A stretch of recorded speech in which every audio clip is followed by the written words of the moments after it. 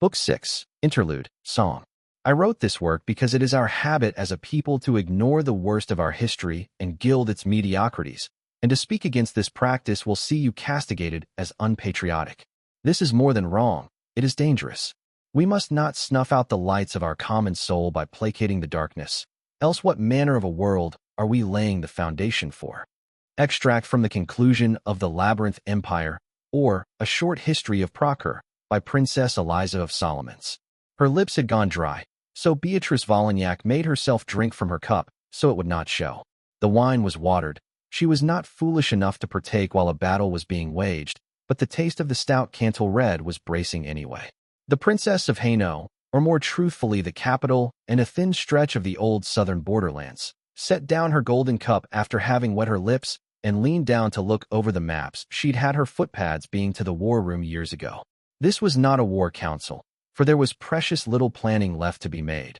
But given the prominence of the people seated in the salon where Beatrice's ancestors had once received visiting royalty, any decision made here had the potential to make or break the defense of the city. Everyone had a man or a woman at the table, so to speak. The army of Callow in the city was led by the senior-most of their generals, an aging orc who went by the name of Bugram. But while the general was here, his authority was mitigated by another's presence, Lady Vivian Dartwick, heiress designate to the throne of Callow. That the former heroine only rarely used her authority in military matters only reinforced its weight when she did use it, an elegant sort of artifice worthy of a woman with Lady Dartwick's excellent reputation with the highest assembly. There was some rejoicing among Beatrice's fellow royals at the notion that Lady Dartwick might be sitting the throne in a few years, though no doubt the prospect of no longer having to deal with someone who could drown an army when Cross had played a role, as well as Dartwick's personal qualities. For the Dominion, it was Captain Navilla, the stout commander of the Ollivan forces within the Alliance, who was well understood to be the least of the three great Levantine commanders. Both Aquiline Osina and Razantanya were blood. It lent a luster to their authority that the other woman could not hope to match. The Iron Prince himself was here too, having left the command at the southern wall to Princess Matilda of Neustria. With his empty sleeve folded over the arm he'd lost defending this very city 3 years back. The sole representative for the firstborn was a certain mighty Sagisbord, dark-skinned and quiet with a bent for the sardonic when it did break its silence. Prince Arsène despised it, Beatrice had learned. Not that the dark elf particularly seemed to care. Theirs was not a culture that quailed at the thought of making powerful enemies. It gave her the creeps. Eastern Wall drove back an assault by Revenants and Bjorns. Captain Nadila shared. Lord Razin led the defense, with assistance from a band of 5 bestowed under the vagrant spear.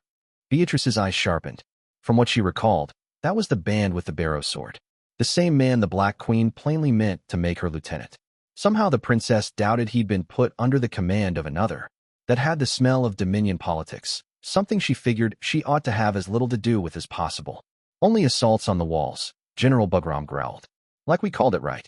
They won't touch the front gate until they've drawn out as many as our soldiers as they can. They'll keep testing us with revenants, the Iron Prince said, to suss out what chosen we have at hand. Old Bones liked to know the face of the opposition before he puts his back into the swing. The revenants will be handled by named, Lady Dartwick calmly said. A defense plan was designed by Queen Catherine and the White Knight before his departure. Our concern is to be the traditional forces. Beatrice cleared her throat, claiming attention. Have our firstborn friends confirmed our suspicions? She asked. Mighty Sagisbord coolly smiled. Its chanton when it spoke was eerily perfect, and Beatrice knew enough of Drow to know such proficiency could only be gained by wholesale slaughter of her countrymen. As always, that serene mask over the madness made her skin crawl. We dig for truth still, Mighty Sagisbord said. But the tomb maker itself leads us, Hainaut Princess. There is no need for uneasiness. That it could tell she feared it only made it more unpleasant to deal with. There's not much to do but wait, Prince Klaus Pappenheim gruffly said. No dishonor in that. It's the way war is. Some of us should try to get some sleep. The dead will try to run us into the ground. It's one of Keter's favorite tricks. As all here knew, but when such a renowned veteran spoke the words it gave others the opening to do so without shaming themselves. The Iron Prince was not without his kindnesses, for all that like most Lycanese he cared little for social graces. I may retire for a few hours then, Princess Beatrice said. It would be better to be fully rested when I relieve Captain General Catalina from her command on the western wall. Captain Nadila snorted, eyeing her with open disdain. Will you be returning to your palace for it, Princess Beatrice? The painted Levantine asked. The orc on the other side of the table chuckled. General Bugram received a cocked eyebrow from Lady Dartwick for it, but she took no further issue, and he looked undaunted. It was the Iron Prince's unsurprised face that stung the most, though. Like he'd expected her to be the first to retire. Beatrice's fingers closed around her cup. Perhaps he had. It was not disdainful, but even now the Iron Prince thought of Alaman's ass. Soft. Always it was they who balked, who slowed, who mutinied even as others bled to drive the dead out of their lands. And that belief, Beatrice Vollignac found it reflected in the eyes of everyone here. She'd had it directed at her before. The look, when people though that because she was fat it meant she was weak or stupid. But it wasn't about her this time, was it? Not really. It was all Alamans that were being looked down on. And she could see the shape of it, almost. What great names had come of her people in this war? Cordelia Hazenbach was Lycanese, Rosella Melanza was Arlazite, and even the Kingfisher Prince, Frederick Gothel, preferred the company of northerners to his own kind, while openly disdaining the games of the highest assembly. And it was unfair, Beatrice thought, for her people were brave. They were gallant and stubborn and loved freedom more fiercely than any other under the sun. But what did it matter to these few before her now? All they saw was an Alaman's shackle around the Grand Alliance's foot. And this was larger than Beatrice, than House Vollignac, or perhaps even royalty. But here and now it was her that the looks stung. I am not yet sure, Princess Beatrice evenly replied. Regardless, I will first go to our rampart and assess the situation there. It was her home being fought for, she thought. Sleep could wait for a while still. Catalina Ferrero had become Captain General of the Leggera Bandera. A mere 2 years before the war against Keter began, an appointment that had been like a noose around her neck ever since. She had been a compromise candidate, she knew. That her decent battlefield record and noble lineage had seen her elected by the officers because they have her more respectable standing in the eyes of the rank and file. The powerful banner captains of the Leggera had meant to use her as a figurehead, while they privately continued the same infighting that had paralyzed the greatest fantassin company of the Principate so badly it had been unable to even take a contract for the 10th Crusade. Catalina had thought herself clever, playing off Vargeras against Capistrant until they'd spent themselves against each other, and she had enough support to muzzle Garrido on her own. The prize she had won, unfortunately, was uncontested command of the largest mercenary company on Calernia, just as the first signs of the end times were glimpsed the north. As old Teresa was fond of saying, the gods never missed an opportunity to piss in the gruel of fantassins. Pitch and torches, the Captain General bellowed. Burn that thing, or we'll lose the bastion. Catalina preferred the spear, but it was a useless weapon against the dead, so she'd taken to the halberd instead. With a grunt, she smashed the axe head into the flank of the skeleton coming for her and toppled it over the edge of the rampart. Her personal guards swept forward, smashing into the loose formation of undead, trying to keep her from reinforcing the bastion where the Folies Rouges were being hacked apart by ghouls and the Bjorn that had carried them up the cliff. Captain Reinald had done well against the first wave, but the second had caught him by surprise, and now the entire western wall was at risk. If they lost that bastion, already the dead were trying to land ladders to solidify the beachhead. Flicking a glance back through the sweaty locks matting her helmet, she caught sight of the approaching torches. No more time to waste. Leggera, Catalina shouted. Faith kept through fire. Her soldiers shouted back. They charged against into the dead, whose formation the undead officers had not been quick enough to salvage. The Captain General paced herself, picking her foes carefully. A thrust of her halberd pushed another corpse over the wall. A sweeping descent shattered another's helmet and broke the foul magics keeping it moving, even as the front ranks of her mercenary company plowed through the enemy line. A clear path to the bastion, she thought. Torchmen, she screamed, with dash. Her words were drowned out by a thunderous roar as the Bjorn that had been tearing at the fantassins in the bastion abandoned its playthings there, instead leaping down onto the rampart and casually sweeping half a dozen men off the wall into the city below. Some might survive, Catalina though they might not wish they had. Aim for the Bjorn, the Captain General of the Leggera Bandera calmly said. On my signal, another 7 men dead, the great abomination crushing them as easily as a boot would an ant. Hold, Catalina Ferrero said. Another handful dead, the beast enjoying its rampage. With only a thin stretch of wall to maneuver with and other soldiers behind them, her men could do little but stand and die. Hold, she repeated through gritted teeth. And finally, crushing a young woman like a pulped grape, the Bjorn came close enough. Now, the Captain General hissed. Torches were put to the earthen jugs of pitch just before they were thrown, of the 10 thrown 9 splattering across the monster's large form. Flames burned clear and bright, spreading as they ate at dry dead flesh, and the Bjorn howled. Halberds to the front, Catalina ordered, breathing a sigh of relief. The halberdiers hurried forward, hacking at the creature even as it was destroyed by the flames, and ensuring it would not smash into their formation. It toppled into the city below, and the Fantassins hurried to reinforce the bastion even as Catalina stayed behind long enough to arrange for the wounded to be sent back. Her bodyguards closed in around her as she followed into the bastion, finding the situation there had turned around. Captain Reinald had holed up his men in corners while the Bjorn rampaged, but they'd come out swinging as soon as the beast was gone, so the ghouls were already on the back foot when her reinforcements arrived. She left the clearing out of the stragglers to her soldiers and took off her helmet, seeking out Captain Reinald. She found the fat man conversing with his wizards, an untended wound on his arm that had been inflicted through now-ripped mail. The captain of the Folies Rouges dismissed his casters when he saw her approach, offering a grateful nod. "My thanks for drawing it away," Reinald said. "All our pitch was spent on the first 3, and we hadn't gotten fresh jugs yet. I expect you'll have to return the favor before this is over," Catalina replied. "Have you heard anything from further north?" "The Bayou footmen are holding strong," the older man replied. "Prince Arsene made it clear he'll tolerate no retreat." Catalina breathed out a snort as Reinald smirked.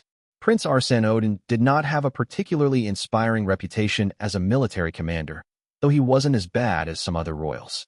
Still, he would never have made it above company captain in the Legera. "We'll need to start bringing in the smaller companies to freshen up bloodied positions," Catalina said. "I don't want to dilute our ranks too much, but—" "No, I quite agree," Captain Reinald said. "If we bleed our finest soldiers dry too soon, there'll be nothing but the dregs left fighting come sunlight." She nodded in agreement. It might seem callous to dismiss some of her fellow Fantassin companies with so contemptuous a term, but some of them were honestly no better than levies. Which brought to mind yet more trouble. "We'll need to keep a close eye on the Brabant conscripts," she sighed. "They keep breaking." "Prince Etienne croaking it did a number on them," Reinald sympathetically said. "That man was his principality's backbone. Didn't help that the Iron Prince decided to pick them up by the throat afterwards." "He did what he needed to," Catalina replied, but her tone was lukewarm. That Klaus Pappenheim was one of the finest generals alive was not in dispute, though the Arlezite in Catalina had her fancying that Rosala Melanza might give him a closer match than most, but that he'd acted like an ease wasn't either. The Northerners liked their tyrants, glorified them, but their Southern cousins had never shared the fascination. Tyrants there got knives, not statues. Had this been another war, another man, many a company would have put coin together to hire assassins over a man who'd arrested so many officers on such spurious grounds. These were desperate times, of course, and the officers had been out of line. It was still a bitter pill to swallow for all of them, Catalina thought, that the Iron Prince's heavy-handed actions had not earned so much as a raised eyebrow from any other great name. Mind you, whoever it was that had figured appealing to the Black Queen over an issue of military discipline was a good idea should be sent to Keter for raising in the hopes that the stupid was infectious. Catalina liked the woman more than she figured she would have, being a murderous heretic, and considered her a generally reasonable superior officer. She was also someone who hanged her own soldiers when they got sticky fingers, and whose answer to a mutiny was a lot more likely to be crucifixion than sympathy. It had to be the Joyeux Chevaliers that had pushed for that. Having some many noble brats within their ranks had them believing they were clever manipulators instead of expendable highest assembly catspaws. "Sure he did," Captain Reinald grunted. "Let's hope he doesn't find it necessary to do it again. We wouldn't have so weak a position if we could agree on a representative," Catalina pressed. "I know the grizzled Fantassin turned us down dash." She'd named an exorbitant price first, then noted that unless the Grand Alliance itself could be outbid, there was no point in trying to buy her services. Old Teresa was said to be out in Mercantis these days, that floating pleasure house of a city. Hard terms to beat, admittedly. "It can't be you," Captain Reinald frankly said. "The Legera has too many enemies. You'll never get the votes." "It has to be." Someone. Reynald, she exasperatedly said. If not me, then another. And quickly. We are. Words failed her, for a moment, as the thought was hard to express. It was not a particular indignation that had been weighing on Catalina Ferrero's mind, but 100 little signs, as if had some unknown prophecy on the tip of her tongue, but could not bring herself to speak it. We're dying, Reynald, she quietly said. Fantassins, our trade. You've seen the armies the rest of the world fields. Now, do you think we could handle the second army, or a few sigils of drow? Gods, even the Levantines are making something of themselves. We don't have mages and priests. Catalina thought. We don't have sappers or chosen. War is leaving us behind. And the Principate had been hardened by the war too. She could feel it, see in faces and hear it in words. No one spoke of war as a part of the ebb and flow now, as the game of princes where glories and fortune were wagered. Even princes had grown harsher, and the wars they'd wage would grow harsher with them. Would veterans of the war against Keter really hesitate to torch a village? It had been against the unspoken laws of war in Procure, once, but what did those childish things matter to someone who'd spent 3 years fighting howling corpses as madness twisted the land around them? There would be no return to the old days, after this came to an end. For better or worse. You're not wrong, Reynald muttered. Some of the things I've heard. But this is a discussion to finish when the enemy is no longer at our gate, perhaps. Catalina nodded, then smiled. Tari not, she hummed. The other mercenary snorted, recognizing the words from the old song everyone in their trade, from the greenest of boys to the most grizzled of war wives, had heard at least once. Or we'll be dead, Captain Reynald finished. Over the edge of the rampart, a skeleton dragged itself halfway onto solid ground before a soldier smacked it down. The climbers were beginning to reach the top, she realized with dread.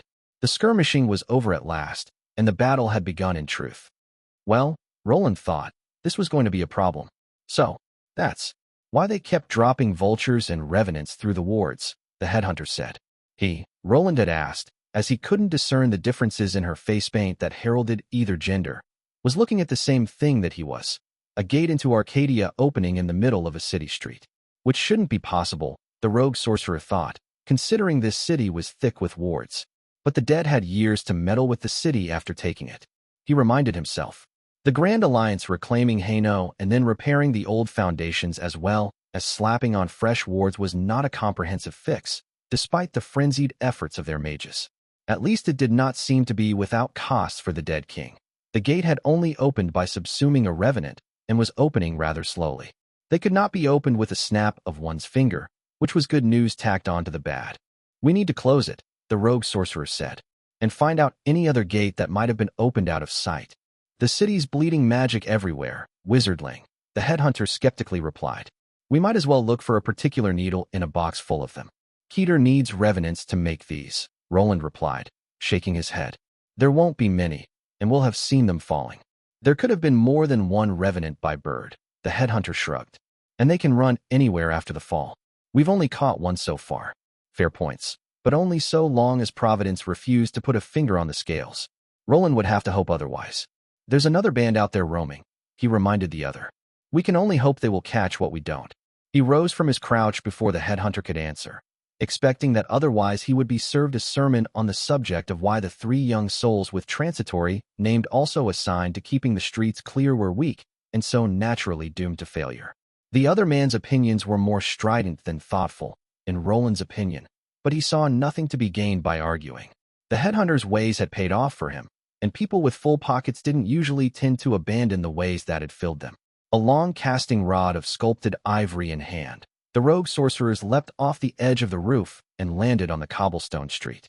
The gate into Arcadia, a broad rectangle at least 12 feet high and twice that in length, was pulsing, still stabilizing. Roland thought. He brushed a hand close to the surface, mustering his will. Confiscate, he murmured. It took, he found with some relief, but not as much as he would have wanted it to. He was drawing from the active spell, but not the foundations. The light of the portal began flickering wildly. All he was achieving was further destabilizing the gate, not breaking it. Movement from the corner of his eye had him drawing back, but not quite close enough. A javelin, he saw just a heartbeat before it bit into his first defensive enchantment and shattered it. A shell of light became visible for a moment before shattering. A second flew out, but by then the headhunter was there, and he swatted them down with insolent ease. Gates not closed, Wizardling. The headhunter grunted. Get the hells on with it. I'm not sure I can. Roland thought. If he could not confiscate the sorcery, then he had to either overpower or shatter the gate, which would require strength he did not have, or for his knowledge to be superior to that of the dead king. He was going to have to improvise. If he couldn't break the gate itself, what were his options? He cast a glance at the headhunter. You have the head of a damned who could empower magic, correct? Amplify. The headhunter corrected. And the heads only give weaker imitations. What are you scheming? I want, the rogue sorcerer boyishly grinned, to make this a much larger gate. He felt like tapping his foot, like humming an old song. He was only a few mistakes away from dying, but wasn't that where he did all his best work? Princess Beatrice Vollignac of Hainaut went utterly still, her horse following suit. Frost spread across the cobblestones like the breath of some wintry beast, steam curling above it like fading stripes of lace as ghostly lights set the shadows to dancing. It was as if a hole had been cut out in the world, revealing some fantastic winter vista hidden behind the curtains of creation, and yet what had come out of it was not some strange monster or fair lord. It was an intimately familiar sight. The banner was what Beatrice recognized first, stirring as it was in the wind. A golden griffin on blue, crowned by 3 daffodils, but it was not the heraldry that made it distinct. It was the long haft of forever unrotting whitewood it hung from, ending in a groan of pure gold set with sapphires. Even streaked with ash and dust, Beatrice would have recognized the royal banner of the House of Vollignac anywhere. Riders streamed out of the pale plains of snow on the other side, ranks upon ranks of silent souls in beautiful enameled armor that rode steeds of the finest coats. Their lances were raised tall, a forest of sharp steel held up by unwavering hands, and at their head rode a beautiful woman. Skin pale as milk could be seen through the open visor of her helm, golden hair in a long braid going down her back. The armor she wore was a gift from Beatrice's father, a family heirloom of blue-painted steel etched with enchantments, and at her side the ornate wooden sheath of the ancient blade of House Vollignac, Mordante, rested against her hip. And on her brow, atop her helm, a crown of gold had been inlaid into the steel for her name, was Julienne Vollignac, and she had once ruled Hainaut. There was a gaping, bloody wound where her heart should be. Sister, Beatrice softly breathed out. Gods, what did they do to you? She had taken a mere 100 riders with her as an escort when heading for the western rampart, a pittance compared to the thousands Julienne had taken with her on that last doomed charge to delay the dead long enough for their people to escape. But only a few have crossed. Beatrice thought, we can hold them at the gate. She looked around and found only fear on the faces of her soldiers. As much at the sight of who it was they were fighting as the numbers, the princess thought. Bastien, she said, raising her voice as she addressed the captain of her bodyguard. Go for reinforcements. Hurry. Your grace, the man replied, hesitating. What is it you intend? Beatrice Vollignac breathed out, watching her sister's golden hair across the street. I have you an order, she harshly said. Go. She heard him slink away, chastened. In the distance, Julienne Vollignac met her sister's eyes and smiled sadly. She brought down her visor, lowered her lance. Look ahead, Princess Beatrice said, voice ringing out. That is what Keter means to make of you. The Princess of Hainaut lowered her lance, and after a terrifying heartbeat saw that her retinue followed suit. They gave their lives for everyone here, Beatrice said, throat clogged up. So we could live, crawling through ash and dust to return home another day. She pressed her knees against her mount, the destrier breaking into a trot. Her retinue followed. The enemy, on the other side, lowered their lances and began to advance. We're home now, Beatrice Vollignac shouted. We're home, and tonight, we lay our ghost to rest. Her soldiers roared, the thunder of hooves crashing against cobblestones drowning out battle cries even as the 2 lines of horsemen rammed into each other. Catalina was not sure who it was that began to sing. The world had turned black and white, chopped into moments of violence and moments of relief, but through both songs had begun to wind their way. There was nothing, the Captain General thought with an exhausted smile, that Proserans loved more than a song. Even the ever-cold Lycanese thawed when the time came to sing. There were more singers than birds in Proker, it had once been said, and for every season and hour there was a song, or a poem, or a dance, or another gesture of beauty returned to the creation that had given birth to all of them. And wasn't that, in the end, the most beautiful thing about her home? Even in the dark, they sang. Perhaps in the dark most of all. The dead came over the rampart, silent and relentless. Catalina battered them over the edge, hacked and split, and felt cold iron sink into her arm when tiredness slowed her. But the tide would not end, so neither would she. And all around her, the Captain General saw only bastards. Mud nobles and cutthroats, peasants and shopkeepers, the leftovers of a great realm with blades in hand.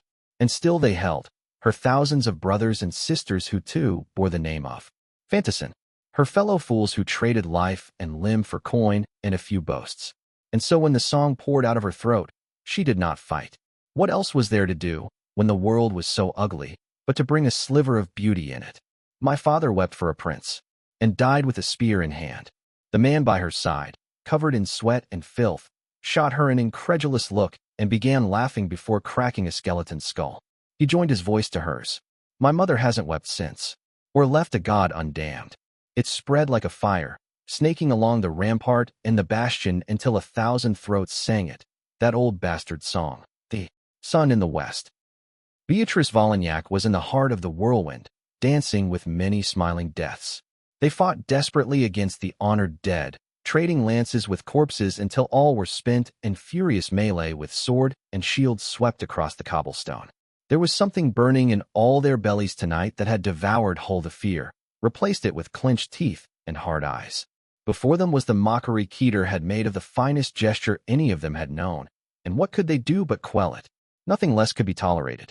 So Beatrice traded blows with a corpse in armor, ramming her blade into the throat and throwing it down its undead mount before pushing forward. A blow glanced off her shield and she answered with a hard cut, but it found no purchase in the enemy's armor. They were losing, the Princess of Hainaut knew. The charge had not been enough. They had slowed the enemy's outpouring through the gate, but not cut it, and now they were being drowned. Yet she found, queerly, that the thought did not move her to fear. It would be a worthy death, Beatrice decided, and such a thing was not to be feared. She was a princess of the blood, a Vollignac. What did she have to fear in this world or any other, save for dishonor? So when the song came on the wind, drifting like curl of smoke, the Princess of Hainaut laughed. She, too, had once dreamed of being the one who would once again bring the sun to west. A good song, she decided, to die singing. Maybe I'll go east, they say. Swords there can win a crown. Voices joined hers, as the dead hemmed them in and the last of them gathered around the banner. The enemy were coming for them, for the killing stroke. Through her visor, Beatrice met her sister's eyes as Julienne approached with the ancient sword of their shared blood. Rule king a year and a day. Be buried with great renown. Roland hummed under his breath, one hand on a desiccated human head and the other on a portal through which a great many people were trying to kill him. It was just going to be one of those nights, he figured. Is it working? The headhunter asked with a grunt. He carved through another skeleton's neck, kicking it into another's path as it tried to cross. The villain had, impressively enough, been holding the gate single-handedly all this time. Well, the rogue sorcerer mused. If it is, then dash. There was a deafening, keening noise, and the gate doubled in height before beginning to shake. Wonderful, Roland grinned. The headhunter turned around, throwing an axe at him that cut through the javelin someone had very unkindly thrown at Roland's chest. Keterans, a people truly without manners. It's gotten bigger, the headhunter noted, unimpressed. Is that it? I thought it was dash. What looked like the maw of a Bjorn began to pass through the gate, roaring angrily and cutting off the conversation. Rudeness upon rudeness, truly. The other named pulsed with a stolen aspect coming from ahead and tried to force the construct back, but Roland kept pushing sorcery into the gate and amplifying the flow with the human head. Soon it would be ready. Mind you, he'd best not tarry long. How did the song go again? Long ago the tale goes. The sun rose in the west. It might be it will again. Tarry not, or we'll be dead.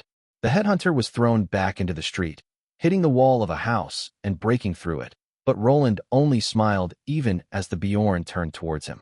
Beatrice's horse had died on the third pass, but she'd knocked her sister down from hers, so it had evened out the affair. They had sparred on occasion, while they both lived, though in those days Beatrice had not taken the blade all that seriously. It had been the horse and lance she preferred, finding blade work to be an ungainly and sweaty affair. The spars had been measured, almost fond, more shared time than any genuine test of each other. This was nothing like it. Beatrice desperately brought up her shield as the family sword, Mordante, bit at the painted steel and let out a flash of light and frost. She swung at Julienne's head, but her sister's shield was already in place, and they collided with each other as each tried to make the other trip on the blood-strewn ground. "I will free you," Beatrice gasped through her helm. "Gods, Julienne, I swear. I will not leave you like this." The enchanted sword kissed the top of her helm, freezing the visor shut, but the Princess of Hainaut began hammering at her sister with her shield. Julienne had the strength of undeath to her, the tirelessness, but Beatrice was fat. She was heavy and muscled, and when she struck, her sister shook from the impact. Once, twice, thrice, until Julienne slipped on blood and bone and Beatrice followed her down. A lance passed above her head, forced away by one of her last men at the last moment. But the Princess of Hainaut's eyes were only for her sister. Mordante bit into her side, frostburn creeping through her mail, but Beatrice ripped off her sister's helm and met those blue eyes with her own as she drew back. The fire turns to ember. I wake from a sorry dream.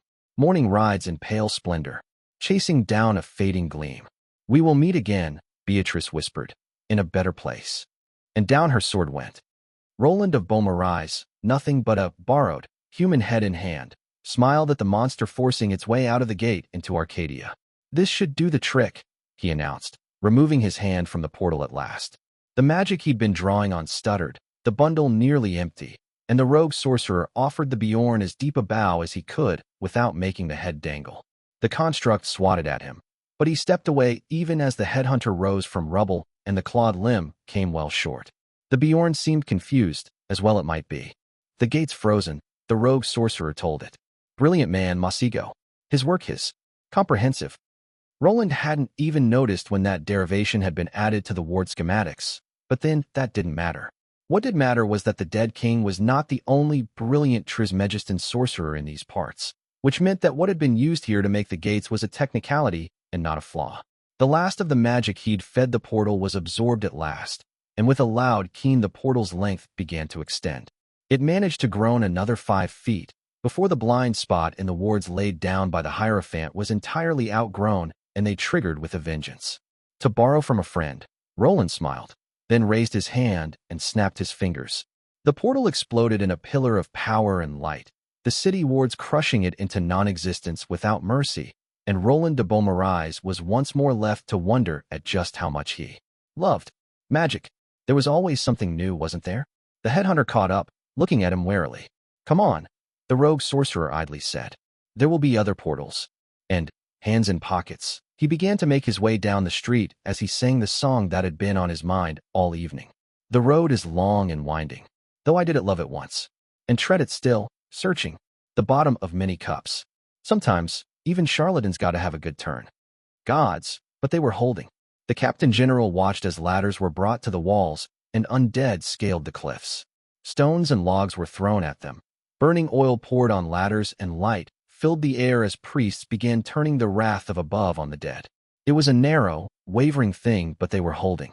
And now the reinforcements were pouring in, lesser companies freshening the ranks of the greater and bringing with them well-rested hands.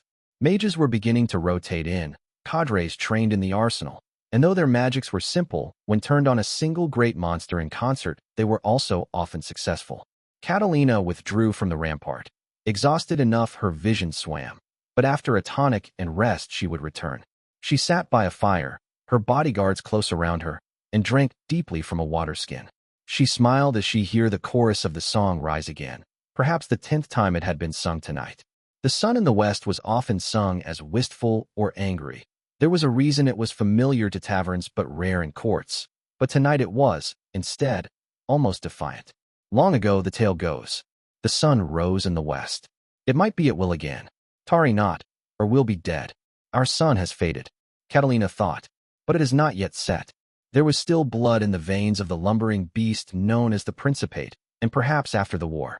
Lightning struck at the bastion, and a howling gale swept over it. Hundreds dying in the blink of an eye as Catalina was thrown against a wall and bit her lip as she felt her collarbone break. The storm screamed, and 2 silhouettes landed on the stone. The scourges had arrived. Book 6, Interlude, Woeful. Hardship does not create valor any more than rivers create fish. It is simply a circumstance where the valorous reveal themselves, and it would be a mistake to believe that what misery or ruin unveil could not also be brought into the light by love or duty. King Albert Fairfax of Calais, the thrice invaded. Guillaume screamed in terror as he scraped desperately at the floor, trying to keep the winds from snatching him up in there like they had Leone. His fingers were raw and bloody. The cut on his face was aching something fierce. He dropped his sword, and heavens, it just wasn't going to be enough. He could feel the wind pulling at his feet, as if trying to drag him into the sky. The gales were thick with ash and dust, hard to peer through, but Guillaume had seen his friends go up into the whirlwind and never seen any of them return. It would be death if he went up. So he kept crawling forward as the cacophony of wind blotted out the rest of the world, like a fish fighting the current. But he was feeling a tug on his legs as the strength of the storm grew, and somehow, his hands had reached into a bubble of calm. He did not waste time questioning the miracle, only dragging himself forward along the floor with the last of his strength as he panted and grunted and half-wept in relief. A hand grabbed him by the collar, and he started in surprise, but he did not resist after realizing he was being dragged further into the bubble. There was not a trace of the winds here, he realized, and even the screams of the storm were muted. Guillaume looked up, his face covered in cold sweat and his arms still trembling, following the sight of a bracer-clad arm over a black gambeson up to a steel cuirass, and then something that was impossible to mistake. A great black cloak with a patchwork of many colors stitched on, banners, and stranger things. The mantle of woe, he'd heard Calawans call it. And so it was the Black Queen's brown eyes considering him, set in a hard and angular face that seemed like it had been shaped to keep a frown. Guillaume shivered. They said the Queen of Calais was kind to the commons, but she was still one of the damned, and who would tell if she decided to take his soul now? Your Majesty, he stammered, I dash. Idly she flicked a finger at his forehead, the lights dimming around them, and Guillaume felt something cold slither through his veins and all the way up his face. Like a coiled snake, it waited under his cheek near his wound. That'll stop the bleeding, the Black Queen said, in slightly accented chanton. But you'll still need to get it healed, or it'll infect. Guillaume dragged himself up halfway to sitting, gingerly touching the edges of the deep cut on his cheek, and finding that it no longer bled or stung. There was a cool, pleasant numbness instead when he prodded. Thanks stumbled out of his mouth, and she offered half a nod before rising from her crouch, leaning heavily on a long staff of deadwood that gave off a sense of solidity that one did not often find in dead things. The Queen suddenly cocked her head to the side, as if she'd heard something he had not. He pricked his ear even as he pushed himself further away from the edge of the bubble, but he heard nothing aside from the distant screaming of the winds. Good, the Drake was overdue, the Black Queen said, speaking to thin air, and Ishak said they got the hawk as well. There was a silence, then the Queen grimaced. I don't care what the artificer says, Hakram, she said. Even if the Hashemalim themselves came down from the heavens and personally pissed that light, unless we see that body burn with our own eyes, then the hawk isn't dead. Pass the word to keep an eye out for her. Merciful heavens, Guillaume shivered. Were they all doomed? Had the Black Queen had gone mad and now spoke to the wind? Or had her powers grown so fearful that she could speak to others who were far away? He was not sure which thought scared him more. Your Majesty, he tried. I do not dash. Dark Eyes turned to him. Be silent for a bit, the Black Queen said. No, not you. There's this dash. She cocked an eyebrow. What's your name? Guillaume, he slowly said.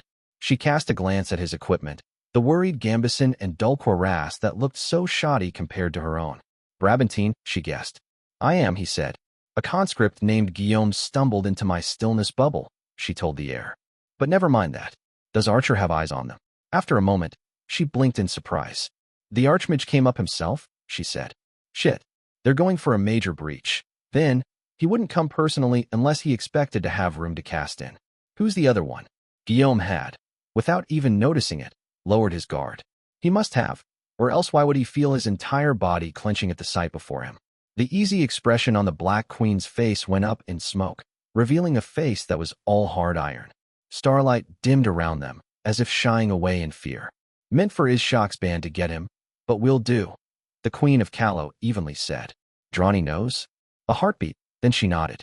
Good, the Black Queen said. She can take the vanguard. Sigilian confirmed it. Hakram's voice spoke into her ear. It's the Pale Knight with the Archmage. Catherine leaves the vanguard to you. Indrani hadn't needed Flighty Phantom's say-so to be sure of what it was she was looking at, but Cat letting her start off the waltz was good news. So long as that damned storm was swirling about, she couldn't do much with her bow anyway.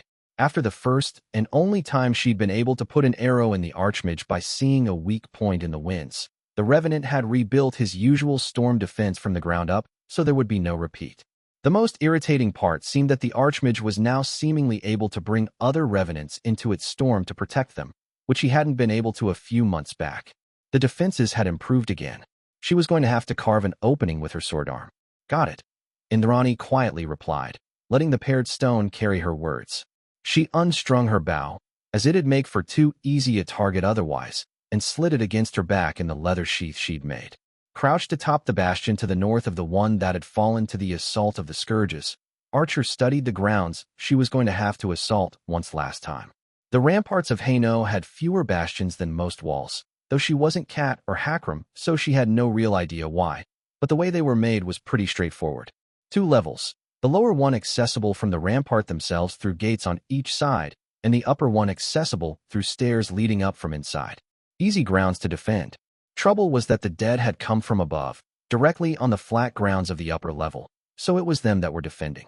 Might still be some soldiers huddled up below, since the Revenants seemed more interested in allowing iron ladders to land on the wall than pushing their advantage, but they wouldn't last long when the dead got to clearing them out. Indrani wasn't worried about the skeletons coming up the ladders, but she didn't like the look of that storm. Not only was it spreading out from the bastion on which it was centered, the winds seemed to be getting stronger. If she tried to walk her way to the lower bastion, she risked getting caught up in that. She narrowed her eyes, trying out a stride along the path. The feeling wasn't as clear as when she used the aspect when journeying, but it still tended to give a hint. And this time, the sensation was that of a broken path. Yeah, like she'd thought those winds were going to be a headache. Fortunately, just because she had to go on foot didn't mean she had to take this particular between sea and stride. Finding the thin places between creation and the ways had always been staggeringly easy to her, and tonight was no exception. A little below her perch, 2 feet forward and 5 feet off the ground, there was a weakness. Someone must have used powerful magic there earlier. It had that kind of a taste. Would it get her where she needed to go? Indrani listened to the pulse of her aspects carefully, then nodded in satisfaction.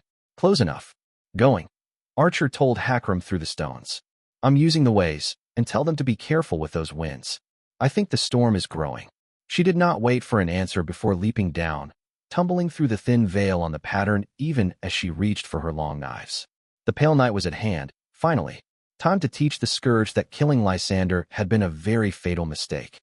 The connection severed itself before he could sever it, which Adjutant took to mean Archer had entered the Twilight Ways.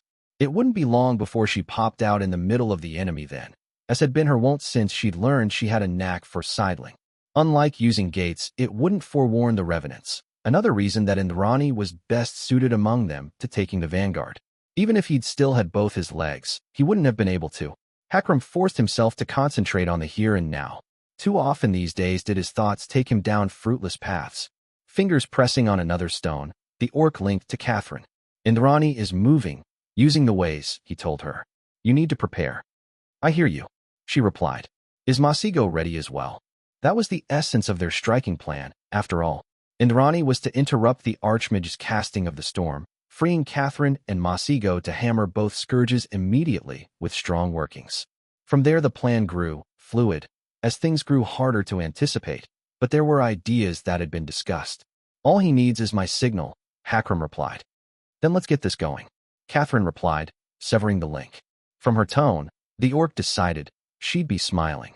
He found he was as well. It had been the delayed realization that someone would have to take up this task, even if he refused it, that settled the matter for him, in truth. And that anybody but him would either understand the woe less, be distrusted by Catherine to see this done properly, or be Vivian Dartwick, who was needed to keep an eye on the army of Callow in their stead. That the work existed beyond him, that it was not simply made to tuck him aside safely, had soothed the ugly assumptions that had been lurking in the back of his mind. He was shaken out of his thoughts by footsteps, one of his goblin attendants scuttling up the ladder leading up to the belfry overlooking the western rampart, where he'd set up. Word from the streets, Lieutenant Tweaker called out, popping her head over the edge. All invading gates are closed but 2, and Beatrice Vollignac is wounded but alive. Hakram nodded. Time estimate for the last 2? He asked. The rogue sorcerer is headed for the first one, so not long, the goblin replied. The other is still disgorging soldiers, though, so only when the Levantines get to dash. The head popped away, and there was some chatter further down before it popped back up. The Peregrine took care of it, Lieutenant Tweaker corrected. Only the sorcerers left now, a half hour at most. Keep me informed, Adjutant simply replied. That's the aim, sir, the goblin grinned. He snorted, eyes returning to the rampart where a storm still raged, but the calm was not to last. Aqueous Sigilian suddenly breathed into his ear. There appears to be something of a complication, Adjutant. Define complication, Hakram warily said. I have obtained one of the barrels in question, the shade said, and just opened it.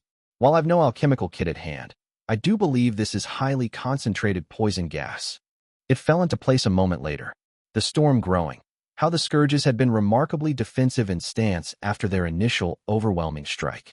The Archmage had not begun to unleash offensive magics because he was about to turn his storm into one by making the winds poisonous. Can you delay this? Hakram asked.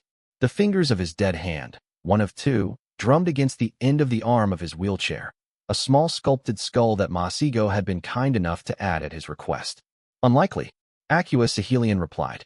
My acquisition of the barrel did not go unremarked, and I am now pursued by an entire flock of— There was a loud screech on the other side, followed by some very unflattering comments about vultures and baldness in Thethwa that he suspected the shade had not actually meant for him to hear. Either way, it was now clear who the information needed to be passed on to. Hakram's fingers found the stone, and the dance began anew. Guillaume would, in the safety of his own mind, admit to being curious as to why the Black Queen was just standing there and waiting.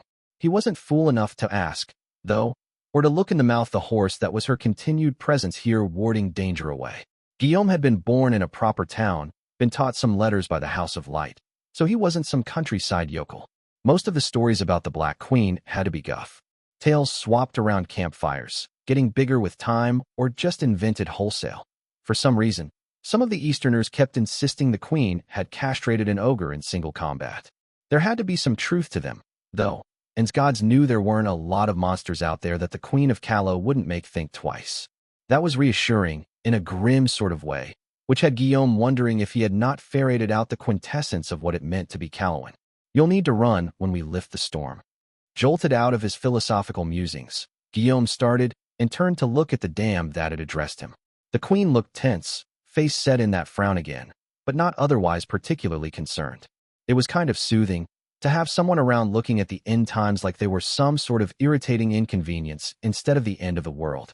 You don't need to tell me twice, Guillaume feelingly said, then bit his lip.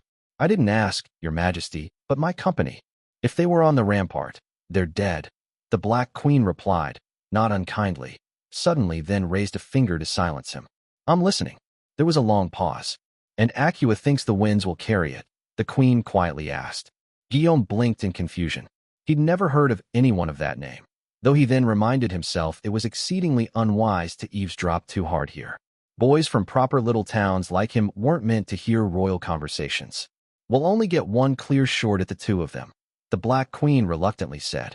What's the risk it could spread into the city? A grimace ensued. Archer should be able to burn out a single breath's worth, the Queen muttered. And she's got the scarf to filter afterwards. Shit, how many survivors left from that first strike, do you think? Even as she leaned against her staff, the Black Queen. Merciful heavens. Guillaume thought as he realized with a start that he was probably taller than her, worried her lip. One of her hands was twitching, he noticed, fingers curling into claws as they clenched against her palm, and then slowly unclenched. Brown eyes swept across the winds, and then moved to him. He looked away hurriedly, and 3 long breaths passed. Fuck it, the Black Queen sighed. We'll improvise. I'm going in, let Hierophant know. Somehow dimly relieved, Guillaume risked a glacé at the villainess. She offered him a wild smile, for a heartbeat turning that dour-tanned face into one that had him blushing.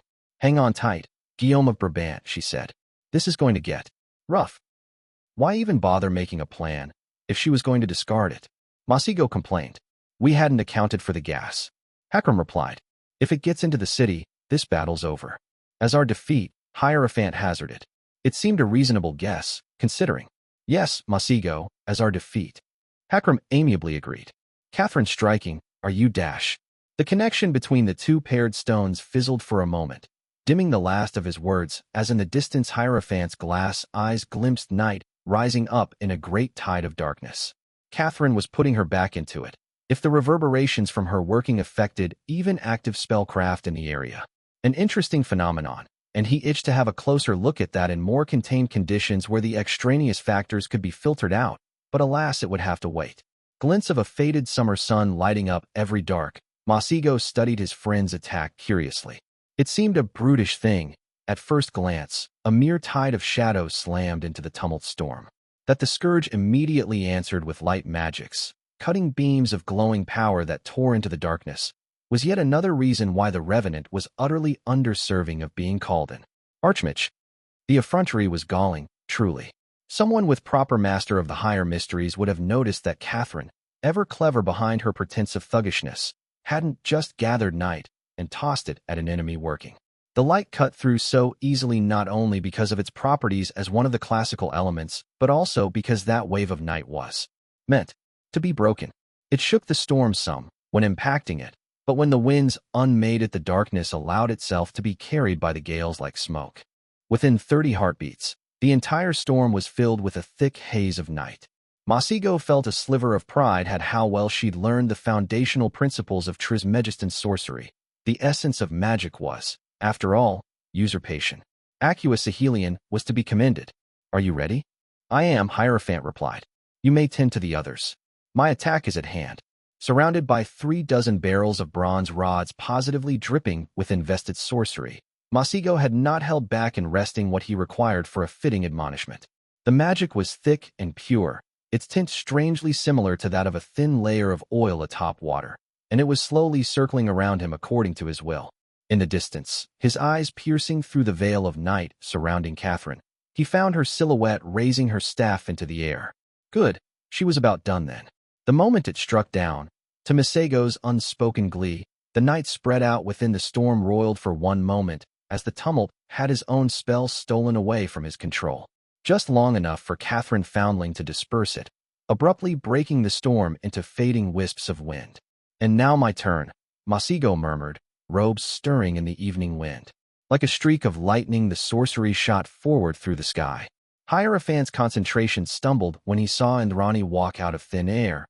She must have sidled through the ways, behind the tumult, who did not notice. The pale knight did, however, and before a heartbeat had passed, the scourge had his great axe in hand and was moving towards her as he shouted a warning. "Too slow," Hierophant spoke through clenched teeth. The filaments of magic snaked forward, sliding between them, and with a curt gesture of the wrist, Masigo shaped the sorcery into one of the first formulas he'd ever learned. Out of the end of the filament, a textbook prefect magic missile erupted, splashing harmless against the Revenant's armored helm, but blinding it for a moment. Archer ducked under the burning flame unleashed by the tumult before he even turned completely, circling to stay behind his back, even as Hierophant began shaping the sorcery again. That missile had cost him, he estimated, 1 part out of 1,000. Time to see what he might achieve with some halfway decent spell work instead. Of course, Kat had gotten it into her head that was Indrani, clearly needed, was for her cover to be snuffed out just before she came out of the twilight ways. You know, just so she could be extra visible for the fucking pale night and all. Gods, what a wench. Archer caught the axe between the edge of 2 knives, struggling against the scourge for a moment before hastily stepping back when it became clear she wasn't going to win on strength alone. The bastard was even stronger than she'd come to believe from their first tangle at Lozon's Hollow. This was unwise, the pale knight said. So was that second bottle of red last night, but that's life for you, Indrani agreeably replied. He might have continued the conversation, but instead a streak of colorful magic darted in behind his head, and 7 wisps of hellflame shot out. The Revenant batted at them with the side of his axe, smothering a few, but more snuck around and slithered into the gap of his armor where they burst. With the pale knight distracted, Indrani went back on the offensive and moved to put him between her and the Archmage, which wasn't enough. Damn it, the 17 arrows of silver light that shot out from the top of the scourge's staff curved around his ally. Shit, she was going to have to, and a gate into twilight shivered to life right in their way, swallowing them all up.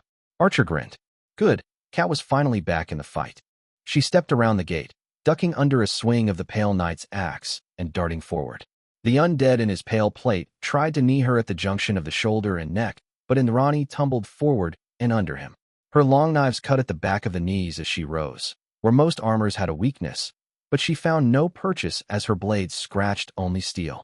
That they scratched at all was an improvement on her previous record against the armor, so, she'd been right. There had been a weak point in the armor dead. It was just that the Revenant had had melted steel poured into the back of his knee. Still a weakness with the right tool, then. And one more strike for Cat's theory that the Pale Knight's strange immunity was related specifically to his armor. Archer kept moving forward, letting her enemy's backswing pass less than an inch behind her quiver, and got to the Archmage's flank. The Revenant was struggled with Z's latest bout of cleverness, a pool of raw magic he'd wrested, and was using to pump out spells from a distance by giving shape to parts of the pool. At the moment, it was shooting out small tendrils of darkness that Indrani's name screamed at her to avoid, so probably some kind of nasty wasteland curse. The Archmage was front-loading a shield to deal with it, a pane of transparent light, and while its attention was there, not so much of a sucker. Her attempt to sneak a blade into its back was met by a rippling circle of space that almost blew the long knife out of her hand. And now the Pale Knight was on her again, only for a gate to open in front of him.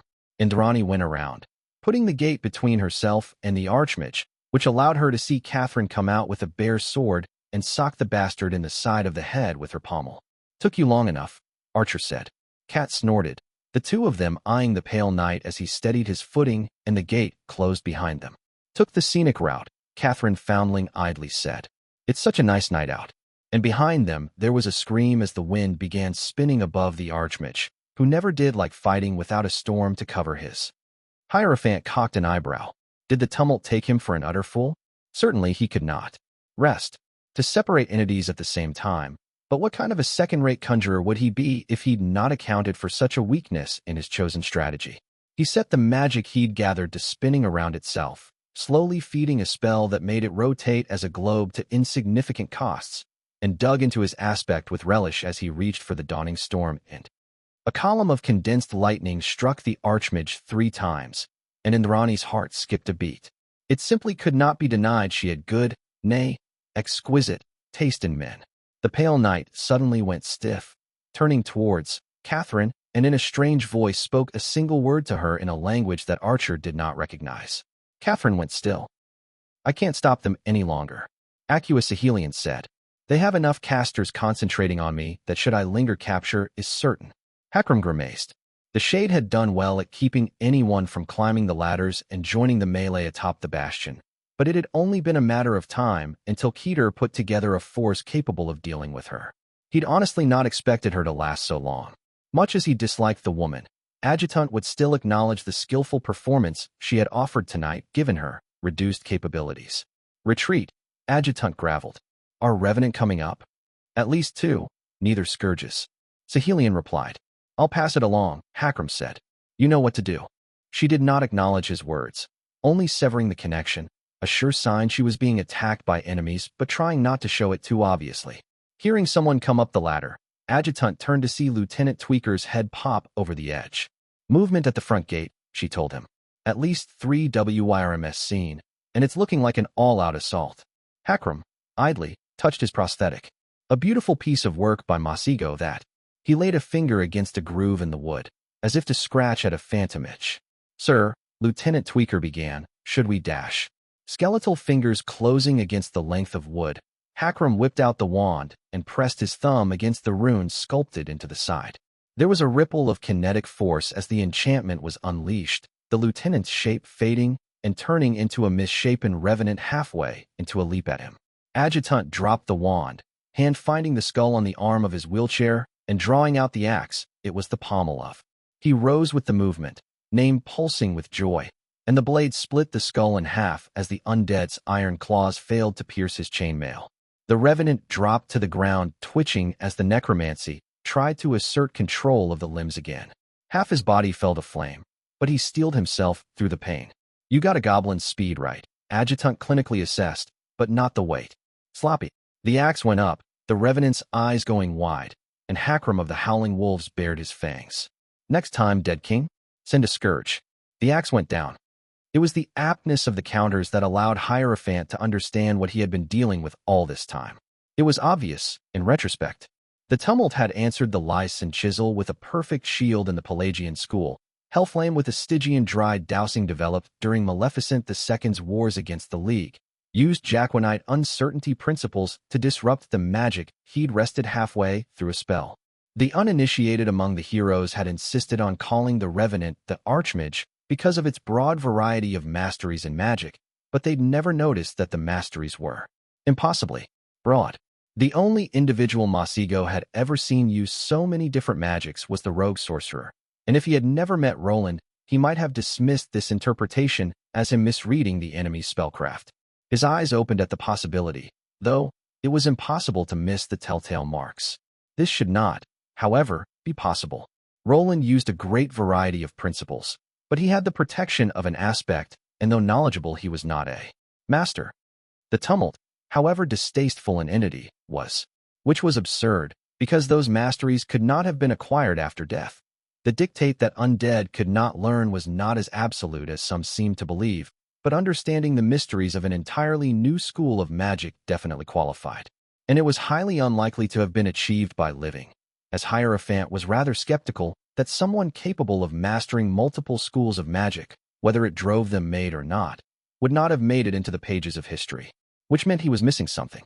On a hunch, he tried a repeat, sending both a lice and chisel and a spurt of hellfame at the enemy from opposite ends of the mass sorcery.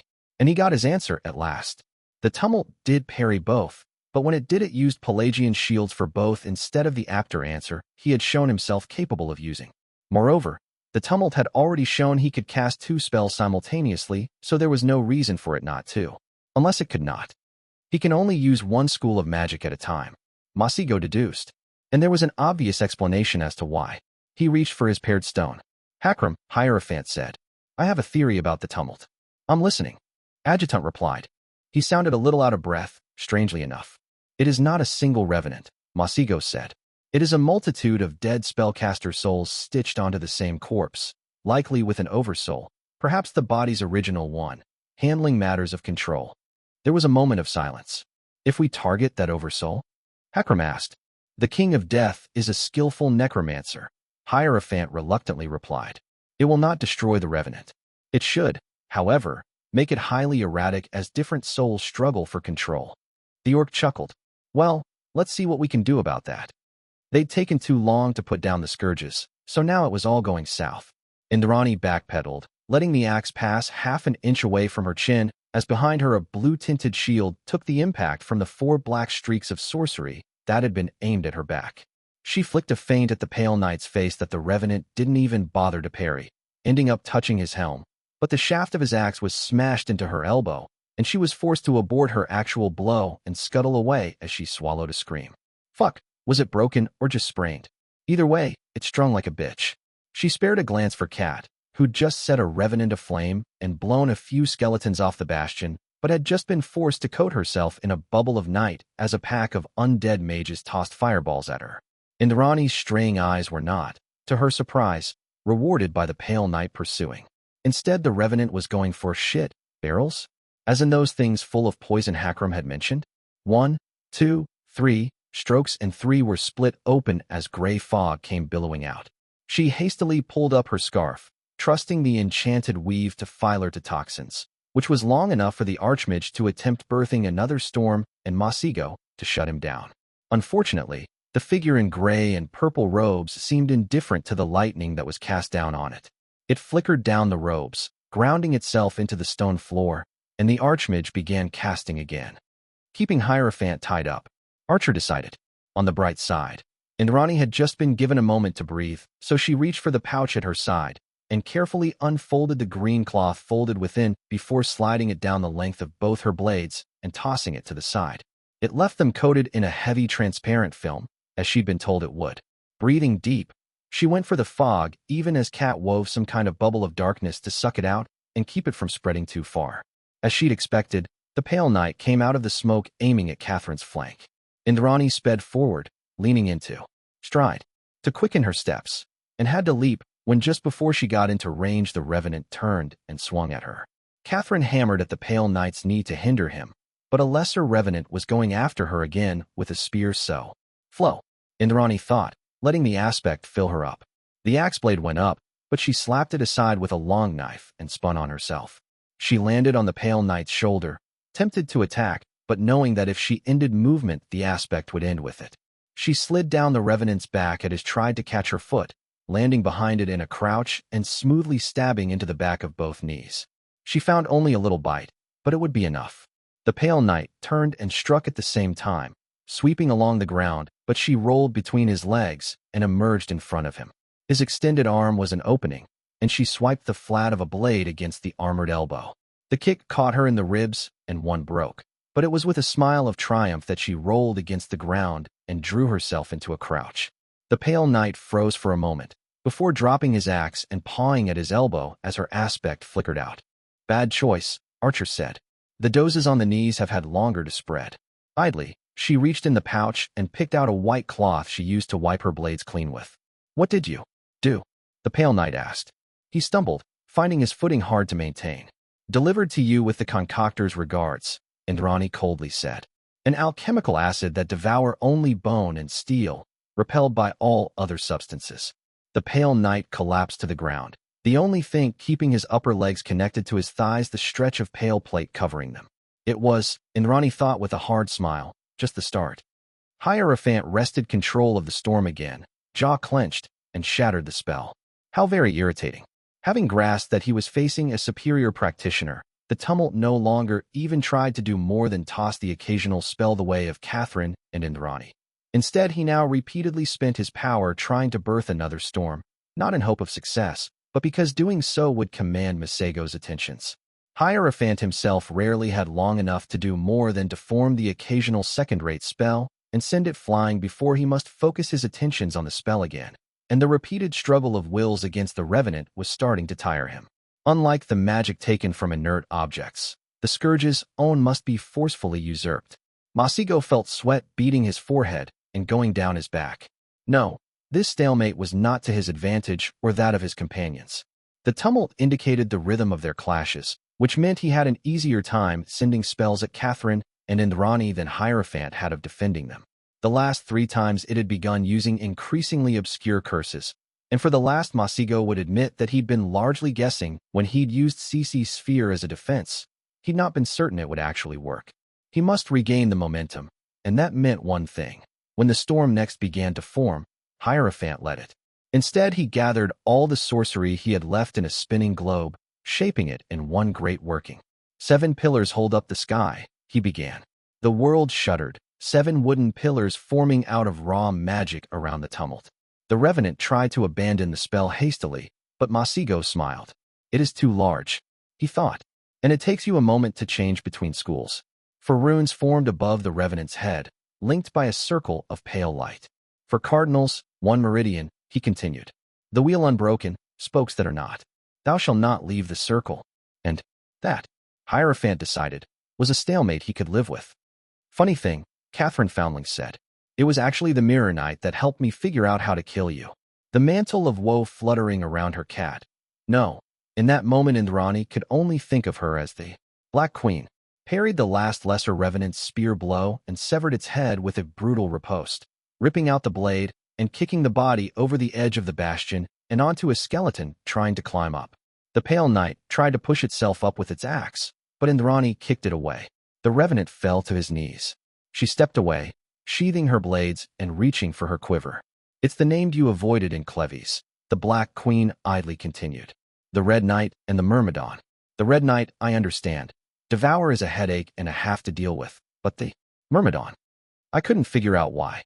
The Pale Knight brought out another axe, but Indrani had an unraveler in hand, a great javelin artifact, one she'd adjusted so it could be fired from her bow, but still very much a javelin. A swipe had that axe clattering away again, and Archer added a smack against the helm, so he would fall down on his back. "But then I remembered that I never struck at you without adding night to the blow," Catherine added, night gathering to her like rivers to the sea. "And it fell into place.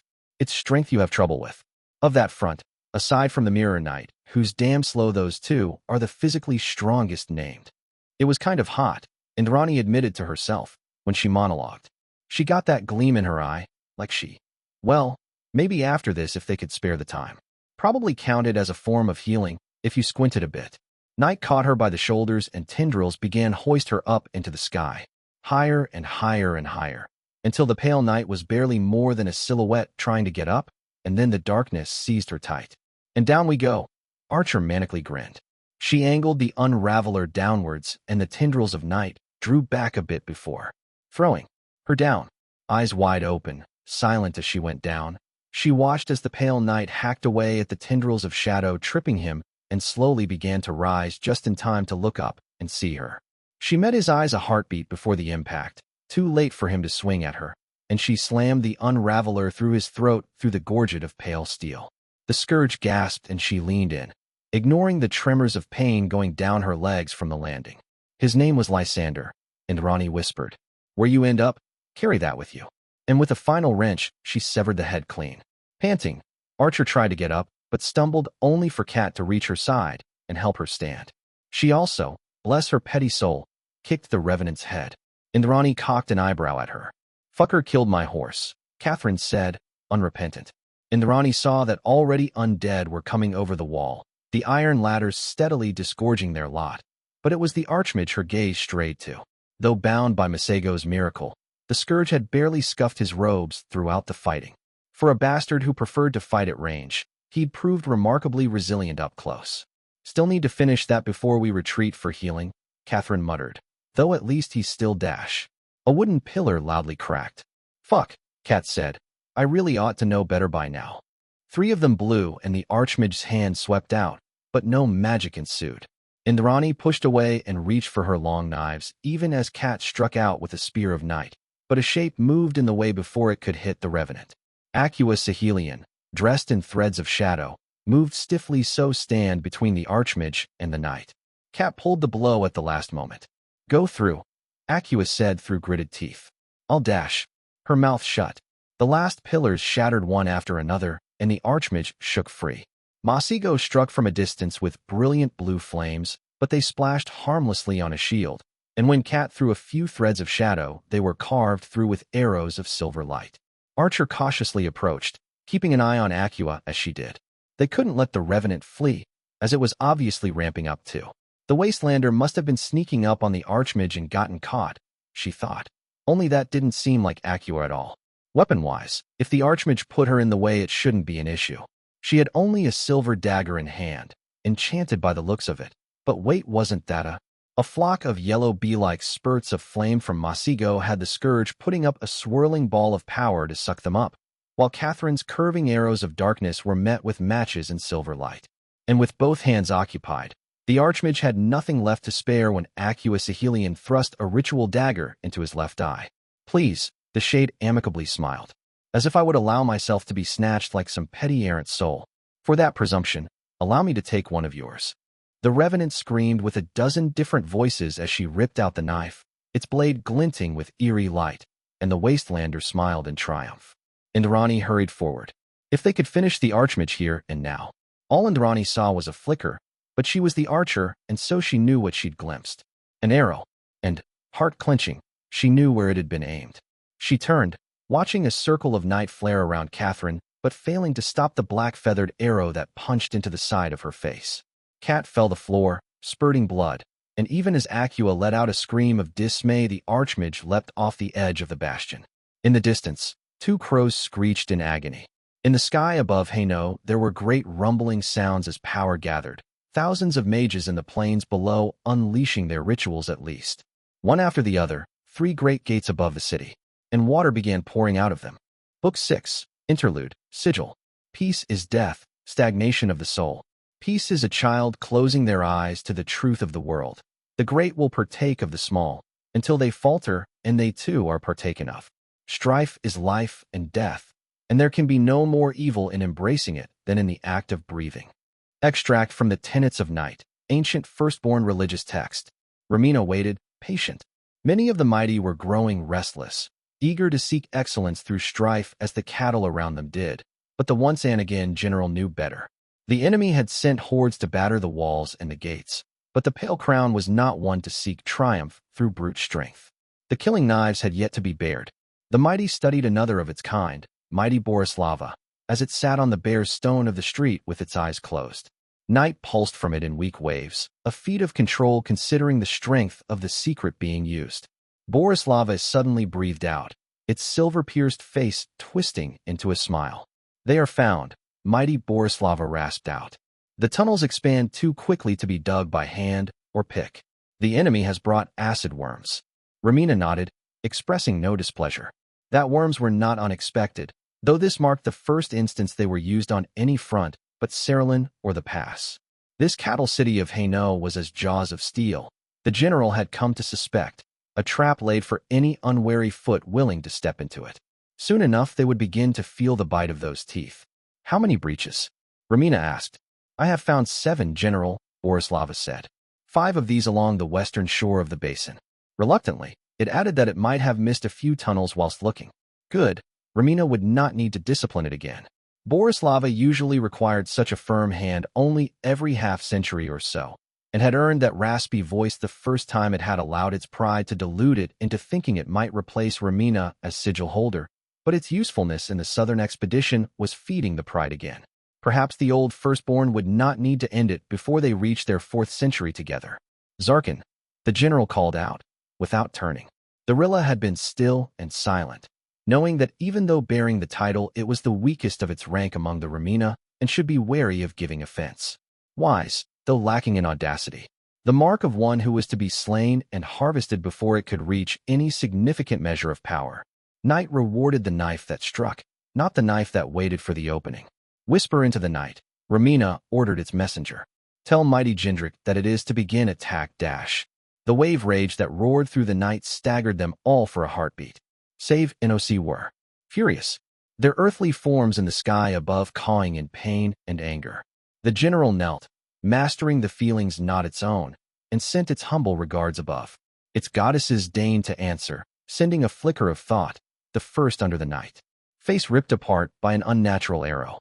Near dead, though not quite. Already Save Noc had sent head servant to see to the matter, moving with swift and silent steps, and the eldest went with it.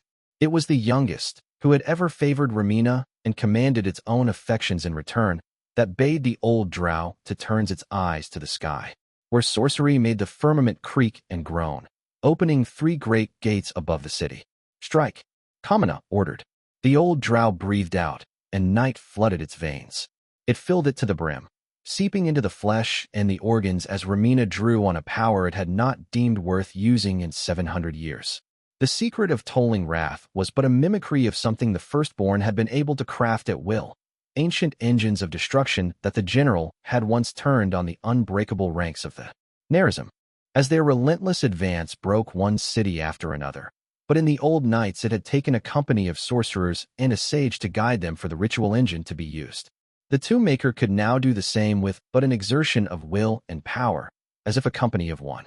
The night vanished from it without warning, as the secret took its final shape, and Romina shivered. It would not be able to call on the secret twice tonight, it decided. Once had already set its bones to aching. In the sky above, water had begun to pour from the gates. The youngest cared not to suffer this affront, so see the wiles of her first under the night turned against a city under its protection, and so it had struck as well. The great crow was growing, turning from a small blot of darkness in the sky to a great nightmare blotting out the stars themselves. It was, Romina thought, beautiful to behold. And at last the secret of tolling wrath finished shuddering its way through the air, striking the side of one of the gates with a sound like a bell. Power tore at power, tearing at the edge of the sorceress gate, and it was with amusement that Romina saw a long beam of hateful light spear upwards from somewhere in the city, cutting at the edge of another gate. The peregrine was a reliable foe even as an ally. It was after the light faded that the youngest night struck, the great crow's wrath covering the sky as its wingspan streamed with the sea of water she had flown in the way of. Bending under the weight of the water's strength, the great crow raked her talons against the 3rd gate, and there was an immediate eruption of power. Romina's crooked fingers tightened as it saw the youngest night tumbled downwards, her shape diminishing until she was simply a crow once more, and she began circling above the city once more. There had been something in the gate that had hurt its goddess, the general thought. At least all of the gates were now.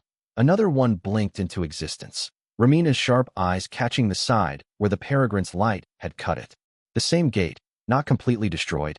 Whatever the truth of it, It began pouring water again, and the old drow watched as the torrent fell like sea of stones on the fourth army of Callow. The shields made by sorcery were not enough, breaking instantly under the impact. Soldiers died, engines were shattered, and the repaired gate shuttered.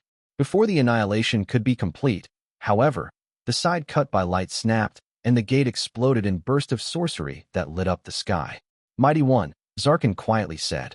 Mighty Jindrik has claimed the right of vanguard and begun assault the tunnels. I have word from other sigils of dead erupting from other places within the city. Then whisper this order to all sigils, Mighty Zarkin, Ramina said. Strike now at the dead, and hold nothing back. Kno save NOC. Zarkin fervently replied, and others with it. Ramina the Tomb-maker did not say more. Instead it walked to a stretch of starlight on stone and softly spoke a word of power. It will reaching for the deepest depths of its shadow, where it kept only things it had not meant to see creation, while it still drew breath. Yet it would make an exception, tonight. It would have been arrogance to refrain when its goddesses took the field. It would put on, one last time, the armaments it had once worn as a general of the Empire Everdark. Iva of the Losera Sigil, Lord of Silent Steps, moved with purpose. The eldest knight had sent it to seek its mistress' side with all haste, and so it skimmed along the edges of the pattern to quicken its pace. It was not a fortress or a fight Iva found when its steps slowed, but instead a house. Masses of water falling from the firmament had devastated swaths of the city, including most of this street, but though Iva saw fighting on the ramparts to the west, there seemed to be no immediate threat here. Instead, a fire had been lit inside the house, and night whispered to the Lord of Silent Steps that Losera Queen was within. It rapped knuckles against the door, as was the human way, and only then opened it. This was no great palace or library, simply a hovel of humans, and so within there was only one room. The lit hearth did not catch its attention, not when instead it saw Losera Queen wan and bloodied on a mattress of straw. By her side sat the shade it knew as the mighty Acua, though no longer did she have the scent of one who could draw on night. Curious, the shade did not turn, and so Iva took a step forward, closing the door only to then turn to the sensation of a blade resting against its neck. Don't move, the mighty archer said, eyes hard. There'll be no vulture's meal tonight, Iva. The mighty would strike him down without batting an eye, for though human, she was admirably ruthless even with long acquaintances, but Iva shook his head. The edge bit into the throat of its skin, but only shallowly. This is not my purpose, Iva said. I have been sent by Save NOC. The mighty Acua finally turned towards it, her eyes like golden flames. Its face was not composed as the Lord of Silent Steps had always seen it before. It was drawn. This one's not looking to wet its beak red, Archer, the shade said. It enjoys its place too much. The blade moved away slightly, and Iva nodded, pleased to have been properly understood by such a dangerous creature. Service to Losera Queen is pleasant, and I could not sit her throne, Iva told the mighty archer, slightly embarrassed as it was rather forward of it to speak so plainly. I seek not night in this house. I would hope not, mighty archer smiled. You wouldn't live through an attempt at harvesting it. It was always rewarding for Iva to see others proclaim such loyalty for Losera Queen. To serve an accomplished sigil holder was rewarding. For who should the firstborn learn from save the great? Can you help? The mighty Acua asked. Hierophant did what he could, and I have further slowed the spread, but we've not turned the tide. We sent for healers, mighty archer quietly said, but she's in no state to be moved. We can't do shit but wait, at the moment. I have no such talent, Iva of the Losera Sigil said. This matters not, for I am the tool in the hand of a greater power. The blade was sheathed, a tacit permission, and Iva approached the bedside. It unwove the bandages delicately, revealing the deep wound below, and unexpectedly found its heart clenching. Losera had done much for Iva, opened its eyes to paths that could be tread, raised it to a position of trust and power.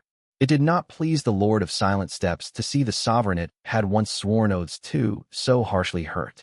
The left side of Losera Queen's face had been torn through by an arrow, ripping through her eye and cheek, as well as shattering the chin bone. Not a mortal wound, perhaps, save if the arrow were invested with power. It must have been, for someone had clearly tried to heal the wound with sorcery, and it had opened a new sense. Poison, mighty Acua said. It got into the blood. And something more, too. An aspect. It nodded, closing its eyes and breathing deep. I know nothing. Iva murmured in crepuscular. I am nothing. I am a vessel, filled with night. Power surged, power beyond Iva's understanding. The Lord of Silent Steps felt the house around it shudder as the save NOC herself came upon it, flowing through the cracks and forming anew on the drow's back as a great crow. Her talons dug into its skin, drawing black blood, and it breathed out raggedly. "Fuck," Mighty Archer muttered, voice shaken. The golden-eyed shade stared at the goddess, unmoved. "Your intentions, godling?" Mighty Acua asked.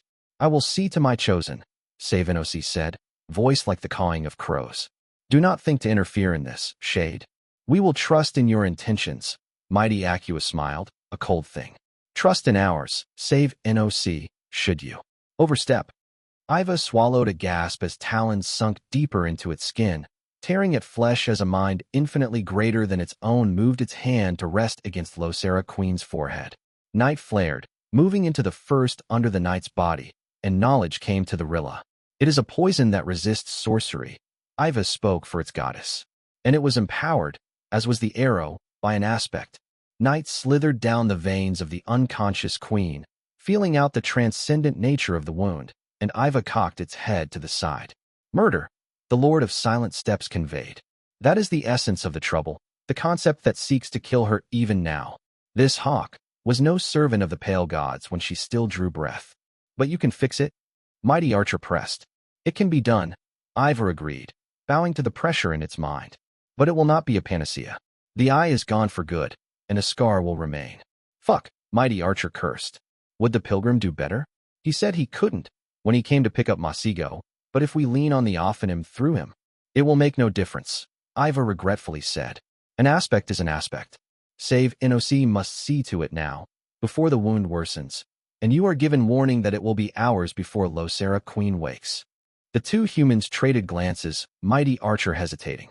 "Go," Mighty Acua said. "I will stay." "You sure?" Mighty Archer asked. "Trust me," the shade replied, wryly smiling. There was a heartbeat of silence between them, until Mighty Archer nodded. "I do," she said, sounding almost surprised. "Take care of her, Acua." The shade went still, and somehow looked pained. Mighty Archer offered them all a hard smile. "Meanwhile, I'm going to go. Express my displeasure. To the hawk." Mighty Jindrik picked up the corpse by the throat, idly tossing it down the tunnel. Its armor clattered as it toppled another few skeletons, the lot of them ending up in a writhing pile. Jindrik advanced on two legs, head slightly bent for the height of the tunnel, and fell upon the pack. One strike was enough to plaster a skeleton into the stone of the wall, another was stomped to dust, and out of bored disgust the sigil holder smashed the last two's heads into each other until both broke. "Disappointing," Mighty Jindrik said. "There has not been worthy strife since we slew the worms." "We could head back," Mighty Losmere said. "Head down another breach, see if there is stiffer resistance there."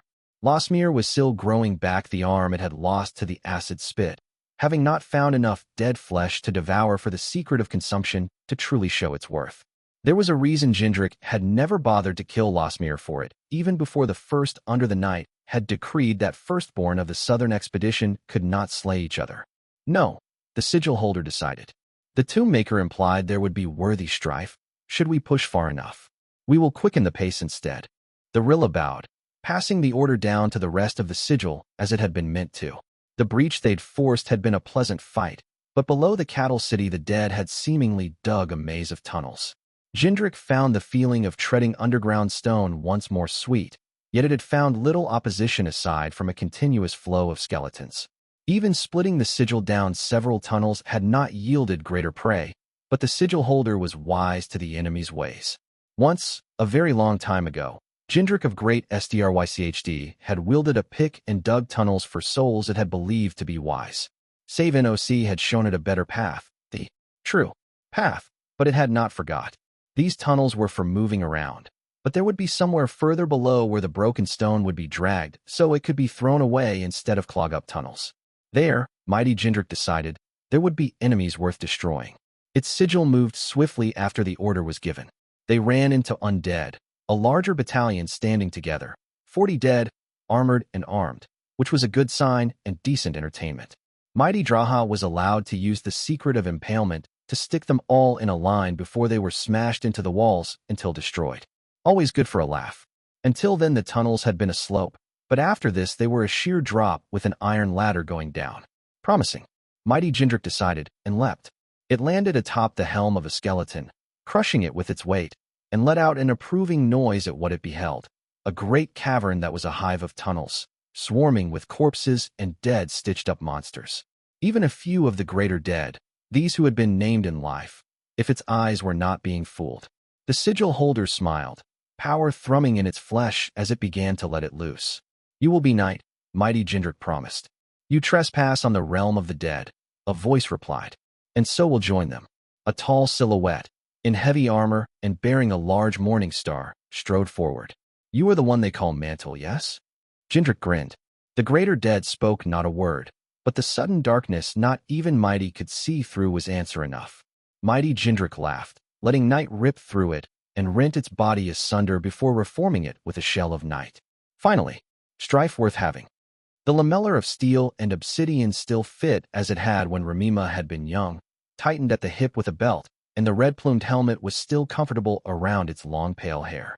The marks of the ancient honors bestowed on it under the Empire Everdark, that of great general who shook the world and victorious commander of the South, each claimed a shoulder with twisted braids of gold and iron. And at General Ramina's hip, the long single-edged sword of steel it had once borne into battle rested comfortably, waiting, eager to be used at last after all this time. Sighing, the old drow straightened its back and heard it crack as if someone were treading on twigs. It popped its shoulders, loosening them, and only then did it lay a hand on the pommel of its sword. "Mighty Borislava," the general said. "I listen, Mighty One," Borislava cautiously said. None of Ramina's sigil had ever seen it wear the armor. It had even the strongest of its Rilla feeling, cautious. A refreshing feeling, it would admit. "You are to command the sigil in my absence," Ramina said. "Look for breaches and settle them. Ensure the cattle are not overwhelmed." "It will be done, Mighty One," the other drow replied. "If this one may inquire, what is it the Mighty One intends?" Ramina's fingers tightened around its sword, and slowly it unsheathed the blade. "Do you know why they call me the Tomb-Maker, child?" the general said. "The tale is well known, Mighty One," the mighty said. "You slew many a sigil in your pursuit of mighty Kirosiv's end." "The truth is older than that," Ramina chuckled. "I singrel, I am told, meant it as a compliment." And it flicked the blade downward, not to cut, but as the focus of its will as it called on the secret of stone. The stone below its feet parted like a receding tide, and General Ramina walked into the earth. It closed behind its footsteps, a sealed tomb, and with a hunter's smile the tomb-maker burrowed deep into the earth. It felt the first tunnel within moments, moving to emerge into it, and stumbling into a heated strife between Zulu and corpses. Ramina wasted no time, heading to the fore and closing the tunnel behind it with a glance. Slapping the head off the nearest skeleton, it walked back into the earth after closing the rest of the visible tunnel on the dead with a flick of its sword. The dead had dug beneath the city like ants, and now were crawling like them. Ramina was not above stepping on the likes of them. It wove between tunnels, closing them and burying the dead wherever it passed, until it reached a tunnel where some enchanted spikes digging into the earth resisted its will and kept it from moving the nearby stone. Unimpressed, Ramina seized the stone at the edge of the sorcery's range and moved the spikes close to the surface by indirect pressure before collapsing the tunnel. It took the time to clear the western side of the shore before moving further down, finding sheer drops leading into a large cavern where a sigil had already arrived. The fighting was heavy and the general recognized the enraged roars, having shared a city with Mighty Jindrak for some years once upon a time. It was far gone to be this loud. Ramina landed softly on the floor, knees creaking, and eyes the deep darkness around it with irritation. Some greater dead was playing a trick. The mantle, yes? Losera had spoken of her. This war would be well rid of her continued presence. The general sped forward, knowing the darkness would be fixed in range, yet it died before the old drow even reached the edge. Unimpressed, it leapt over Jindrak, now the size of a house, half an insect and killing even its own sigil when it strayed too close, and swept a wave of black flame through the throng of corpses on the upper floors where javeliners were massing. They went up like dried leaves, though the use of night caught Jindrak's attention. It struck out with a long, articulated leg, but Ramina only sighed and caught the end of it. It shifted its footing, tossing the other mighty deeper into the enemy ranks. That ought to keep it busy for a while. Streaks of black smoke snaked along the ground towards the general, leading back to an armored silhouette it decided must be the mantle. Some middling thing with a helmet looking like a hound charged at it as well, a sword and shield in hand. Disinclined to play, Romina sunk into the stone instead of moving out of the way. Cursed Spike went into the floor not long after, but it was already moving and 2 deep below besides. The cavern seemed to a major outpost for the dead, the source feeding all the breaches to the west of the city's Great Basin. Clearing it out in a single stroke ought to end the better part of that offensive in its tracks.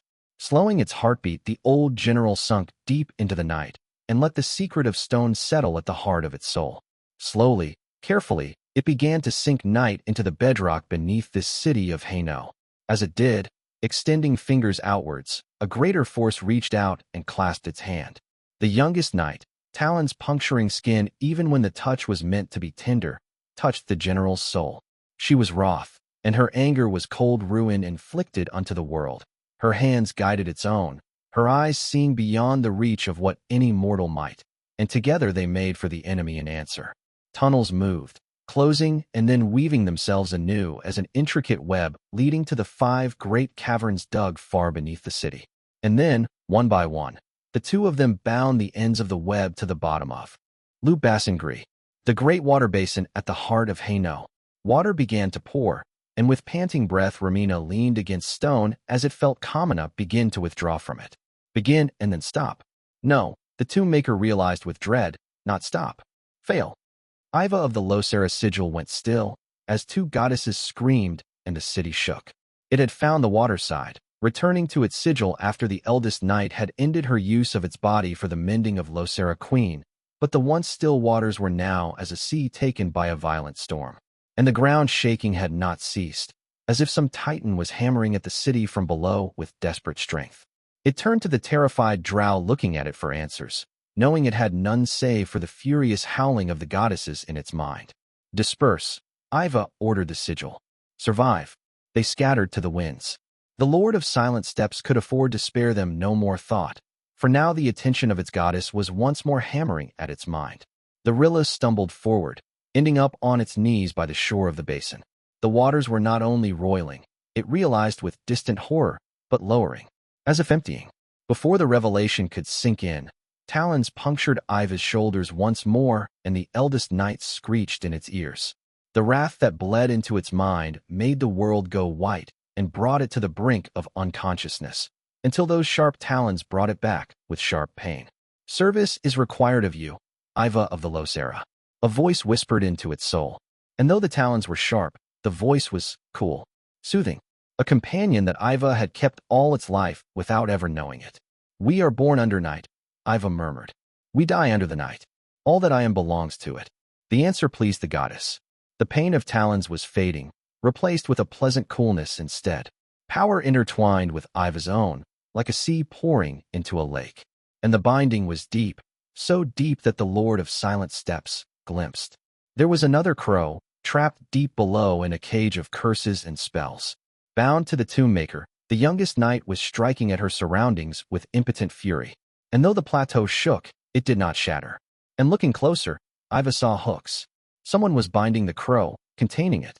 Its mind was wrenched away from the sight forcefully, made to look upon the power being poured into its frame. Veiled gods, so much night. More than 100 lifetimes would have let it win. Why? Iva croaked out. It is. Too much. Footsteps sounded behind it, but it was too exhausted to move. It felt as if Eve twitching a finger would be enough to kill it, and still the night would not cease pouring into it. A shape formed before it, a drow with silver eyes and ornate robes. She bore a silver mask at her hip. You come at an inauspicious time, Andronike said. Return when we are less occupied. One of you is caught. The voice of an old man. The peregrine. It will be dealt with, the eldest knight said. Then why are you cramming your godhead into this one? A younger voice, calm but curious.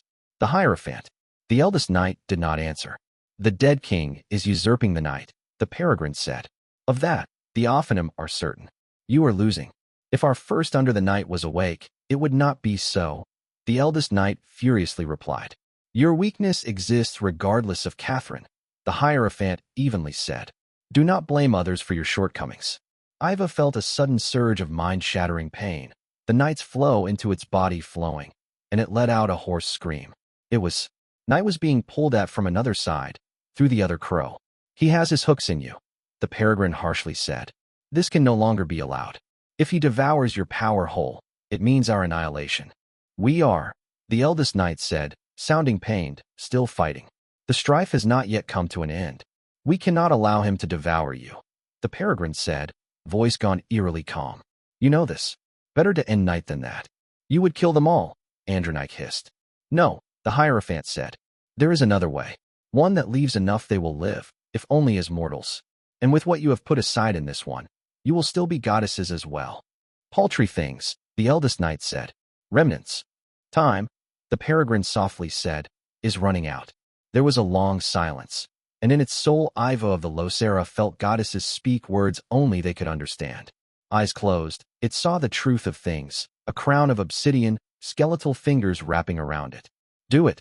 Save Noc spoke as one, and offered up a hand. A dark-skinned finger was laid against it. Ruin, the Hierophant said, and creation obeyed. Night broke, and the city broke with it. Book 6, Interlude, Kingdom. 57. The greatest of powers is not an enchanted sword or cataclysmic spell, it is simply to be in the right place at precisely the right time.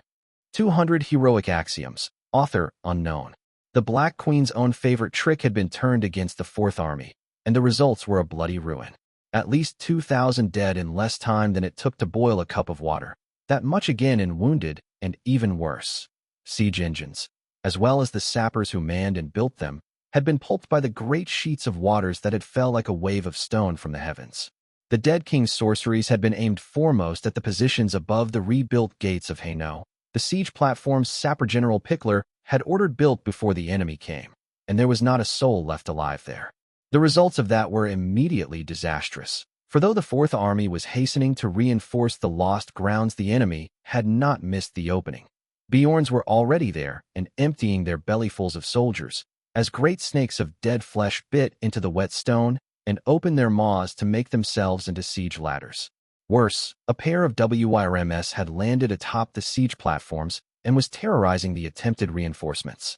They monstrous dragons of flesh and bones, magnificent examples of what the greatest necromancer to ever live could achieve at the peak of his skill, were shrugging off light and sorcery alike. It would take concentrated volleys of either to drive them back, and the fourth was still on the back foot. With so many officers dead, it was struggling to move priests and mages where they needed to be. It was a miracle, General Zola Ose thought, that the Fourth Army hadn't outright routed.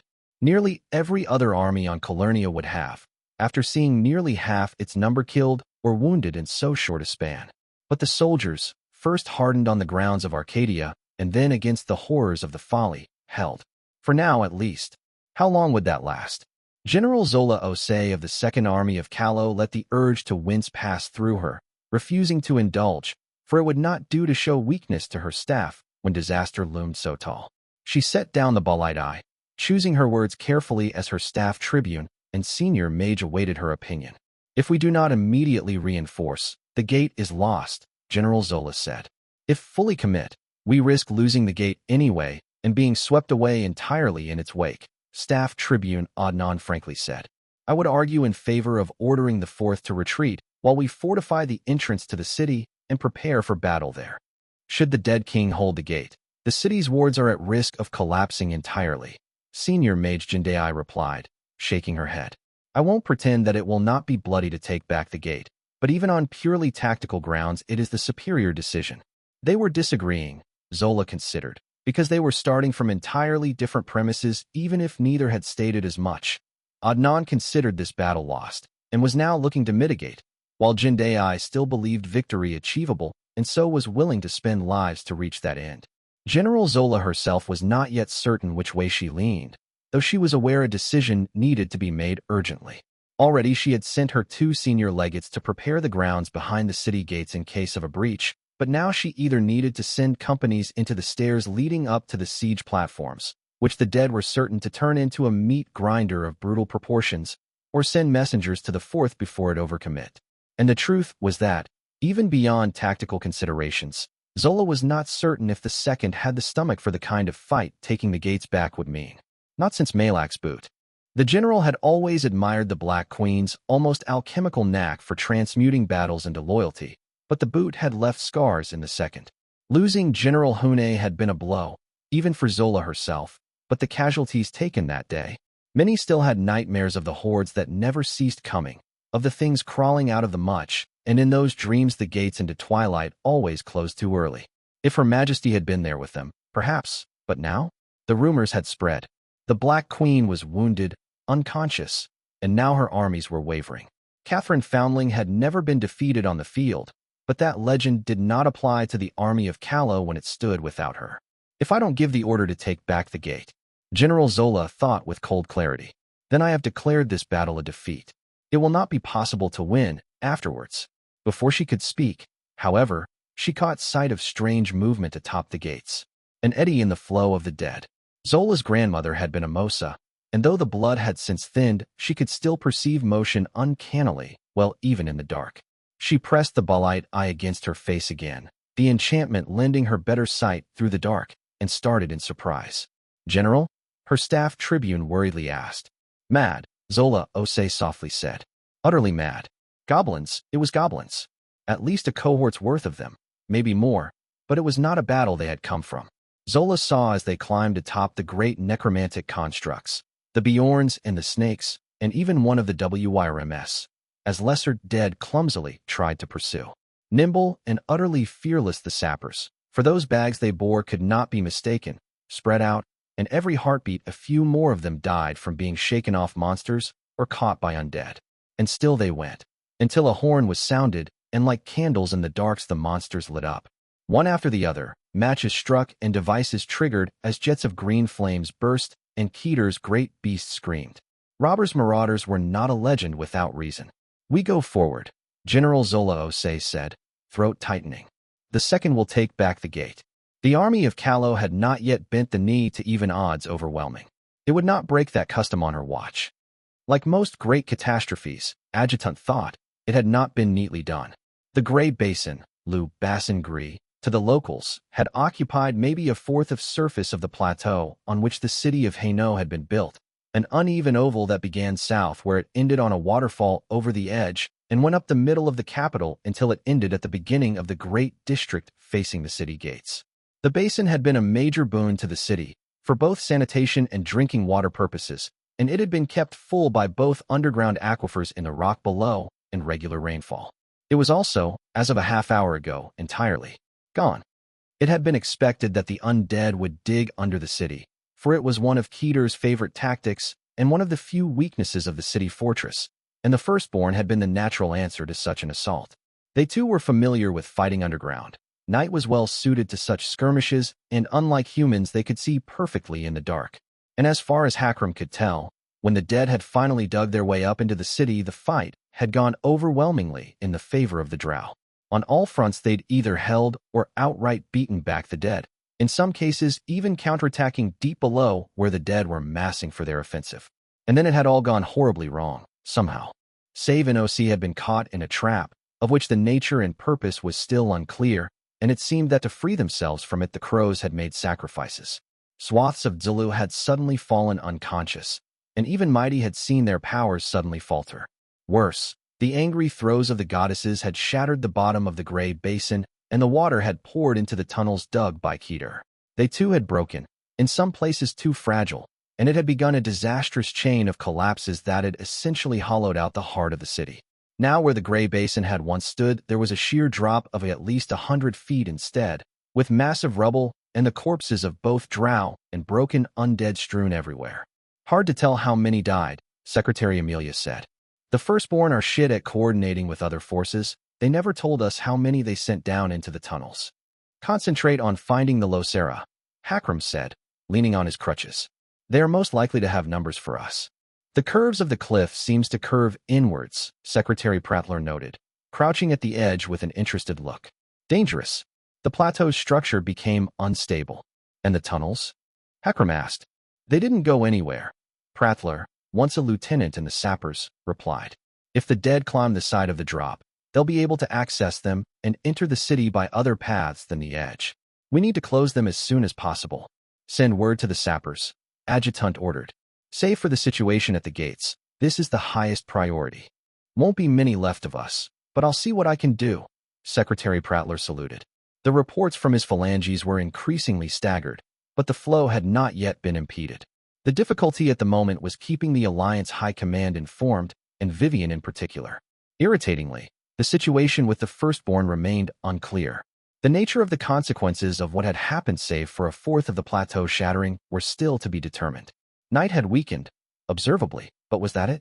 Answers came when his picket informed him that Masigo and the Pilgrim had strolled out of the dark, that overly ambitious creature Iva with them. Hierophant looked invigorated, the Pilgrim wearied, and neither wasted time on niceties as the Lord of Silent Steps stood in the distance and seemingly entranced. The dead king laid a trap for Save Noc in a cavern below the city, Hierophant said, and through the sister he captured, he attempted to siphon the night. Hakram's jaw tightened. That would have been too disastrous for words. Did he succeed? Hierophant shook his head.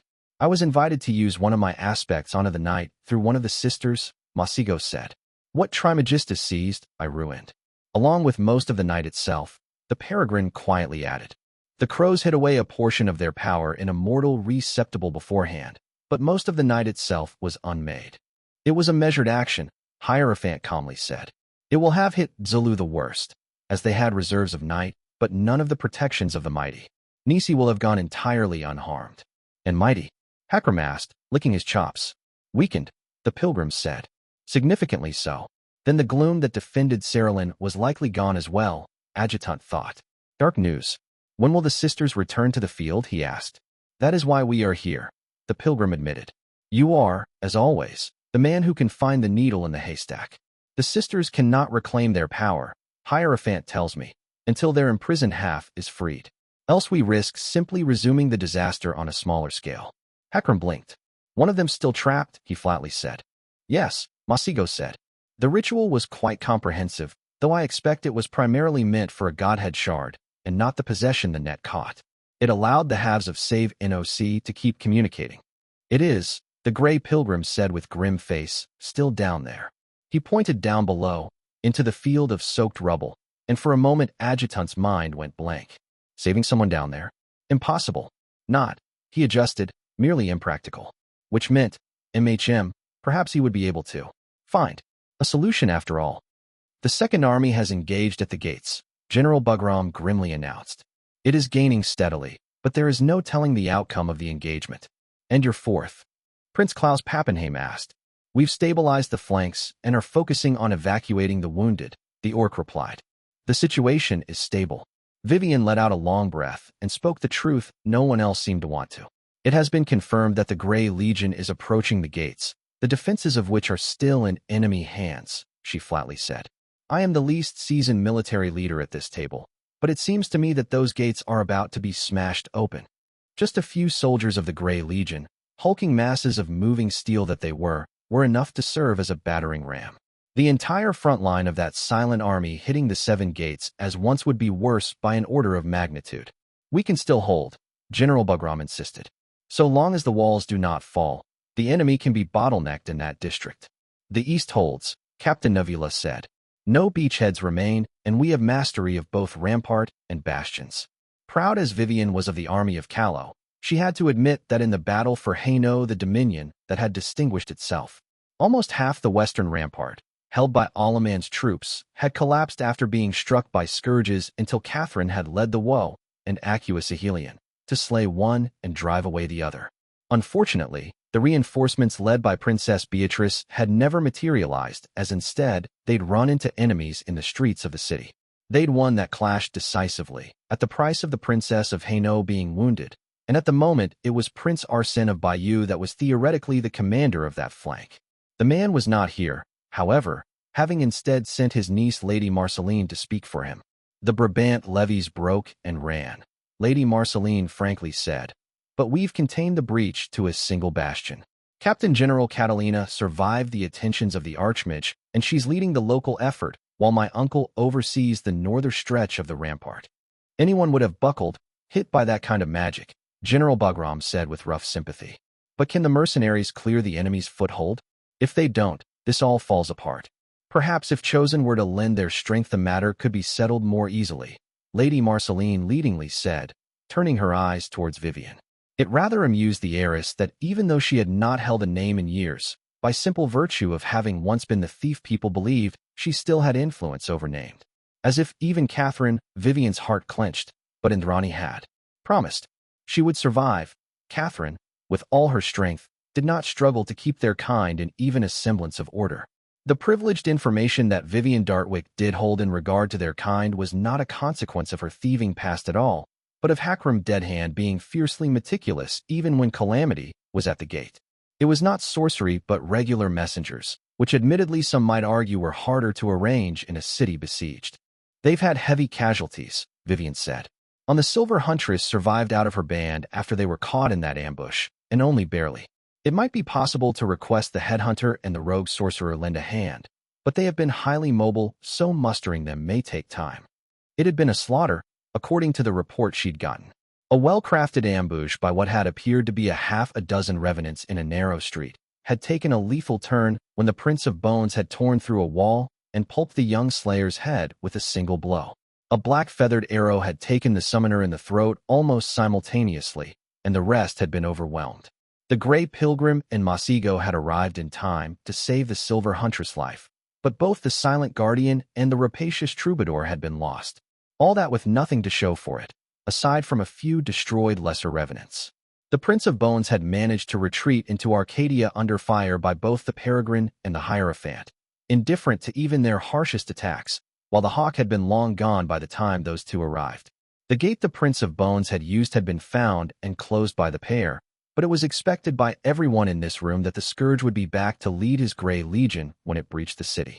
Lady Marceline made a moue at Vivian's answer, displeased. Perhaps the band of the Barrow Sword instead? She asked. The blessed artificer alone dash.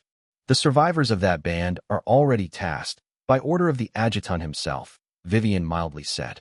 The mildness was not one that invited further argument, and with ill grace Lady Marceline accepted the help on offer instead of the one she'd wished for. Vivian sent out the messenger promptly, even as argument resumed as to whether or not the battle for Hainaut could still be salvaged. There was some optimism that it still could, so long as the Drow managed to rally and help the Lycanese keep walls of the pit created by the collapse of the Bassin Gris from being climbed by the dead. For now the sheer quantity of rubble and water was making it effectively impassable, but it would not last forever. The Neustrians could reinforce, Lady Marceline said. At the moment, they are not dash. It was like an itch, Vivian thought, or perhaps simply the slightest of pressures, tickling like a feather. Not the first trick of the sort she had learned, back when she was the thief, but the first she had been taught. That was almost nostalgic, in a terribly dangerous kind of way. Vivian Dartwick kept her breathing steady, concentrating as the talk of the commanders washed over her, and listened to nothing save the sound of her own breath. In out. In out. There, the itch again. The weight. She had not been wrong. Idly, the heiress-designate Takalo pushed back her chair seemingly to make room for her legs as she reached for a carafe of water. Leaning covered one of her arms from sight, gave her free hand, and a heartbeat later, she was moving. The knife flew, perfectly thrown, and would have caught the hooded figure in the throat if it had not been parried by a serrated dagger. Prince Klaus, who'd been about to get his throat slit, was the first to draw his sword. General Bugram was but a heartbeat behind, and even as Lady Marceline backed away, so she'd have room to draw her rapier, Captain Navilla palmed a throwing axe. Vivian, though, had already leapt atop the table with a fresh knife in hand. The revenant flickered, as if made of heat mirage, and for a moment her eyes stung, but she focused through the pain and flicked a second knife. It was parried, but the flickering ceased. Varlet, the Iron Prince hissed, striking hard. The revenant turned the blow aside, punching the old man in the stomach hard enough it emptied his lungs, but Bugram hacked at its shoulder, and it was forced to step back. The orc's blade bit into the Prince of Hanoven's shoulder, but only shallowly, and Vivian reached for the back of her belt, where she kept a pouch even as she finished crossing the table. Captain Navila's throwing axe was swatted aside, and General Bugram's charge ended badly, the varlet sweeping his legs and tossing him at the table. Vivian's fingers closed around a handful even as she leapt, the table flipping below her as Bugram stumbled into it, and she watched as the Iron Prince's swing was not only parried but riposted with a vicious cut that ripped across his face. And the varlet turned to her. Even as she flew through the air, But Vivian Dartwick smiled unpleasantly and threw a handful of golden dust into her face. The scourge hastily retreated, but it caught her anyway, the revenant screaming as the concoctor made compound burned at the dead flesh and glowed brightly. Let her try to disappear with that. Vivian tumbled into the animated corpse, the two of them landing in a sprawl, and as she slid out a third knife, the other tried to slice open her throat. She caught the wrist in time with her free hand, struggling to keep the blade from going into flesh, but she was losing in strength, and she had to abandon her knife to help with her second hand. She was losing anyway. Fortunately, the Iron Prince then kicked the varlet in the head. She fell to the side and Vivian snatched up her knife, stabbing into her foe's wrist even as the revenant tried to punch through the back of Klaus Pappenheim's knee. She nailed the dead flesh, preventing the blow, and by then Captain Navila had joined the fray with a war axe. Vivian backed away so they'd have freer hand, getting back to her feet as General Bagram brushed past her to lend his sword to the cause of keeping the revenant from rising. Lady Marceline, though armed, was staying far away from the foe.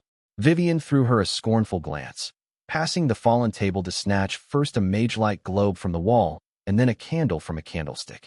She deftly turned back just in time to see Bagram rip through a wrist and then hold down the limb. Keep her from moving, Vivian ordered. She dash, Captain Nadila began. Do it, the Iron Prince grunted, hacking at the hood. They managed, barely, and even then Vivian had to dodge a kick as she approached. You will dash, the varlet began, but the words were interrupted by someone shoving mage-light in her mouth. I could sneak better than that at 18, Vivian Dartwick scathingly said, pressing the candle's open flame against the mage-light globe. You ought to be embarrassed. And after 5 heartbeats exposed to fire, exactly as Masigo had shown her it would, the Jaquanite mage-light exploded with a loud pop. The tongues of flame exploded outwards, incinerating the revenant from the inside, as a jet shot out from her mouth, and Vivian avoided it by reclining her head to the right. The heat licked at her face, but she did not close her eyes. The revenant, head mostly consumed save for charred bones, stopped moving. Decapitate it to be sure, Vivian said, drawing back. Captain Navila did, rather eagerly, and the corpse fell listlessly. Feeling the eyes of everyone in the room on her, Vivian cocked an eyebrow. Had they believed her harmless because these days she wore dresses instead of leather? She was able to fit more knives in a gown than she'd even been able to in trousers. I spent my fighting years as one of the woe, Vivian thought, matching their gazes. Does even a single one of you grasp what that actually means? She picked up one of the knives she'd thrown, carefully placing it back against the hidden strap. General Bagram, I leave this in your hands, she said. I'll be heading out. The orc slowly nodded. Where to, my lady? Bagram asked. Where the hammer will fall, Vivian replied. The gates. Amusingly enough, the Barrow sword was the only member of his band who turned out to be useless to the purposes for which it had been sent for. Ishak took it in good humor, proving to be in a rather amenable mood overall. His successes before members of the Blood, his usual foes, had put him in a fine mood. Hakram spent little time speaking with the man, instead guiding the efforts of the rest of the band. No one was inclined to climb down, especially now that dead from the plains below had begun to crawl all over the rubble. But the harrowed, which was the solution to that, the bound soul of her brother, which she could sometimes force to obey her commands, had been sent instead. With the help of Hakram's own aspect, the place where General Ramina was buried had been found, which had been when the vagrant spear moved out. Passing through twilight, as she was a fair hand at sidling, she emerged even as the blessed artificer began raining down light on the dead in a hail of javelins. Striking with light and the power of her name, she'd quickly pierced through the mass of stone, allowing a haggard mighty Ramina to stumble out. The first stumble was an appearance by the hawk, who from her high perch atop a vulture let loose an arrow.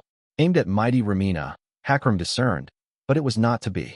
Another arrow hit it mid-trajectory, Archer having finally found trace of her prey, and before a second could be loosed, both the drow and the vagrant spear disappeared into twilight. The firstborn could see to themselves, then. He had done what he could, an opinion seemingly shared by Masigo and the Grey Pilgrim, who had lingered talking to each other quietly, but were not clearly intent on leaving. Hierophant absent-mindedly bade his goodbyes, mentioning he was headed towards the gates, but the peregrine stayed for a longer conversation. The firstborn situation seems as settled as it can be, Adjutant said. We but tied a bandage over a gaping wound, but it is better than nothing, the peregrine quietly replied. I am simply glad that we were able to free-save NOC. The tired-look old man, Hakram considered, had been fully prepared to kill the two goddesses rather than let them fall in the hands of the dead king. Soberingly, he seemed to believe he would have been capable of the act. Losing the firstborn entirely might have lost us the battle, Hakram warily agreed. There was a long pause as the old man studied him, those rheumy blue eyes piercing in ways that were beyond simple sight. The Ophanim believe the battle is lost regardless, the gray pilgrim murmured. The orc's pulse quickened.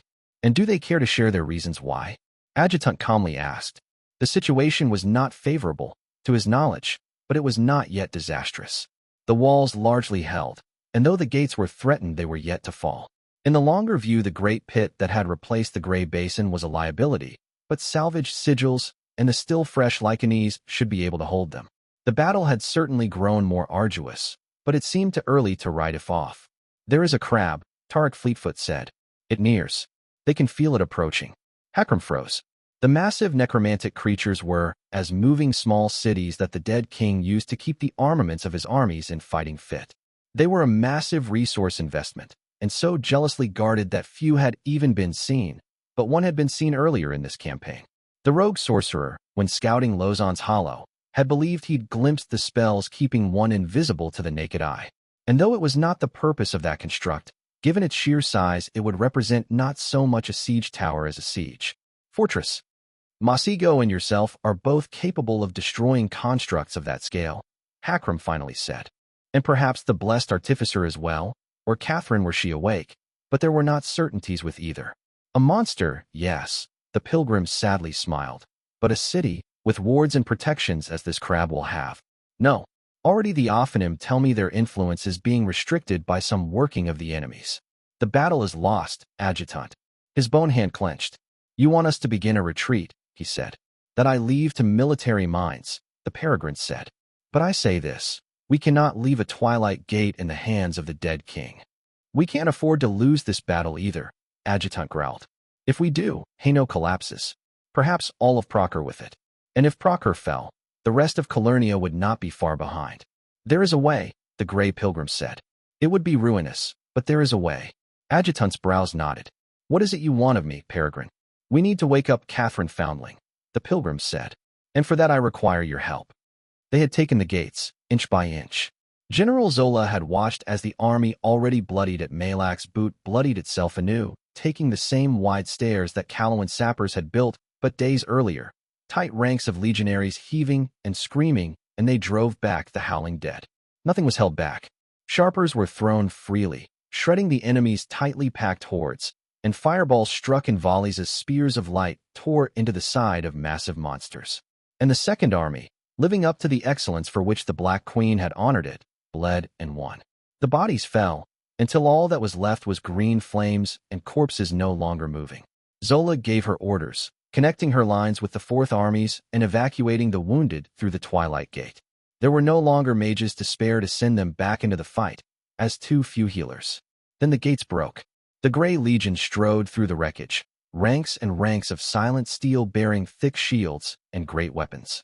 Light barely bit into them, sorcery was useless, but munitions made a dent.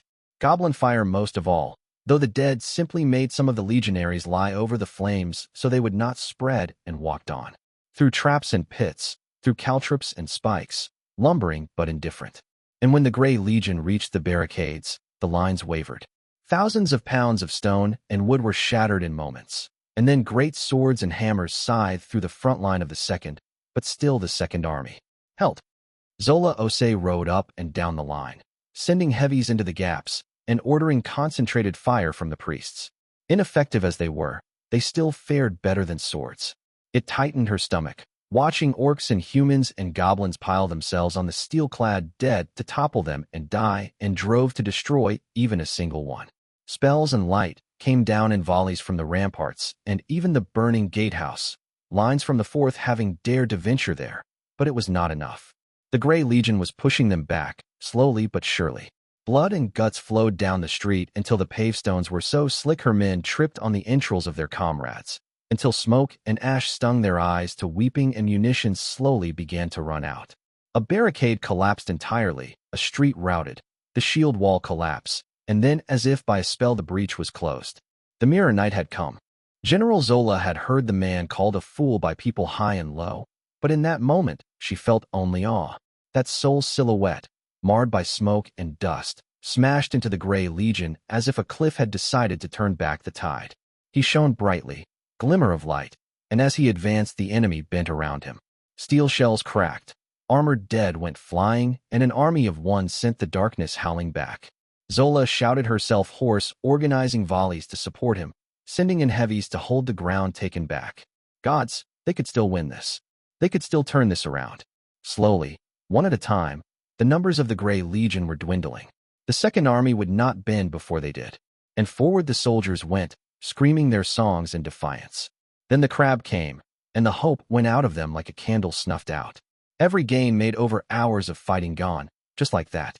The monster fortress stood above the ramparts, ramps coming down with iron hooks to disgorge undead atop the gate wherever the goblin fire had not spread. The shape blotted out even the sky, a tall shadow belching out acrid smoke. The mage lines of the fourth fled, but not always quickly enough. The spell volleys sputtered out, and below the Grey Legion smashed into the ranks with fresh ferocity. The Mirror Knight was, before too long, a sole island of resistance in a sea of steel. And he fought on, but he could not win the war alone. Perhaps before Malak's boot they would have been braver, Zola thought. Perhaps if the Black Queen had stood with them, as she had through the last nightmare. But Malak had happened, and the Black Queen was not there. The Second Army broke. It was a retreat at first, almost controlled, soldiers edging away from the enemy.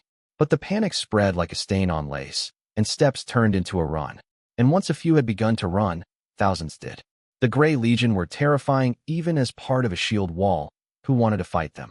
Without it, the streets and barricades clogged with soldiers trying to flee, and in the wake of the second breaking, the remains of the Fourth Army broke as well. The only saving grace was that the Grey Legion were too slow to capitalize, and that the streets were too narrow for the route to make it far. The same barricades meant to be held against the dead instead bottlenecked fleeing soldiers, the blind panicked stampede killing hundreds. General Zola had ordered spells fired into the broken ranks to turn them around, at first, but it changed nothing, and she would not be party to butchering her own soldiers like animals.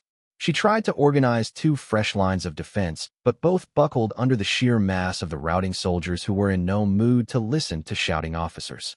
There was, she bitterly realized, little she could actually do. She'd lost control over her army. They might as well be utter strangers now, for all the sway she had over them. Should she arrange for a more orderly retreat? The battle was good as lost now, but perhaps she could still salvage an army out of this. The sun shook out of her thoughts, absurdly enough. The sun, in the middle of the night. And still there it was, hanging in the sky above them, red and burning and casting golden light. A miracle, Zola thought, and remembered the strange lights that burned under the eye-cloth of the Hierophant. They were, she thought, eerily similar to what now shone above her army, which slowed in its flight, confused and worried. And slowly, as General Zola watched, something changed. One of the barricades being toppled calmed, and when she sought the sight with a ballite eye, she found that a banner had been raised. The crown and sword, the Black Queen's own, but it was not the Black Queen flying it. Lady Vivian Dartwick, armed and armored and mounted as the Order of Broken Bells rode around her, headed into the fray. And wherever she went, under that burning sun that somehow had the Grey Legion buckling, the terror turned to shame. And shame turned into determination, soldiers streaming behind her. The tide slowed. The tide halted. At last the tide turned around, and as the broken armies headed back into the fight, General Zola Ose thought that while Callow might only have one queen this night, it had gained a princess. Book 6, Interlude, Lost and Found. To sacrifice is to embrace, and for the sake of beginning. Daphne of the Homilies, best known for ending hereditary rule in Atalanta. Special tribune robber of the Rockbreaker tribe threw himself to the side, landing in sprawl as the dead scrabbled at him. No point in even stabbing at those, he figured. There were too many for a knife to do any good. Nails ripped at his face before he bit the fingers off and spat out the foul blood, wriggling through the hands and blades of the writhing mass of undead. A sharper went off close, biting thunder in a ball, and it was an opening. Tripping through shredded flesh and iron, sucking deep of the smoke, the goblin crawled beneath some bind in bronze armor and tumbled down the stairs. He reached for a sharper of his own, but found his bag ripped open. Half his munitions were gone, and he'd spent most of the other half. Cackling out a curse, Robber ducked under some skeleton's axe swing and pushed the dead down onto the corpse on the stair below it. A blade rang against his back, biting at the mail, but he scuttled down the corpse he'd pushed and leapt off the makeshift ramp. He landed among a pack of ghouls, all of them turning like bloodhounds with bared fangs. But there was a flash of heat as a streak of flame coming from above cut through a few. Claws ripped at his side, but these creatures he could wound. He stabbed the ghoul's eyes twice, moving so it shielded him from the others as it screamed, and made a run for it down the cobblestone road as a volley of shining spears began to fall from above. There were still a few skeletons in the way, but Robber slipped by after hamstringing one from behind with a laugh. The barricade was covered in soot and blood, but the legionaries manning it seemed in a decent enough mood as they opened their shields to let him through. Catching a few whispers of his name, Robert took a moment to preen under their gazes before getting to business. "I'm looking for Polane Street," the special tribune said, dusting off his shoulders. "Happened to get lost on the way. Don't suppose any of you have directions to offer?" "We're 2 blocks west, sir," a young lass answered. "It's the next barricade, can't miss it. We had to collapse the street in between when the lines buckled." When the lines had broken, more like, but that wasn't the kind of talk the officers would be encouraging. Robber had been extracting himself from enemy lines while that disaster had come home to roost, but he's still been able to spare a glance or two for the sight of the second and fourth legging it. Someone, probably one of the woe, it was usually a safe bet when it came to shit like this, had since hung a sun in the sky, and what was probably Vivian had led a countercharge that had ended the rout. How long that would last, though, was a question digging at him. It'd take more than a light show and a banner to turn this around. "Good. I was already getting bored," Robert grinned. "Do finish that bone I stabbed earlier, would you? I hate to leave the work half done." A few laughs, some solemn vows, but some of them wanted more. Aside from a few stray attacks at their barricade, they must not have seen much action tonight, considering they were too far to the east of where the Grey Legion had struck. "Preparing another spot of goblin fires, sir?" a sergeant asked. "Most the city saw your last one. It'll be hard to beat." "Not exactly." The barricade on Polane Street was where his cohort was meant to rally after it had scattered during their deep strike on the constructs. It was where the goblin would learn how many of his marauders had made it out. 1 in 5, 1 in 10. For all he knew, he might be the only survivor. There'd been close calls, making his way back to safe grounds. Borer at least ought to have made it back, he decided. The good captain was already dead inside. Keter's boys wouldn't even notice he wasn't on their side. "Half the fun's in the surprise," Robert chided. "Any of you lot heard where Lady Vivian would be at?" "Word is the princess is out west, with the Hierophant," the same lass from earlier said. "They're driving back the Grey Legion." "The princess?"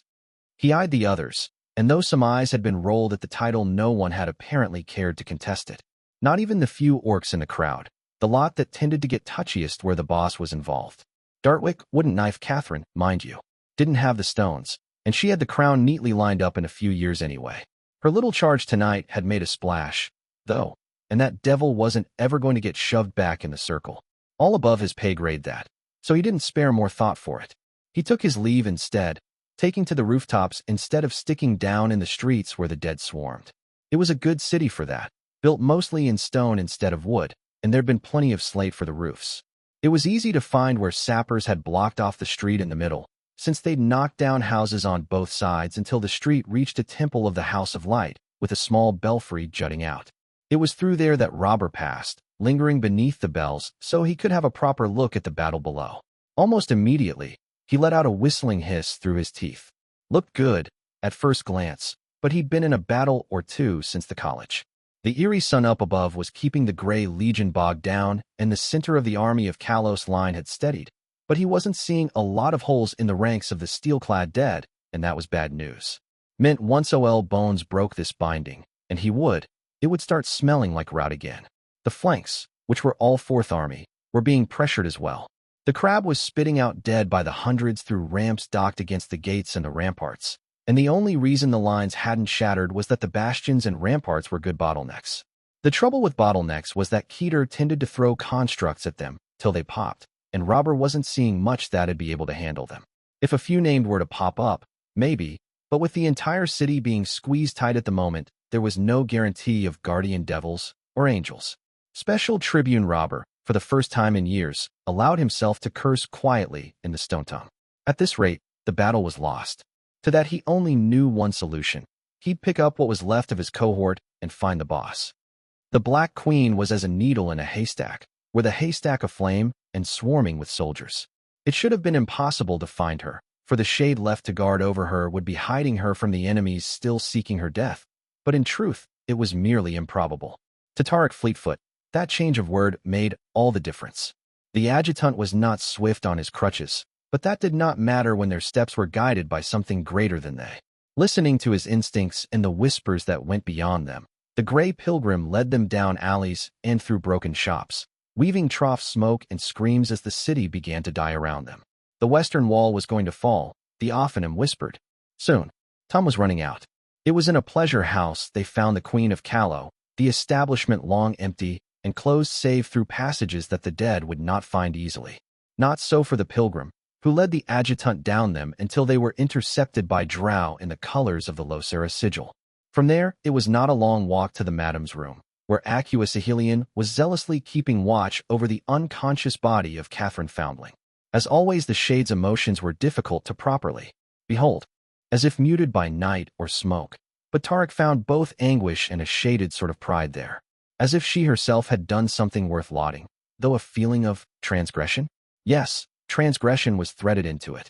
She also held sway over the Drow, who cleared the room when she asked them to and left the three of them alone with the slumbering Black Queen.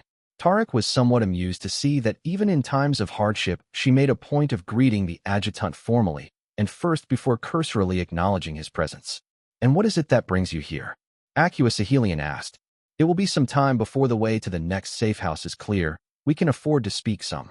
"The peregrine," the adjutant growled, "claims he has a way to wake Catherine. A ruinous one. Wariness, in this one, but also expectation." Tarek was perhaps not trusted, but at least trusted to deliver. The insult, though, he would not let pass quietly. "You mistake me," the gray pilgrim said, tone sharp for all the calmness. "Am I some petty conjurer, to pay my debts in the blood of others? I am a servant of mercy, now and in all things. I will visit no ruin on others I am not willing to visit on me and mine."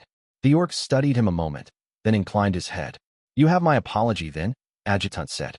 "It was sincerely meant, and so Tarek let it end at that. I can wake the Black Queen because the Ophanim will lend me their hand in the work," Tarek said. "And when she wakes, I am to offer her a bargain." The shade studied him. Were they not willing to lend their help earlier? Sigilian asked. Tarek did not answer, which he supposed was damning enough.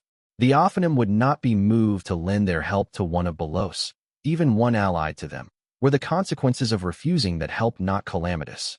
It was not simply in their nature to do so, to abet greater suffering to come for the sake of lesser suffering taking place. The greatest concession they could make was absence of action. Tarek had asked back then, and they had refused, only for him to find his own skills with light insufficient for the task. Even now, when they had conceded after he asked a boon of them, it ran against their nature to accept his request. "Charming," the shade said, tone dripping with aristocratic disdain. "Still, better late than never, I suppose." The adjutant cleared his throat. "And what was my presence required for, peregrine?" Tarek cocked an eyebrow. He had believed it obvious. "Because you are the person Catherine Foundling loves most in the world," he said. "If I were the one to call her out of her slumber, I would be refused. You will not be." Something golden bloomed inside the adjutant, in the wake of his words. Love returned, but there were shades to it. Relief, guilty surprise, shame, vindication. For all that they were often shallow, the orc's emotions were among the most complex that the gray pilgrim had ever seen. The adjutant nodded, face grown taut. "What must I do?" he asked, his voice rough. Before Tarek could answer, he was interrupted. "She will lose nothing through this ritual you press on her." Sigilian did not quite believe him, it seemed. She had not been raised to believe in fair dealings. "It is not a service I render her to wake," Tarek plainly said. "Speak the words, pilgrim," the shade said, golden eyes gone hard. "She will not be harmed by this," the pilgrim flatly said. The dark-skinned woman eyed him for a moment, then sighed and moved away. Frustration bloomed in her, regret and resignation warring. Heeding Tarek's instruction, the adjutant took the hand of his mistress with his fingers of bone and held it. Eyes closed, the orc began to breathe in and out evenly. The Ophanim murmured uncertainly in the pilgrim's ears as he approached, but he reminded them of their promise. He laid hand on the Black Queen's neck, grimacing at the sight of the fresh scar she'd earned tonight. That I would not be returned to her, not if it had been taken by an aspect. Enough distraction, he chided himself. Turning his attention inwards, Tarek sunk into the light. He did not draw it into him, to be wielded or shaped, but instead immersed his own soul into the light of the heavens made manifest. Earthly senses began to fade, even as the voices of the Ophanim became clearer, louder. They guided his hands, patient teachers that they were, even as he shared a shard of the light with the Black Queen's body.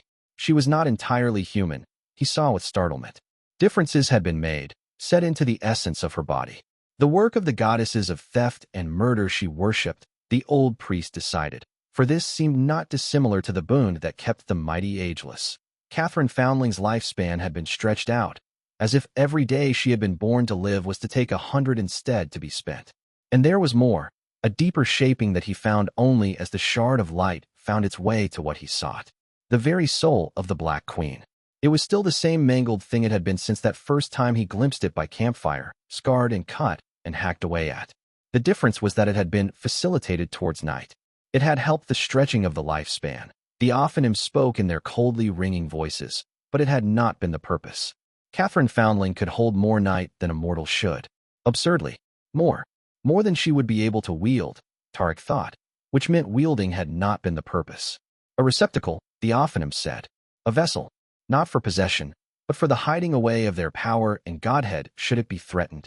It no longer seemed words of simple trust. When the eldest knight had told him that had their chosen been awake the dead king's trap would not have been a threat. Tarek went deeper still, finding the great wisps of the bestowal shaping itself around the unconscious woman. It tasted of authority, he thought, as if the commanding ring of her words had not told him that already. Of steel, and of something else, something that eluded his understanding. East, the Ophanim said. What would birth her bestowal lay in the east, not this endless nightmare war. And it was a purpose bound to another, like bound stars, calling and casting away. Is this what is to come? The Ophanim could not tell. The future was clouded, darkened, and the pilgrim's flicker of light went deeper still, until it touched the sleeping mind of the queen. The consciousness swatted away the touch, as hard-bitten in the throes of dreams as it was when awake. So Tarek left another to the work, simply bringing forth the presence of the adjutant and the Black Queen he served. What was spoken there between souls he did not watch, for it was not his place. But as the gray pilgrim emerged gasping from the light, he heard another gasping breath along with his.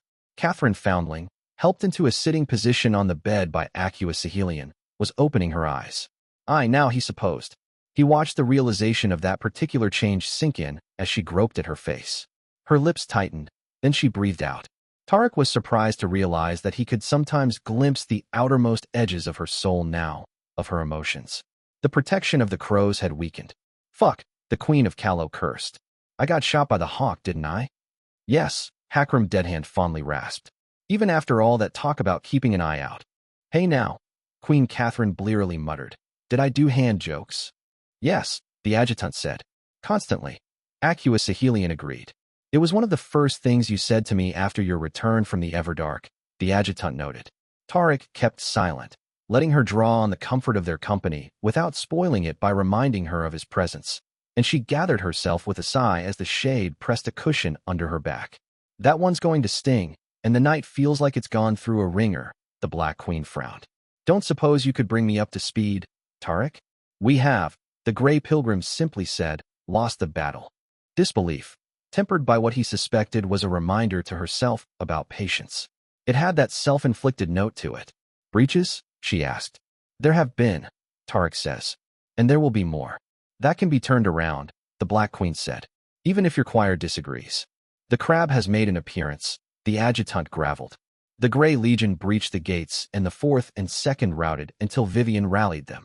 That gave her pause, Tarek saw, though her soul was obscured to his sight. Your opinion? She asked the orc. If we do not retreat, the adjutant said, we risk annihilation. Tarek watched the shudder of fear and fury and recrimination go through her, taking no pleasure in it. He, too, understood what this night would cost them. What it had already cost them. The queen glanced at the shade, who shook her head. Her opinion was no different. I reserve the right to change my mind, the Black Queen coolly said. But let's say I believe you. You didn't spend time and tricks in the middle of this nightmare to wake me up, so we could have a pleasant chat. Pilgrim, what is it you want from me? She thought differently than the Black Knight did, Tarek noted. He tended to begin with larger concepts and then narrow in, while she instead went down winding but narrow paths. That way of silencing almost all of their mind in order to focus on the opposition, though, was eerily similar. There is something that can be done, the Grey Pilgrim said. Something that will deny the enemy its victory. But the price of it will be, as I have told the adjutant, ruinous. To you, the Black Queen said, eyes narrowing. And that is why half the world fears you, child. Tarek thought, not without fondness. Yes, he simply said. The price. Blood and smoke. She breathed out shallowly. A dear price, the Black Queen murmured. And so now you would bargain. She paused. Your prayer, it will end this. As if it were written in the stars, Tarek smiled, amused at his own expense. What do you want for it? She asked. 3 boons, the Pilgrim said. Once before, I entrusted you with the 2 I believe will be the future of my home. Those troublesome lordlings, she frowned. Underneath it, though, he glimpsed a flicker of affection threaded with irritation. They had learned more from her than she knew, though she had never claimed them as students. See them through this war, Tarek quietly asked. And when they take leave of you, see them off ready to face the trials that lay ahead. She considered him for a moment, that soul eye cold and measuring. Slowly, she nodded. There was something of a commotion outside the room, but Tarek paid it no mind. Nothing could be more important than this single conversation. Make peace with the White Knight, Tarek asked, that this civility may one day pass to all in service of above and below. He glimpsed her soul the briefest moments, seeing it weigh, consequences, stories, dozens of them in a moment, heaping and cutting and settling on an answer. The old priest found it as frightening as he did fascinating. The Queen of Callow nodded once more. 2 boons, she said. Your last. The Ophanim will sing with me, the Grey Pilgrim said. I alone do not have the strength. Yet the dead king has brought with him one of the fortresses that moves, a crab. These bear wards and enchantments, among them a great working that restricts the touch of angels on creation. I do not have the strength to bring it down anymore, the Black Queen admitted. Perhaps if Save Inosi were with me, but even so I'm not sure my body can take the strain. The poison left marks. Tarek shook his head. They know where the magic was laid that fights them, the Pilgrim said. In the belly of the best. I require of you someone that will journey there and destroy it. She went still as stone. There will be no coming back from that, Catherine Foundling said. No, Tarek quietly agreed. You want me to send one of the... Whoa, she hissed. Fuck you, Peregrine. I'd rather roll the dice on fighting. If you really dash. Acua Sigilian gently laid a hand on her wrist. The Queen paled, teeth clenching.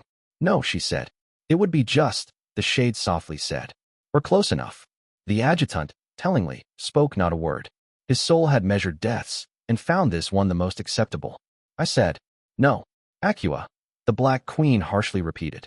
You don't get to just jump off a bridge and call it quits. That's not dash. Well now, a voice drawled. Looks like I came in at just the right time.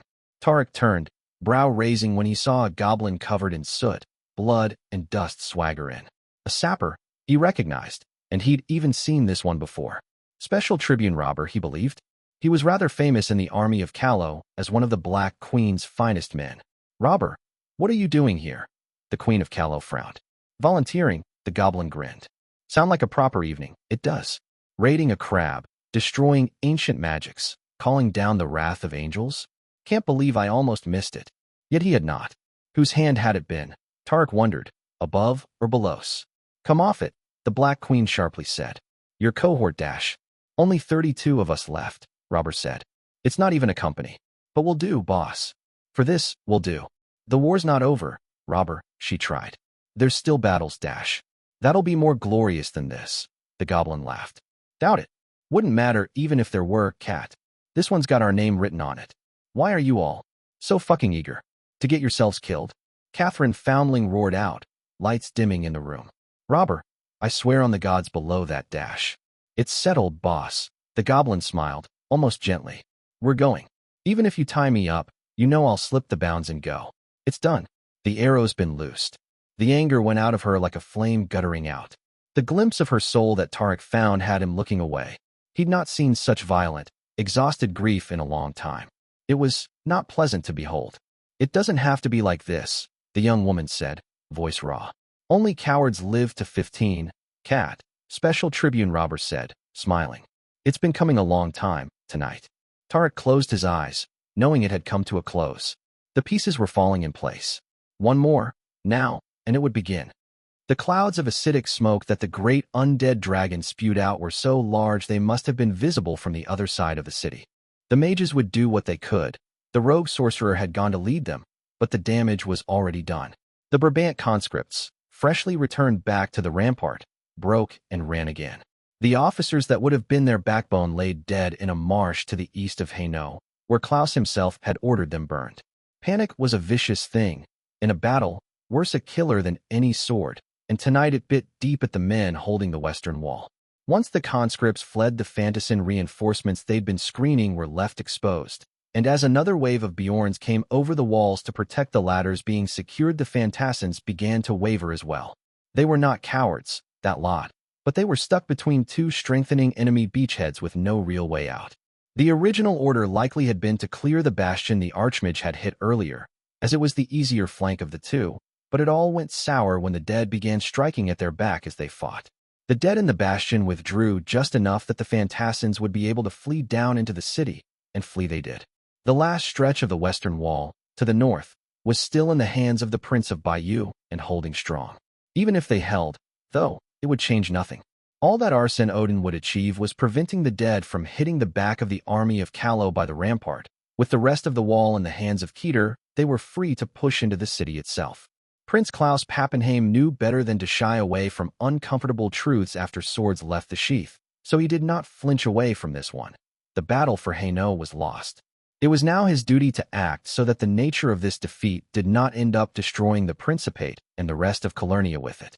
He ordered barricades raised to block most streets along the line of the fallen rampart, manned by soldiers of Hanovin that would not hesitate to kill anyone trying to force their way, but left two large avenues free for the conscripts and mercenaries to feel down. He sent for Princess Matilda, and so received his first blow of the night. The only answer brought back by his captain was a black-feathered arrow, sodden with blood. Pushing down the grief, he still remembered her as a girl, close as sisters with his own. The Iron Prince forced himself to keep his mind on the battle. He sent the Neustrians to secure the gate into twilight, and his most trusted captain to make sure that the Gigantes were out of the city before they could be killed and raised.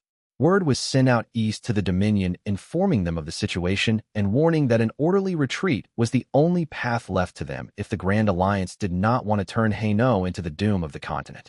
Klaus sent word to General Bagram so that the army of Callow might join the effort, learning that while the Second Army still held the Fourth was buckling on the walls. If they broke too early, the Prince of Hanovin knew, then this would turn into a massacre. The surviving parts of the Fourth Army held the bastions on both sides of the gates that were preventing the dead from striking at Prince Arsène and the Dominion formed behind. Bayeux would fold in mere moments should that happen, if they hadn't already, and the Levantines were already seeing redoubled assaults on their positions. They were at risk of breaking too, should they be flanked, and if they did break, then the battle would grow beyond salvaging. "We need to bolster the positions of the Fourth," the Prince of Hanovin told his captains. "If we do not, this city takes us all. Horse won't cut it for holding a bastion," Captain Ingalls said. "And we can't move foot quickly enough, my prince, even if we can even move it at all. Callowan lines are bunched up, they can barely even move their own troops. We could cut through the Bayeux positions," Captain Abin suggested. "If they rout while we cross, or even after, then we'll be trapped there," Captain Tejan objected. There was no easy answer, the Iron Prince thought, and the longer they dithered the fewer options they would have left. And yet he found himself at a loss. His army was already stretched too thin, and the Neustrians needed to keep the gate. Could the Firstborn be called on? They seemed to have rallied enough to aim fire at the undead scaling the pit sorcery had made in the heart of the city, but they had lost a step. Worse, General Ramina missing, they had no leading officer. Only a mass of bickering tribes which it might take too long to gather into cohesive reinforcements even if they were inclined to lend a hand. They would have to risk it, Klaus finally decided. What else was left? The answer of the gods came in the face of another weary old man in faded gray robes. Prince Klaus, the gray pilgrim, tiredly smiled. "Peregrine," the Prince of Hanovin replied. "You bring word." I bring death, the pilgrims said. Nothing more or less. The old general softly laughed. Death is our sole birthright, Peregrine. Klaus Pappenheim smiled. It's why it matters to spend our lives well. It will be a good one, I hope. Among the finest, the gray pilgrim tiredly smiled and told him the plan. Between his height and the orc's crutches, they had about the same pace. Did you know, Robber idly said, that you were the first person I ever spoke to at the college? Liar, Hakram snorted. I heard you picked a fight with Yagan from Tiger Company while you were still waiting in line for dormitory assignments. It's really quite unpleasant how hard you are to lie to, Robber complained. It's not easy, you're just a naturally honest man, Hakram assured him. Mortally offended, the goblin gasped and put a hand over his heart. Fighting words, Greenskin, Robber said. The honor of my deep and ancient house dash. Your tribe is called the Rock Breakers, Hakram skeptically noted. Because even our newborn babes are mighty enough to split a boulder with a single punch, Robber lied. Hakram looked him up and down, then cocked an eyebrow. He said nothing, which made it even worse. Don't think I won't stab a cripple, Robber warned. We do it all the time. It's much easier than stabbing people who aren't cripples. Have I lately mentioned my deep respect for you culture? Hakram graveled. Magnanimously, Robber only kicked his chin. God's damn it, the bloody thing was armored. That prick. You'll be one of the last to die when the great goblin conspiracy finally takes the world, Robber conceded. Merciful, Hakram praised. You are in a fine mood indeed, Lord Robber of the House of Lesser Footrest. The goblin preened, glorying in the way that he'd worked himself back up to Lesser Footrest last month. His was an ancient and honorable title, and when Hakram leaned over to slip something into his munitions bag, he was even in a good enough mood to pretend not to notice. They'd reached the end of the path, anyhow. The last of his cohort were gathered, Borer having just come back with a fresh loadout of munitions. Now all that was left was for the Lycanese to open the dance. The two of them lingered in silence for a long moment. Anything you want Pickler told? Hakram quietly asked. There's nothing to tell, he said. I left her a letter, though. Make sure she gets it. His friend, his oldest friend, perhaps even his first friend, nodded. I won't say it's been an honor, Hakram smiled. Gods forbid. Robber grinned back, then hesitated. He looked to the side, embarrassed. We had times, didn't we? The best, Hakram replied, voice hoarse. They stayed like that for a longer while still, until the sound of horses nearing told them time had run out. Make sure Cat doesn't let it eat at her, Robber quietly said. It's not about her, not really. I know, Hakram said. They met eyes, the goblin and the orc, and clasped arms. Somewhere, somewhen, Robber grinned. We'll meet again, Hakram finished, smiling. They let go of their arms, and not another word was spoken. Strike hard, and do not slow, Prince Klaus Pappenheim said. Stay with your captains. If you are split from your company. He paused, raising an eyebrow. Find a nice place to die, he suggested. Laughter shook his riders. The jest was an old one, well-worn gallows humor of the kind his people tended to prefer. Our duty is not to be victorious, the Prince of Hanoven said, for there is no victory to be had there. We open the way for the hand-picked sappers of the Black Queen, that they might destroy the enemy's sorcery and free the pilgrim to strike down evil. The answering cheers were hoarse, but they were wholeheartedly meant. There were less than 1,000 of them left now, even after they'd taken southern horses to fill the ranks. The Prince of Hanoven looked at them with old affection, that old soldierly lot that had followed him through 100 battles on 100 fields. Not so young now, for he was long past his own youth. But though the faces had grown wrinkled and the hair had gone white, the eyes remained iron.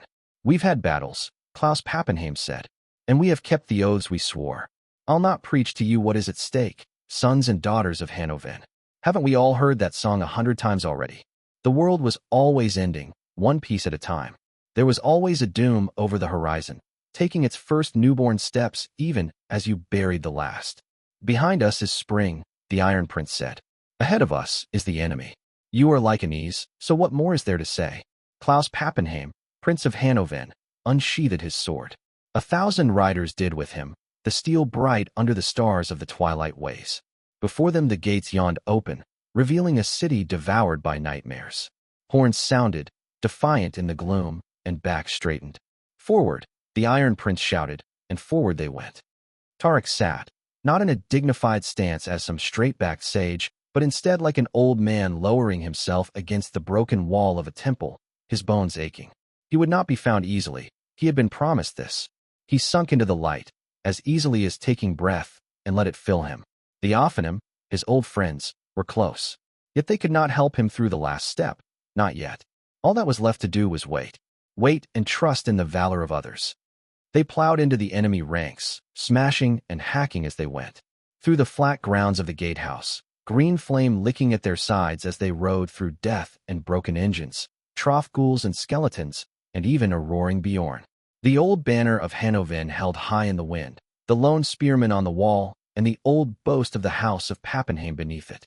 War cries resounding through the night as hooves thundered. Klaus Pappenheim and his 1,000 rode up the ramps leading into the crab. That city monstrosity, laden with monsters and corpses, it was pouring out into Hainaut.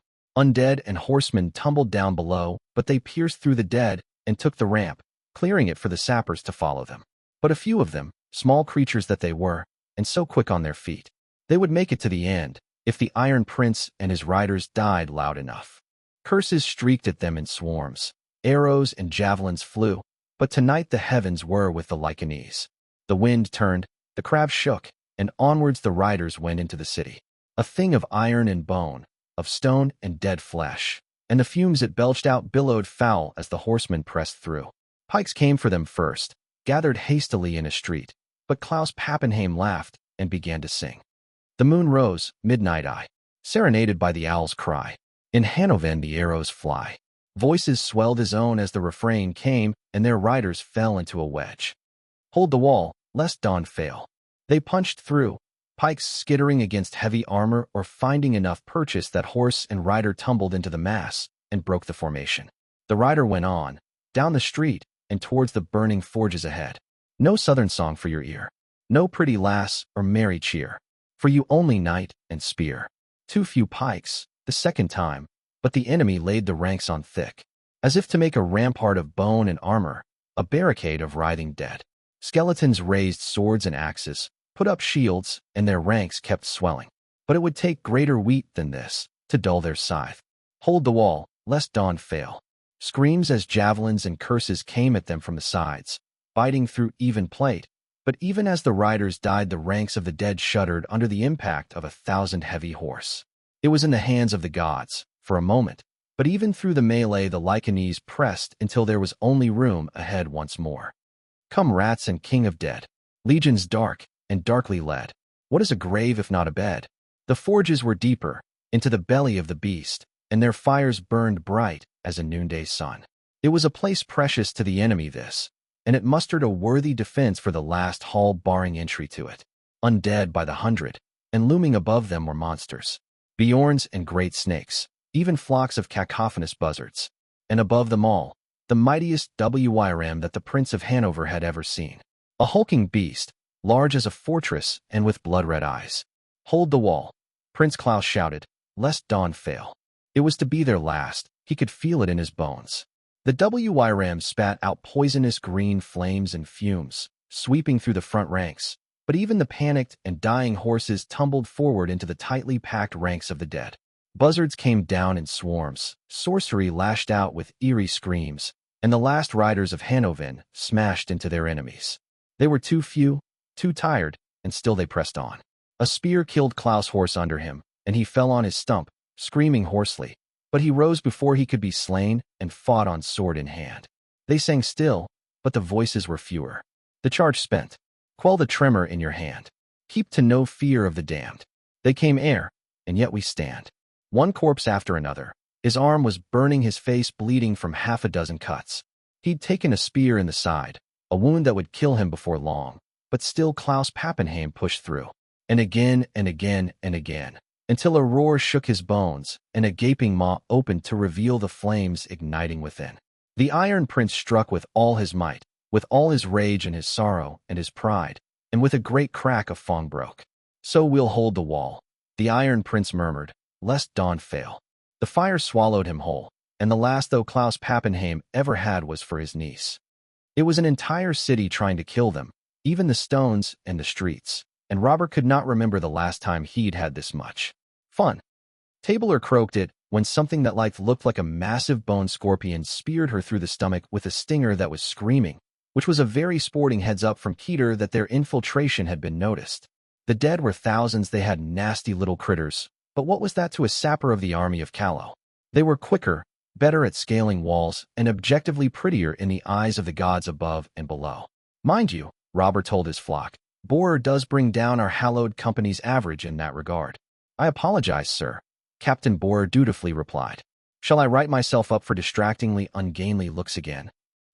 Robert mused. We'll see how I feel about it tomorrow. That had them all cracking up, of course, which got Wiggler a javelin in the throat, but that was a cheap price for comedy of such quality. The pilgrim had burned where they needed to go into their minds, though the old man had refused to entertain the special tribune's inquiry about whether being marked by angels in such a way could be considered theologically inappropriate workplace touching, so there'd be no getting lost.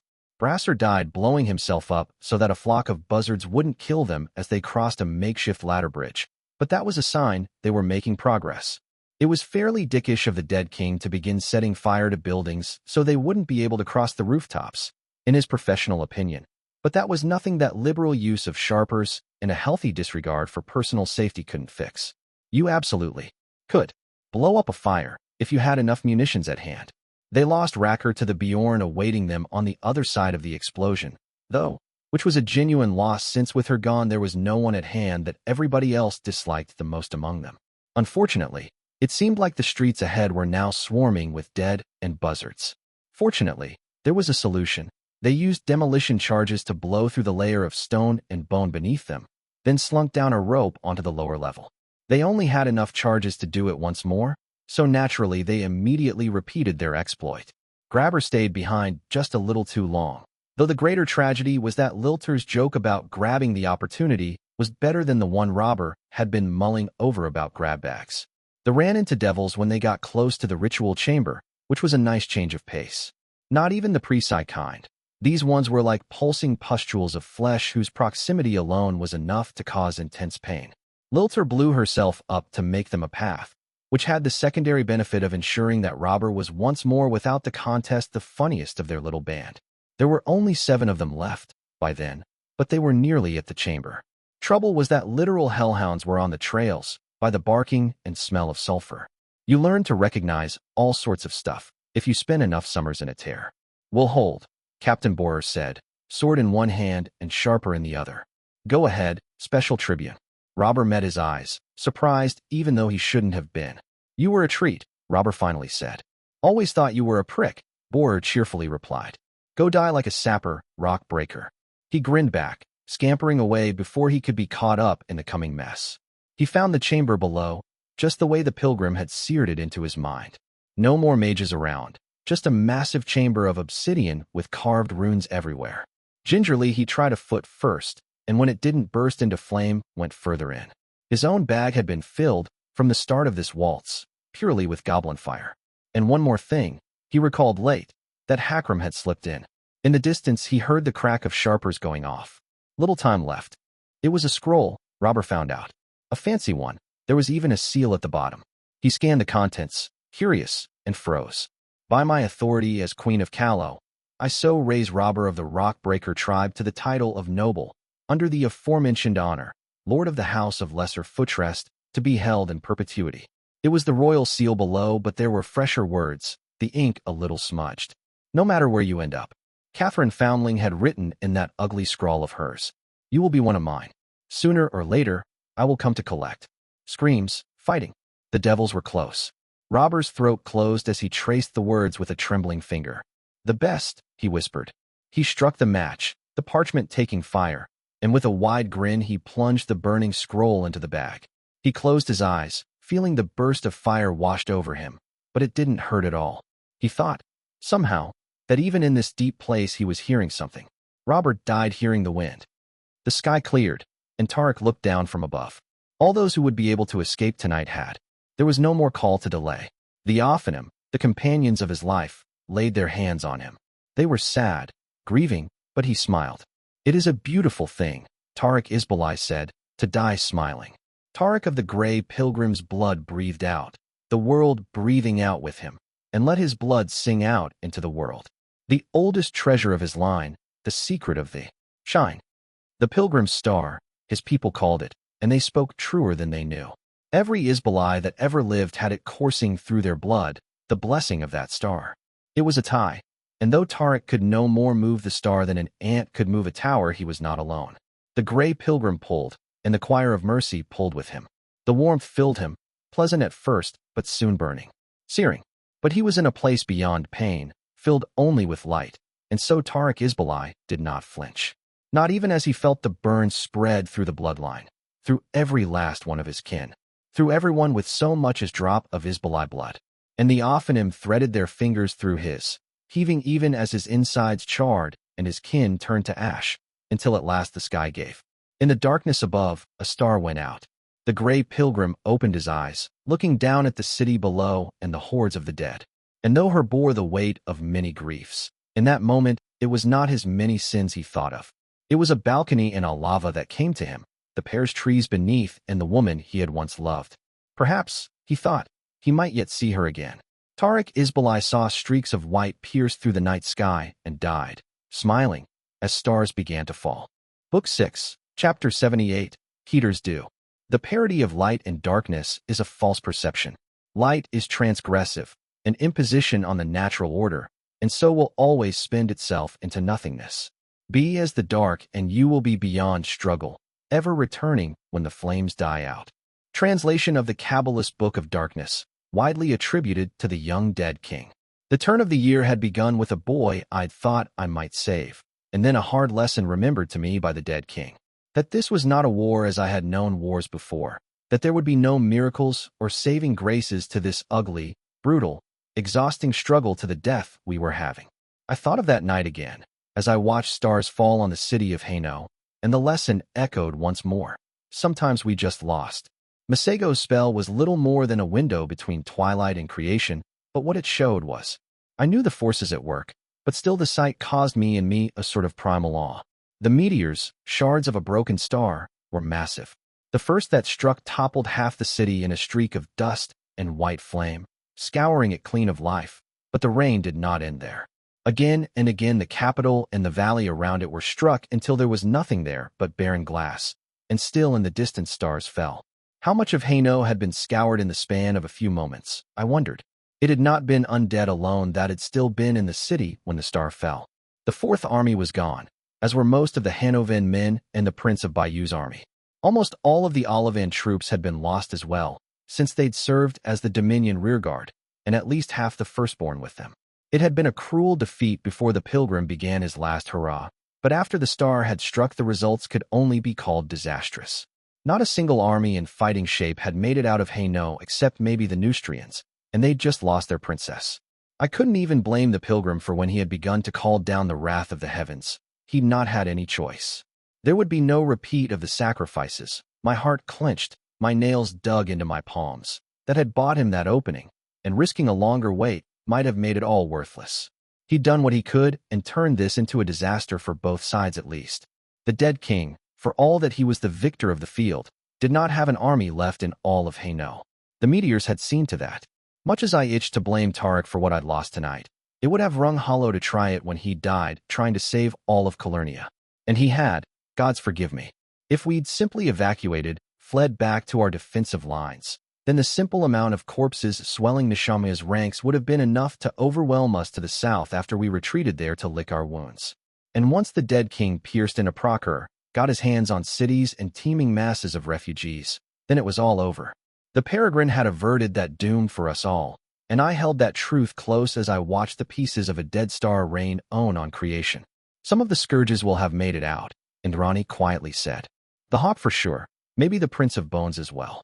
The Grey Legion's good as gone, I replied, forcefully calm. That, at least, is a gain. There had been few enough of those tonight that I would find silver linings where I could. The crab is destroyed as well, Masigo noted. Though it likely was in a practical sense even before the meteor struck it, given the amount of goblin fire burning within. My fingers clenched. Blood dripped down from my palm onto the soft grass. It was a good way to go, Archer murmured. They will sing songs of him, Catherine. I would rather they didn't, I thought, so that I might hear him sing again instead. But I'd known deep down that Robber would find his worthy death on some battlefield or another. He'd been looking for years, trying ever starker odds against ever sharper foes. You would have hated peace. I thought. Despised it to the bone. A long silence trundled along, the only sound that of our steady breaths. My cheek clenched in frustration as I tried and failed to blink an eye I no longer had. It will end soon, Hierophant said. The power is spent. I nodded. The pale streaks were waning, growing rarer. Even the might of the choir of mercy anchored on the death of a great man was not a force without limit. Your officers want to speak with you, Indrani reminded me. They can wait, I said. General Bugram was dead. Vivian has saved his life from the varlet, only him to die, trying to rally the fourth mere hours later. General Zola was now in overall command of my remaining soldiers, something eased by the hard truth that aside from the remains of the second, I had few of those left. Later I would speak to her, but for now I saw no point. Indrani brushed a hand against my arm, startling me as I'd not seen her coming. I had blind spots now, I reminded myself. I need to learn to compensate for them. I shook away the touch, even if it was meant in comfort. Archer knew me well enough not to take it badly. She left me to the way I had always preferred to handle my grief, alone. Her footsteps were soft against the grass as she left. Masigo stayed, but his eyes were on the vista revealed by his spell. He'd always been the most accommodating of my friends when it came to sharing solitude. It made him the easiest to be around when grief was still raw. The last streaks of light softly died, leaving behind only a darkened sky and one fewer star than there had been at the beginning of the night. Haino was a ruin. The city itself was shattered, blackened stone smooth as glass rising in jagged pillars that looked eerily like teeth. Smoke and ash were on the wind, swirling thick. The land around the capital was no less a ruin, the plains scoured down to burnt bedrock as far as the eye could see. Nothing would live here for decades, centuries even. Of the armies the dead, there was not a trace left, not even of that behemoth crab that had tipped the scales in the dead king's favor at the end. It was all dust on the wind, hundreds of thousands of souls released back to whatever gods they had kept to. There was a terrible piece to it all, I thought. Masigo turned towards me, raising an eyebrow in silent question. I nodded, and he let the spell die. It ended in time for me to hear footsteps approaching, the cadence of them telling me who they were before I turned. That hobbling walk was Hakram on his crutches, while the still unnaturally smooth stride was Vivian's. She had once walked rooftops as other women did streets, and the touch had never quite left her. Leaning against my staff, I watched them approach with apathy. Vivian looked away when I met her gaze. Trying to avoid looking at my eye, I realized, and suddenly felt self-conscious. I would have brought down my hood, were it not too obvious a reaction. Catherine, adjutant greeted me. The starfall has ended? I cocked an eyebrow at the empty talk, gaze moving to Vivian. What is it that you two need of me?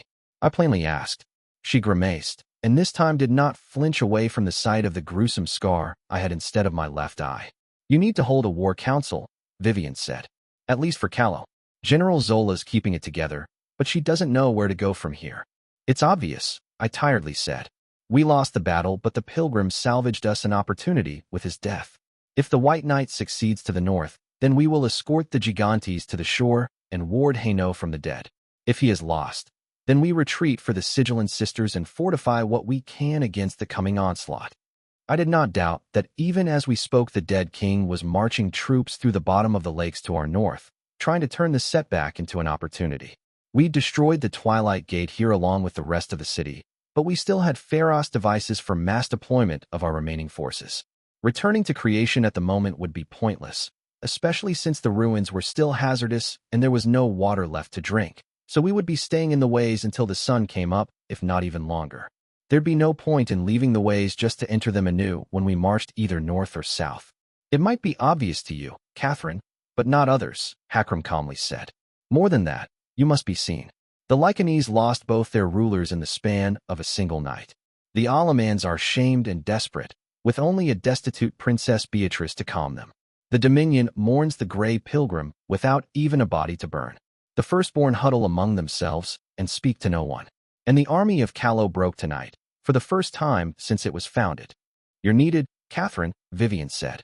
The Black Queen is needed. When fucking wasn't she? My fingers balled into a fist, blood sliding down the skin from where my nails had bit through skin. Hakram's eyes flicked there, though with his nose he would have smelled the red long before that. Enough, Masigo said, voice grown hard. If you have the voice to ask, use it, settle the troubles you bring her instead. I started in surprise, half turning. Masigo Vivian began. She should be asleep, Vivian, Hierophant said. eyes burning. She insists on remaining awake. So she will, but do not mistake this for her being in a fit state. You ask too much. I found myself both warmed and irritated. I can speak for myself, Ziz, I said. Then do so, Masigo bluntly replied.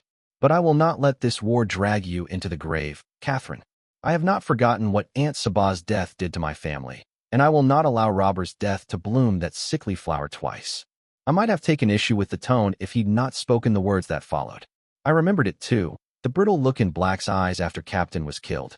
I had not loved weeks of the warlock while he lived, but I would not do the man's shade disservice be denying he had cared for Sabah just as deeply.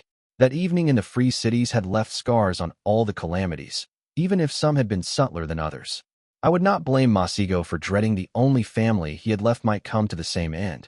I sighed, drawing their attention. There's nowhere for them to go, I said, gesturing at the ways around us. And it will take more than my carcass being paraded through a camp to fix this. I'll see to the army of Callow later, but the rest can wait. Masigo beamed at me, which was comforting. Even tough, I knew this was probably the wrong decision. I was tired enough that I found it hard to care. There was only so much beating that this thrice-dead horse could take. I met Hakram's eyes and found surprise there, but he nodded. Vivian was harder to read. Was she disappointed? If she was, I'd cope. The legend I'd set was not one I could live up to.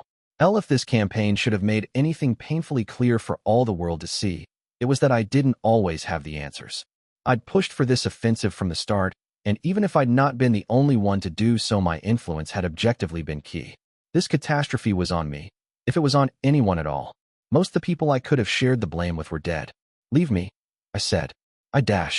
My sentence went stillborn when I felt a shudder of indignation through my tenuous bond with the night.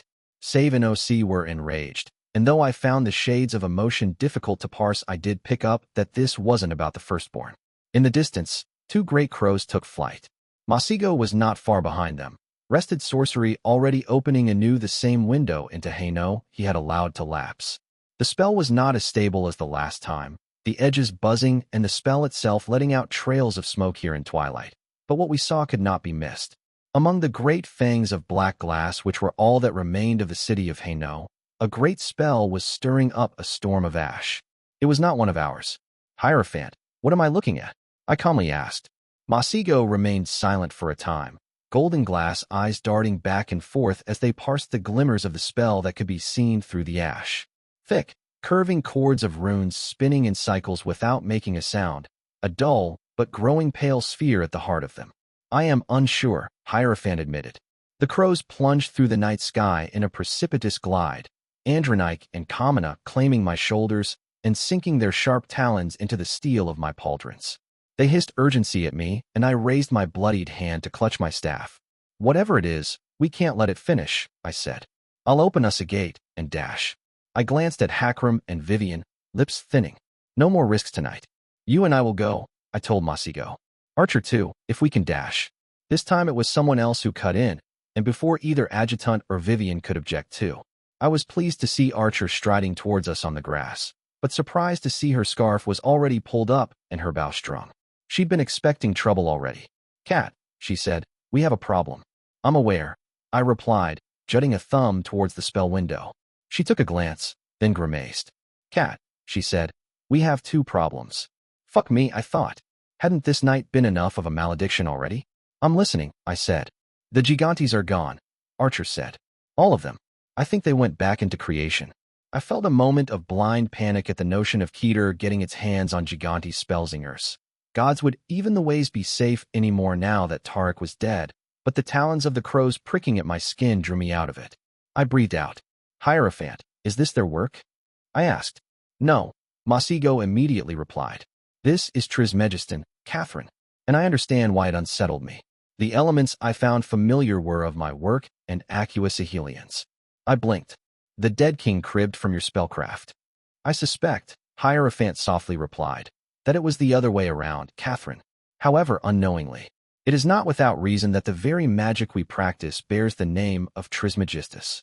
Shit, Archer said. This is his spell work, isn't it? His actual hand weaving the spell, not some intermediaries. Well, would you look at that? It had somehow gotten worse. There really wasn't any time to waste if Neshama himself was making a play. So I stiffly swept my staff across the air and ripped open a gate down into Hainaut. A howling gale swept ash and smoke towards us, and I glanced at Archer and Hierophant. "You too, with me," I ordered, and went into the storm. The winds slashed at us angrily, bludgeoning us with ash and sharp pieces of gravel. With the sisters themselves on my shoulders, I could almost call on night the way I'd been able to before it was ruined, but my body was weak, aching and too close to collapse. Even with Kamina banishing the sensation of exhaustion, I could feel a tingle at the edge of my senses warning me how close to unconsciousness I still teetered. The bubble of stillness I wove around us flicked in and out, becoming harder to maintain the higher up the slopes we went. It was Archer that guided us, pathfinding through the jutting blades of glassy stone with their sharp edges that dug into our boots. She took us through detours that saw the stone protect us from the wind, but even with all our haste, it was frustratingly slow going. I clutched the rope when it came down after Masigo had finished climbing, passing mastery of the bubble to Andronike as I concentrated on hoisting myself up. My muscles burned even when Indrani came to stand at the ledge and began to pull me up, grunting with effort. But after an eternity of labor, I was over that too sharp edge and falling on my knees atop the stone. My bad leg was pulsing with agony, but it was dull and distant. The sisters did not want me distracted. I had left my staff down there, beyond the bubble, but it still stood perfectly still as if untouched by the storm. I extended my hand and moments later it was slapping against my palm, the dried traces of my blood rubbing against my palm as I pulled myself up. The crows returned to my shoulders, never having strayed far. They seemed wary of leaving us behind, my patronesses burned by what it had cost them to face the dead king while I slept. Hierophant was standing at the edge of the stillness, black robes in disarray, and those long tresses woven with silver trinkets swept to the side. He was looking out into the distance, standing beneath two great fangs of stone crisscrossing, as in the distance the dead king's magic slowly revolved. Archer had found us the right place, I thought, sending her a thankful look. Decent shelter and a good vantage point, it was exactly what we needed. I limped to Masego's side, not that he gave a visible sign he'd hear me coming. "So?" I asked. There was a tense silence. "I believe," Hierophant murmured, "that he is opening a greater breach." I screamed out the vilest curses I knew at the sky until my voice went hoarse. Archer came to stand by our side, silent as she warily eyes our surroundings. "Can you rest it?" I asked. "I have been trying," Hierophant conversationally said, "for 50 heartbeats now." His shoulders were trembling, I noticed only then. It was hard to see under the ash-dusted robes. And though he was not grimacing, there was a line to his mouth. Tension. I dared not speak another word. Even if he'd not said the distraction would be harmful, instead listening as Kamina whispered into my ear. I heard not a word, but something greater, and my vision swam until I glimpsed a part of what the goddesses were seeing. Wills at war over the sorcery raging ahead of us, those slowly spinning circles of runes and the sphere within them. Like ink and water, Masigo was trying to spread his will through the gargantuan amount of power, but it was not enough. There was too much water. His perspective is still too narrow. Andronike whispered into my ear, regretful. He has not witnessed enough. It was hard to deny the truth of that when it was before my eyes. Hierophant was failing and would fail. Did we have anything else that might destroy this? Night would not be enough. Not when I was falling apart and the enemy's raw strength was so great. Did Archer have an arrow that would? No, that was thinking about this the wrong way. The intercessor had mocked me. In the arsenal, asked me where Neshamua's devils and ancient sorceries were. Well, they were here now. Why? More importantly, why now? But I'd already been given the answer to that. I belatedly realized, by an old man that was now a dead one. He cannot use either. Tariq Isbalai had told me, speaking of devils and demons, it would represent too steep an increase in strength on his side of the scales. The pilgrim had meant in the sense that if the dead king used devils, then the heroes of the Grand Alliance would in turn get to call in angels as a superior counterstroke. Except we'd struck first, hadn't we? The gray pilgrim had died intertwined with the choir of mercy calling down his dead star. It was our side that had broken the seal. The story's not on our side. I realized with dread. Even if Masigo had proved to have the capacity to wrest the spell, he still would have failed. The scales were tipped in Neshamua's favor for this to work. He had earned it. Fuck. And I couldn't believe it would be only the one gate either. It wasn't the dead king's way. Can you see afar? I asked Save and OC. Look for other gates like this, still forming. It will be difficult, Andronike cawed. But not impossible, Kamina noted. It would require enough of their attention that I'd be on my own, though, their minds brushing against mine made clear. Wouldn't matter, I decided. Power wouldn't get us through this. They seemed inclined to agree, and on my shoulders the weight of them waned, as if much of them had gone elsewhere. The glimpses they had granted me ended too, but Masigo had been about to be evicted, diluted into effective nothingness, more accurately. But the practical result was the same. From the spell, his aspect stuttering to a stop. He breathed out raggedly moments afterwards, body shivering. Indrani moved to help him up. You'll be fine? I asked. I withdrew before it could be turned against me. Hierophant hoarsely replied, nodding. But though defeated, I have learned some of his secrets. It was impossible not to, when my will was coursing through his work. He coughed, as much out of exhaustion as the heavy and ash-laden air. It is imperfect, Hierophant croaked out. Unlike the closed circle that Acua made of Lys. Not only will Keter's do spread, it was made worse. On purpose, I think. My stomach dropped. How much worse, Masigo? I quietly asked. The last time the dead king had opened a greater breach, he'd blighted most of the kingdom of the dead doing it. It was the reason the phenomenon was known as Keter's do in the first place. I can't be sure, Masigo admitted. Perhaps as far as the defense line to the south? That was, I thought, perhaps 9/10 of Hainaut that he had described. Made into a howling wasteland by the spell ahead of us. Those spinning circles whose rotations were beginning to quicken. My bloody hand left the staff and I looked down at it, feeling numb. This was... Tarek had died. For this, and a blighted Hainaut with a permanent hellgate in the middle was what would be achieved. I grasped for a story that could turn this around. But what was there left? We had spent all our miracles, our strength, our last chances. We had bargained ourselves away until only a remnant remained, and still it had not been enough. The two of them looked at me, somehow expecting I would turn it around, but to my horror there was nothing. My bag of tricks was empty. I swallowed. The words tasted like ash in my mouth, but I forced them out anyway.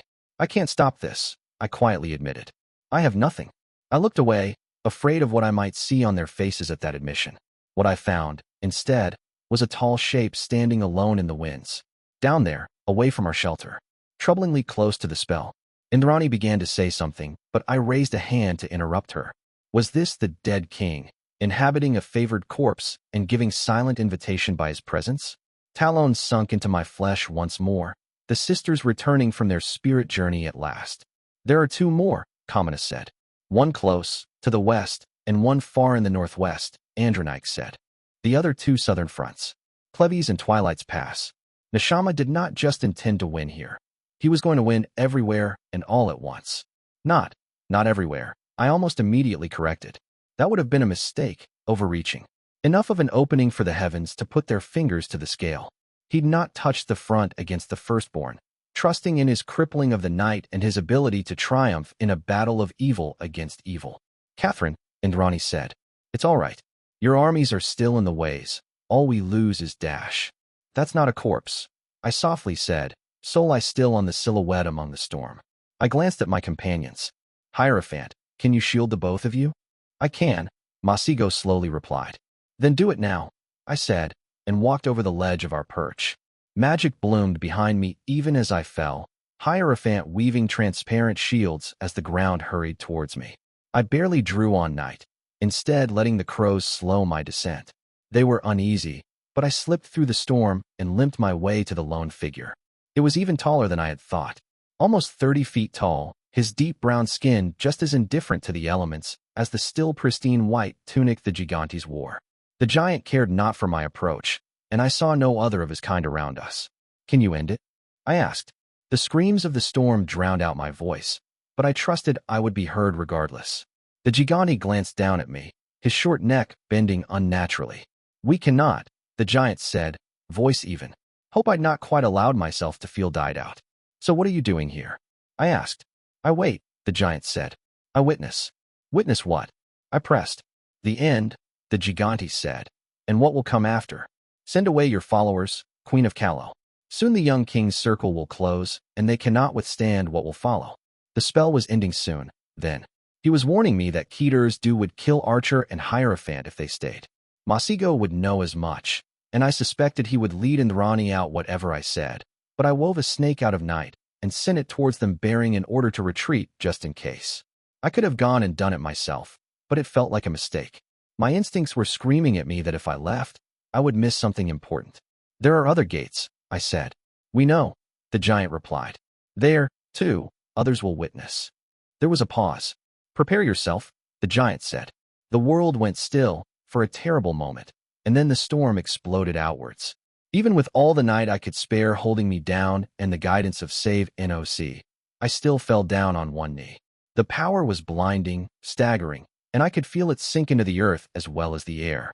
Whether it lasted for moments or hours I could not tell, my body and mind bitterly arguing what was true and false, but eventually the storm passed. It left behind only a perfect circle of runes hanging in the air, a perfect gate into some distant hell. A heartbeat passed, and nothing came out.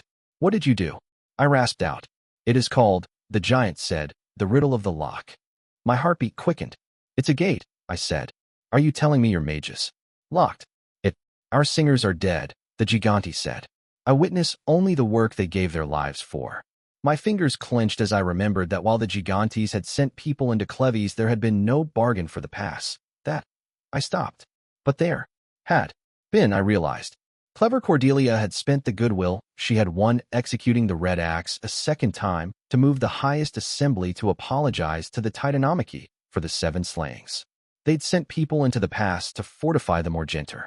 If the Gigantes had locked all 3 gates, perhaps the war was not yet lost. We are in their debt, I carefully said. Aid was promised, the giant said. Aid was given. I nodded. And how long will their gift last? I asked.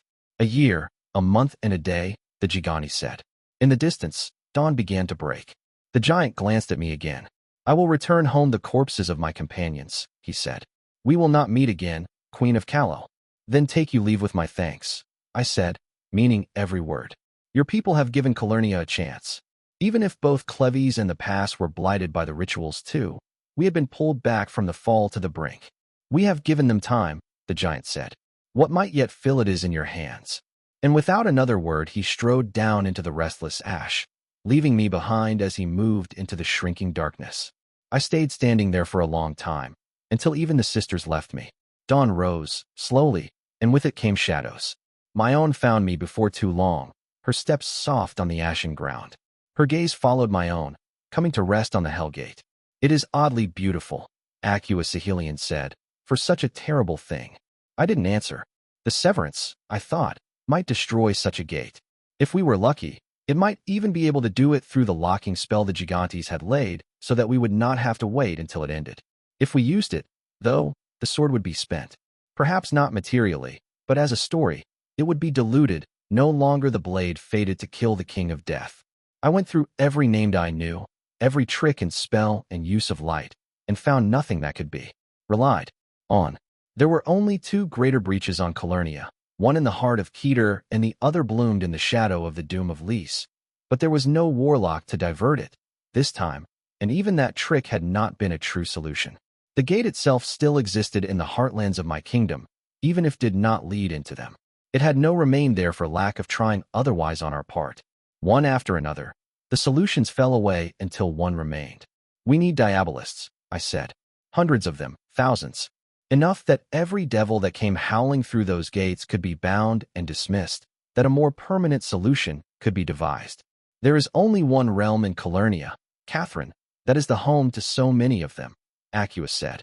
There was an expectant shiver in her voice, halfway between fear and desire. Praise, the dread empire, the first crucible of my life, the fires where I had been forged. I closed my eyes, letting the rising sun wash over me, and let the decision settle. I was headed east. Grant, the reed survives the storm, but only in the shadow of the oak. Prosrin sang. Princess Adeline's hospitality had been flawless, but it was still with some irritation that Cordelia left the grounds of her Salian estate. Neither the wine nor an exquisite rack of lamb had loosened the Princess of Orne's tongue enough for her to reveal where she stood on the matter of the provisional superintendents.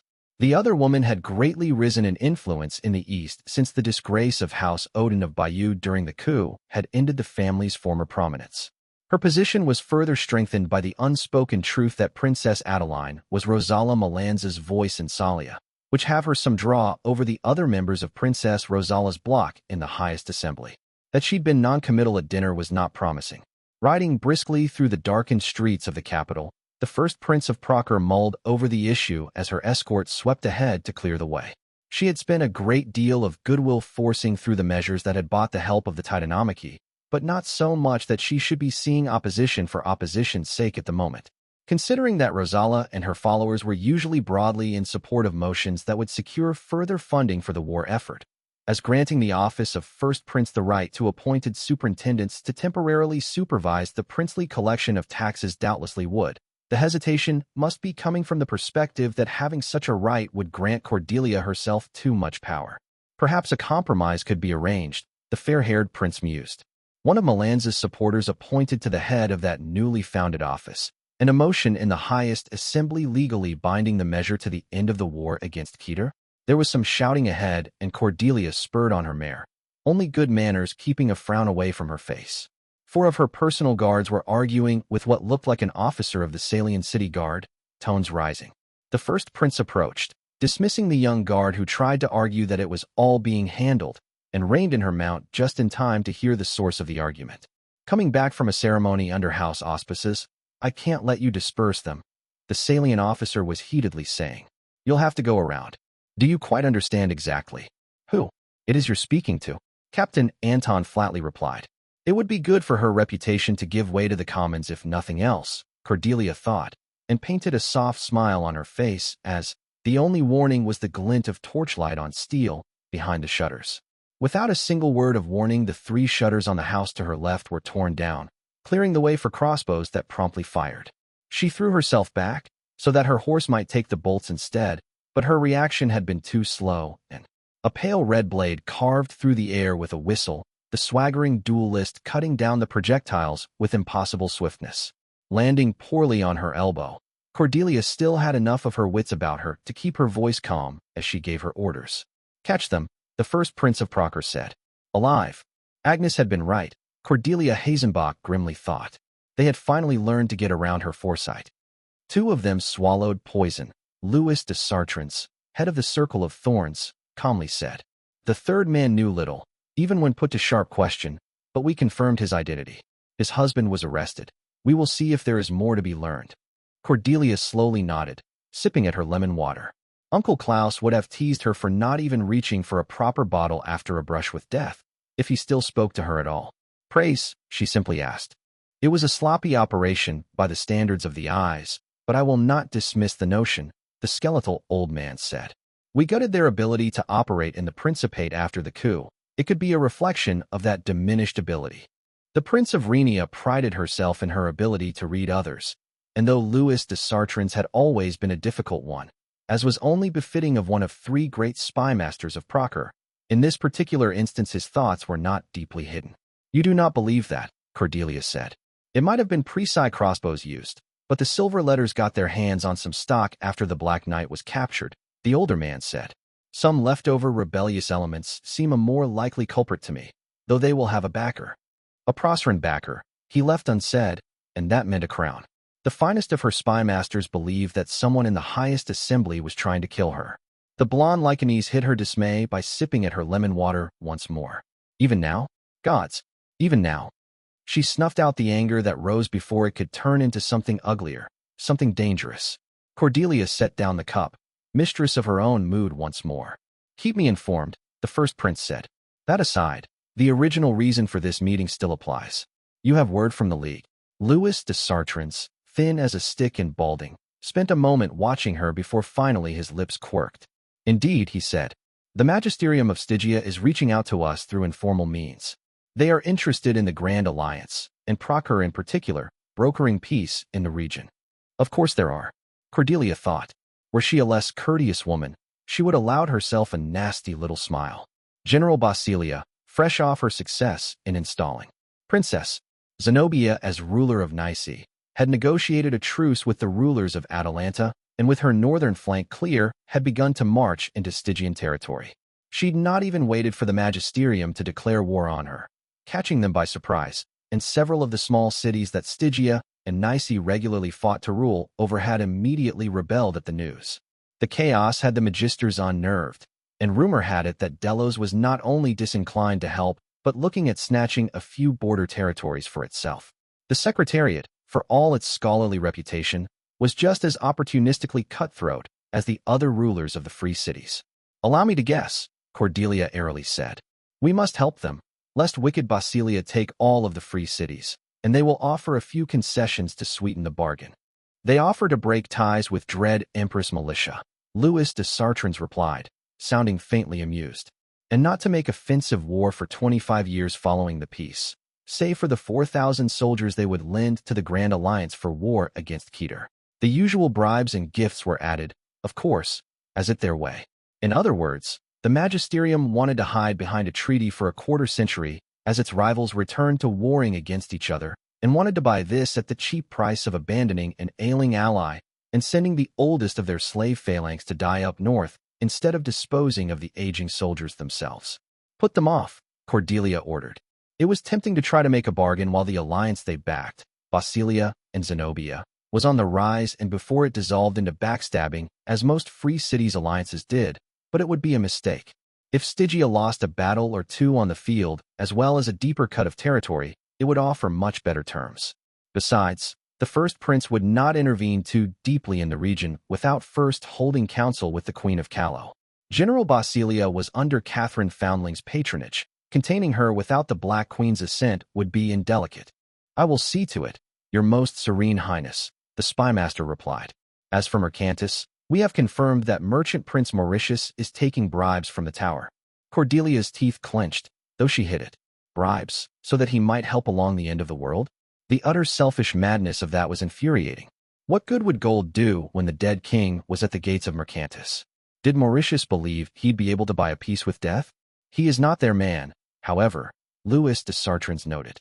"We intercepted some communications of the eyes, and it seems that militia is rather displeased that he is taking the coin without delivering on what is asked. Though the man remains untrustworthy, your highness, I believe that his intent is to play us against praise and enrich himself as much as possible in the process." Which, while morally repellent in every war, was something that the first prince could work with. Procer was already deeply in debt, but Cordelia had been gathering resources for this very eventuality. Artworks, artifacts, ancient treasures that her predecessors had filled palaces with. There would be talk in the highest assembly at a Lycanese like her pawning off the wonders of her southern precursors, but let them talk. If it kept the Principate afloat, she was not above allowing the edges of her reputation to be tarred. "Find out the price," the first prince of Procer evenly said, "but pass word along to the Painted Knife. She now has free rein to hunt Presci agents in Mercantis as she wishes."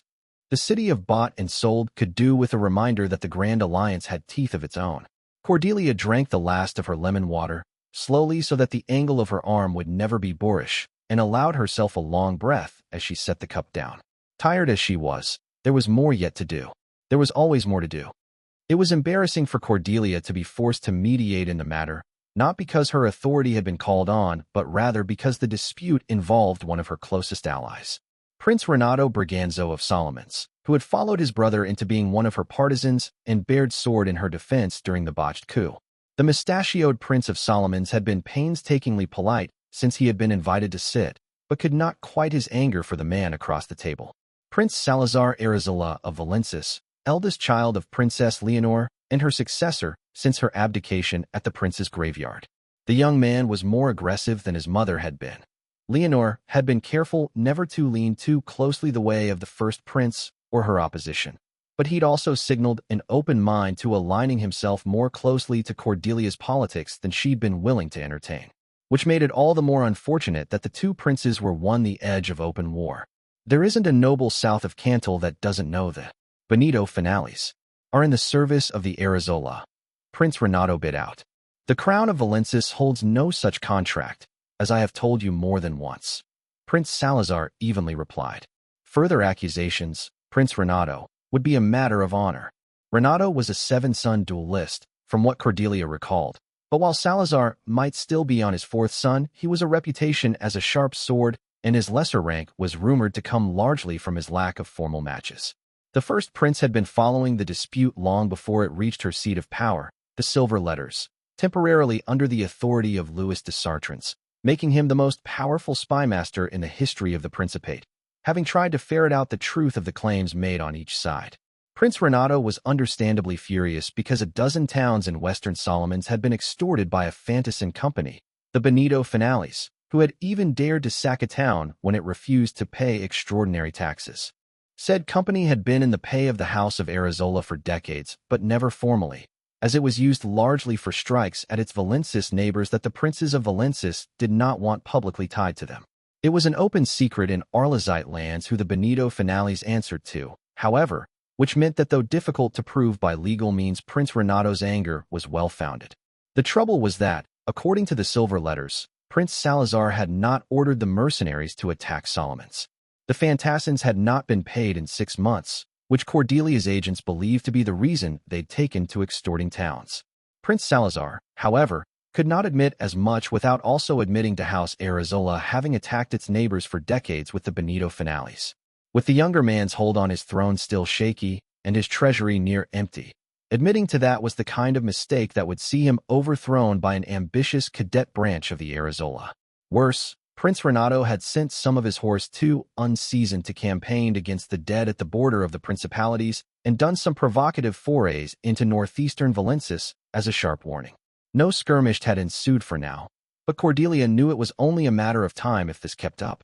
I am sure his grace only meant to express frustration at the raiding on his lands, Prince Salazar, not to impugn your honor. The first prince warmly smiled.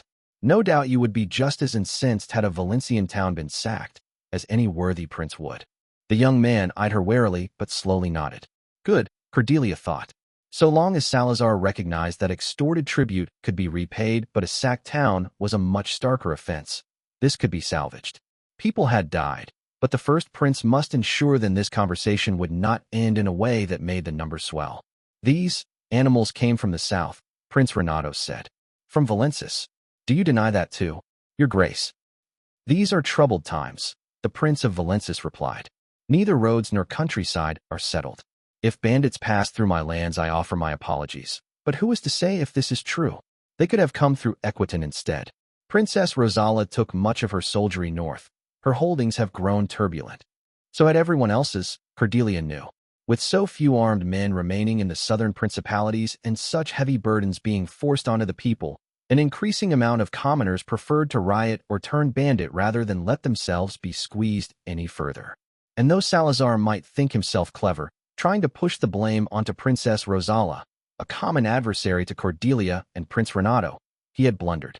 The Prince of Solomons reddened at the sight of what would seem to him the younger royal trying to slither out of paying for his crimes, and the first prince simply could not allow one of her finest generals to be troubled over a matter to which she had no real relation. Besides, the backdraft in the people's opinion should Rosala be recalled or condemned over something like this would be severe. Her popularity had only risen since her stunning victory at Triflin. One cannot bring such an issue to trial before the assembly without evidence, Cordelia said, her tone a warning to the furious Renato. Though I expect, Prince Salazar, that you understand hosting such reprobates would be worthy of censure. It would not be treason, not even under the terms of Cordelia's yet-to-be-repealed crusade authorities, but it would represent a failure of a prince's sworn duty to ensure the safety of the lands he ruled over. To depose a prince over something of this sort was not a precedent anyone would want to set, given that every principality deal with banditry to some extent, but censure would pass without trouble given that it was a largely symbolic measure. Or would be, the first prince knew, were Prince Salazar's hold on his throne secure. A censure would do just as well as a confession of misdeeds, for the ambitious cousins of the Prince of Valensis seeking a pretext for overthrow. Of course, the young man replied, bowing his head. I would not tolerate the presence of murderers in Valensis. Cordelia smiled pleasantly, knowing she'd led him to stand where she needed him to. Should the silver letters come through, as Louis de Sartans believed they soon would, then this could be settled neatly. Presently, however, Prince Renato looked on the verge of speaking in anger. Best to end this before he could. The first prince elegantly wielded her precedence over the two in etiquette to prevent them from directly addressing each other until she called the conversation to an end, hinting at Salazar that he should depart first. Perhaps sensing he had made a misstep, the young prince followed the unspoken suggestion and left her to speak with Prince Renato a little longer. The older man calmed, after being offered a second cup of tea, but the anger was still in him. "I will not let almost 100 deaths go unanswered, Your Most Serene Highness," the Prince of Solomons told her. "Justice must be had, and it will be, rest assured of that," Cordelia calmly replied. "War, however, would be disastrous. I dare not recall my riders until those mercenaries are hanging from gallows," Prince Renato replied, a tad coldly. "I would ask no such thing," Cordelia smiled. "It seems unwise, however, for them to continue their forays into Valensis. They only serve to warn the bandits of their arrival, making the coming hunt more difficult." The mustachioed prince, for all that in some ways he was more openly emotional than most Arlazite royalty, was no fool. He grasped the message she had sent, that there would, in fact, be a hunt. "Perhaps there is truth to what you say," the Prince of Solomons reluctantly said, then sighed. "You have been a true friend to the House of Braganza, Your Highness, and so I will take you to your word. The order will be sent." "You have my thanks," the first prince said, inclining her head. "I understand the trust that has been extended." The older man looked faintly rueful. "Then allow me to offer words on wisdom as well, Your Highness," Prince Renato said. "The opposition to the matter of provisional superintendence you mean to bring to a vote in the assembly runs perhaps deeper than you know." Cordelia maintained her calm with great effort, face betraying nothing. Her silence invited elaboration. "I have been approached," the Prince of Solomons said, "by other sitters of the highest assembly.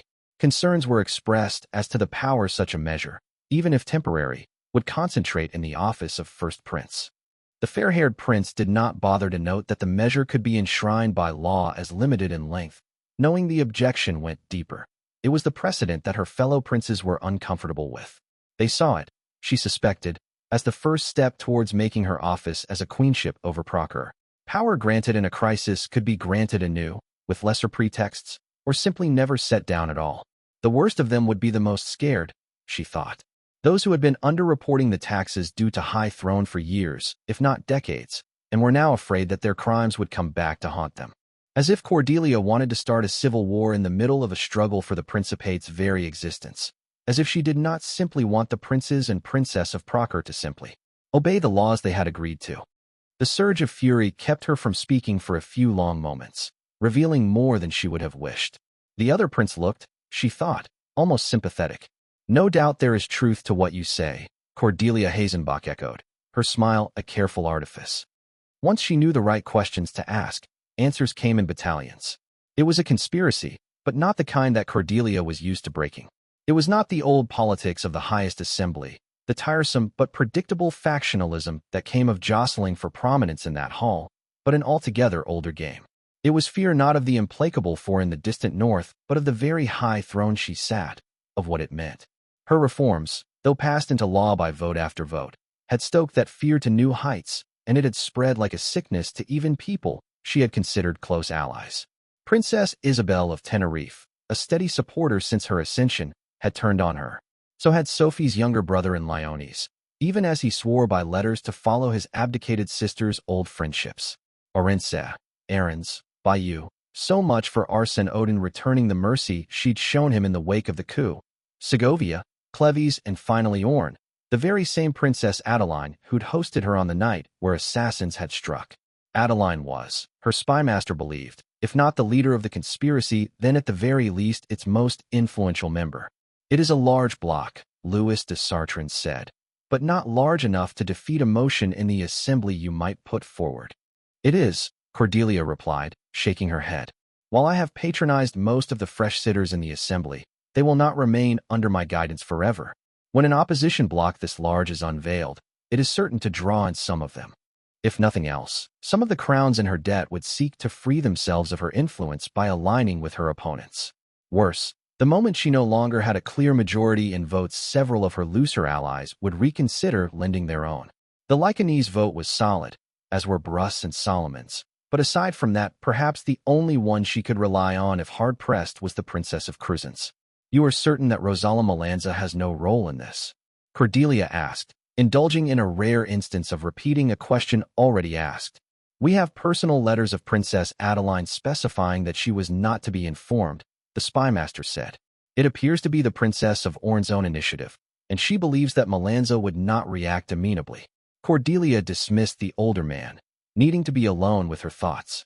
The nights of Salia had warmed, allowing her to have her windows opened for the breeze to whisper through, and the first Prince of Proker leaned against the windowsill as she looked out at the city below.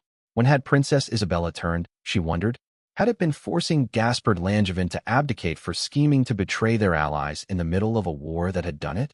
Or perhaps Ivern earlier, the decree that had obligated every prince to make the sum of their debts and the identity of their debtors known, a necessity, if Cordelia was to bargain with Mercantis for the realm. It could have been the Principate-wide restrictions on exported metals, the ordained sale of all grain reserves beyond a certain amount to the high throne, the tax upon the sale of any war horses sold outside the war effort, or even the repeal of the ancient ban on silver from the Dominion being allowed into legal Proserine coinage. Necessary measures, Cordelia had argued before the assembly, and always they had agreed. And now nearly a third of that same assembly was scheming to defeat her proposal for superintendents, even now reaching out for support among her own allies. It was not a negotiation that Princess Adeline was attempting, that much was clear. The numbers she'd already gathered would have been enough for Cordelia to take her seriously, for a genuine attempt at a compromise over terms to be made.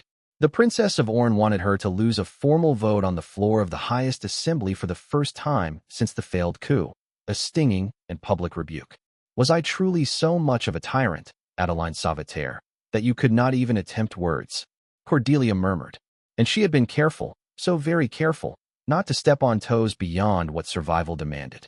For every decree passed, Cordelia Hazenbach had set 3 aside, never brought them to light out of a desire to avoid being seen as taking advantage of the crisis to push through her reforms.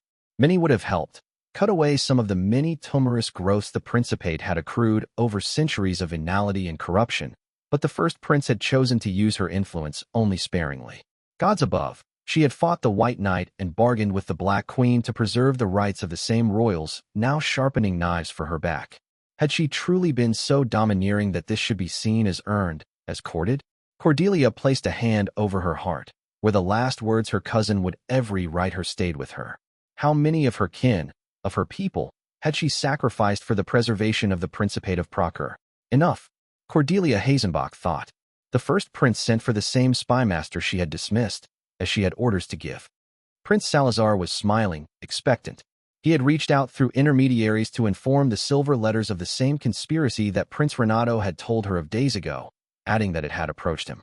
No doubt he expected his support was about to be bought with a resolution of the dispute in his favor. Cordelia instead had her attendant, Leone, today, present him with 3 parchment sheaths. A gift, Your Highness? The Prince of Valensis gamely asked. In a manner of speaking, Cordelia replied. 2 of these are transcriptions of letters your mother exchanged with Captain Rowell of the Benito Finales, regarding raids into Equitan and Solomons that were undertaken at her explicit order. The young prince went very, very still. Fakes, Prince Salazar hotly said. The signature is an assumed name, but the handwriting is hers, Cordelia said. Your cousin, Lady Francisca, has attested to this by oaths sworn under the auspices of the House of Light. A transparent plot to ruin my good name. Surely your highness can see this. The Prince of Valensis tensely replied. The third, Cordelia said, is a letter you will receive by noon from a captain in your service, reporting that he has found the same company holed up in the town of Solanera, near the border with Equitan, I believe. They appear to be in collusion, the ruling lord, having bought his friendship with a cut of the loot from Solomon's. The young prince paled. This was, they now both understood, not a negotiation. It never had been. Your principality troops will join those of Prince Renato in capturing these bandits, Cordelia said. The Crown of Valensis will offer appropriate reparations to the Crown of Solomons for the extortion and the sacked town, which took place due to its negligence. It will also send the ruling lord of Solanera to Prince Renato so that he might be tried in the royal court as accomplice to all these deeds. Prince Salazar's brow creased ever so slightly as the younger ruler grasped that he was not going to be personally being attainted for any of this, that no mention of his mother's letters had been made. Cordelia pleasantly smiled. I understand you were approached for an alliance by interested parties, the first prince said. I have, it seems, already chosen my side, Prince Salazar said, a tad drily. So you have, Cordelia evenly replied. Accept it regardless. The Prince of Solomons was no Arnaud Brogelwas, monstrously ruthless in the service of the greater good of the Principate, but he would serve her purposes regardless. What a lark that will be, the prince sighed, accepting the brisk turn of the ebb with some grace. And what I am to uncover your behalf, your highness. Do you know, your grace, what the legal definition of warfare is according to our laws? Cordelia asked. Prince Salazar cocked an eyebrow. It was elementary knowledge, to a prince. Action undertaken on behalf of a crown that meets the requirements of violence, trespass, and righteousness, he said. Indeed, the first prince said. That is, at least, one of them. I do not follow your meaning, Prince Salazar admitted. This definition came after the reforms that followed the teachings of Sister Salienta, Cordelia said. The powers granted to the office of First Prince in time of crusade were determined much earlier in the history of the Principate, and so function under an earlier legal definition of warfare. Proving this beyond dispute had been difficult, but then the first prince did have a particularly skilled librarian at hand. The fair-haired princess amiably smiled. You are to find me treason, Prince Salazar, she said. That does not know what it is. Prince Florimont Langevin, Louis de Sartans said. The name echoed in the silence of the parlor. The Prince of Cleves, it seemed, had not forgiven the forced abdication of his father, that it had been made necessary by a nearly disastrous bout of stupidity that had not only embarrassed the Principate and burned goodwill with some of its most important allies, but also nearly drawn and chosen into Proserpine territorial disputes, was evidently of little importance. It must be, else why else would the son of Gaspard Langevin not only join Princess Adeline's alliance, but go even a step further and even attempt Cordelia's assassination? He was approached by the last vestiges of the rebellious silver letters, not the other way around, but he appears to have embraced the opportunity eagerly, the spymaster continued. Prince Florimont had been busier than Cordelia ever knew, it seemed. She had wondered at his lingering in the capital even after the highest assembly confirmed him as Prince of Cleves, but believed it to be mere courting of a place as one of Rosala Melanza's followers through Princess Adeline. What an ambitious young man he had turned out to be. Do we have proof? Cordelia asked. Enough to stain his reputation. Should we release it? The skeletal old man said. Nothing that would sway the highest assembly, however. It is all circumstantial, or lesser proof. Nothing material and evident. The last meant, or testimony only by individuals who could not take an oath under house auspices, because of past criminal offenses, contradicting oaths, or possession of magic. It was a dark irony, Cordelia considered, that the last of these three was an injustice she had several times restrained herself from undoing because she believed it would have caused too strong a resentment in the highest assembly. Neither just nor unjust, she had instead straddled the line and reaped only the worst of what she had sown. A lesson, the first prince of Procer thought, that was worth learning. Reputation is not enough, Cordelia said. I assure you, what we have is suggestive enough the house of Langevin would be made into pariahs, Louis de Sartans said. They would be stripped of all allies. Arsène Odin was without allies, after the coup, Cordelia said. And now here he is again, dogging my footsteps as part of the conspiracy of Princess Adeline. You spared Clotilde of Ain as well, and she has held true, the spymaster noted. Ah, Cordelia thought, but for how long will she hold? Florimont Langevin is not cut of the same cloth as she, Cordelia said. You know this to be true. To corner him and let him stew in his resentment would be recklessly neglectful. Louis de Sartans studied her for a long moment, eyes shadowed. A decision of sown weight, the spymaster said. It can be done? Cordelia asked. It can, the old man said. Should it? She met his gaze, unblinking. If you remain of the same mind on the morrow, he finally said, then I will obey. Yet I request, humbly, that you reflect on this. It is not an order that should lightly be given. He took his leave soon after, leaving her to her thoughts. Cordelia had duties she ought to see to, her hours never empty, but instead she had her maids fetch her a shawl and headed for the garden. It was a pleasant enough night out, though not so warm that the first prince would have gone without the shawl, but that mattered little to Agnes Hazenbach. She wore a long pale dress, already stained from grass and dirt, and the sensible shoes that Cordelia had gotten her last winter solstice. She was also seemingly lost in thought, seated on her favorite bench and looking up at the stars. Cordelia sat by her cousin's side, letting the silence stretch out. It was almost restful, to be with someone who required nothing of her. The augur emerged from her thoughts after a long while, that short bob of blonde hair, turning in startlement when she realized she had company. Agnes' eyes, Hazenbach blue, cold and clear, were confused for a few heartbeats, until her mind returned to the here and the now. It is taking longer than it once did, Cordelia quietly said. Her cousin sighed. Snow falls, rivers flow, Agnes Hazenbach simply said.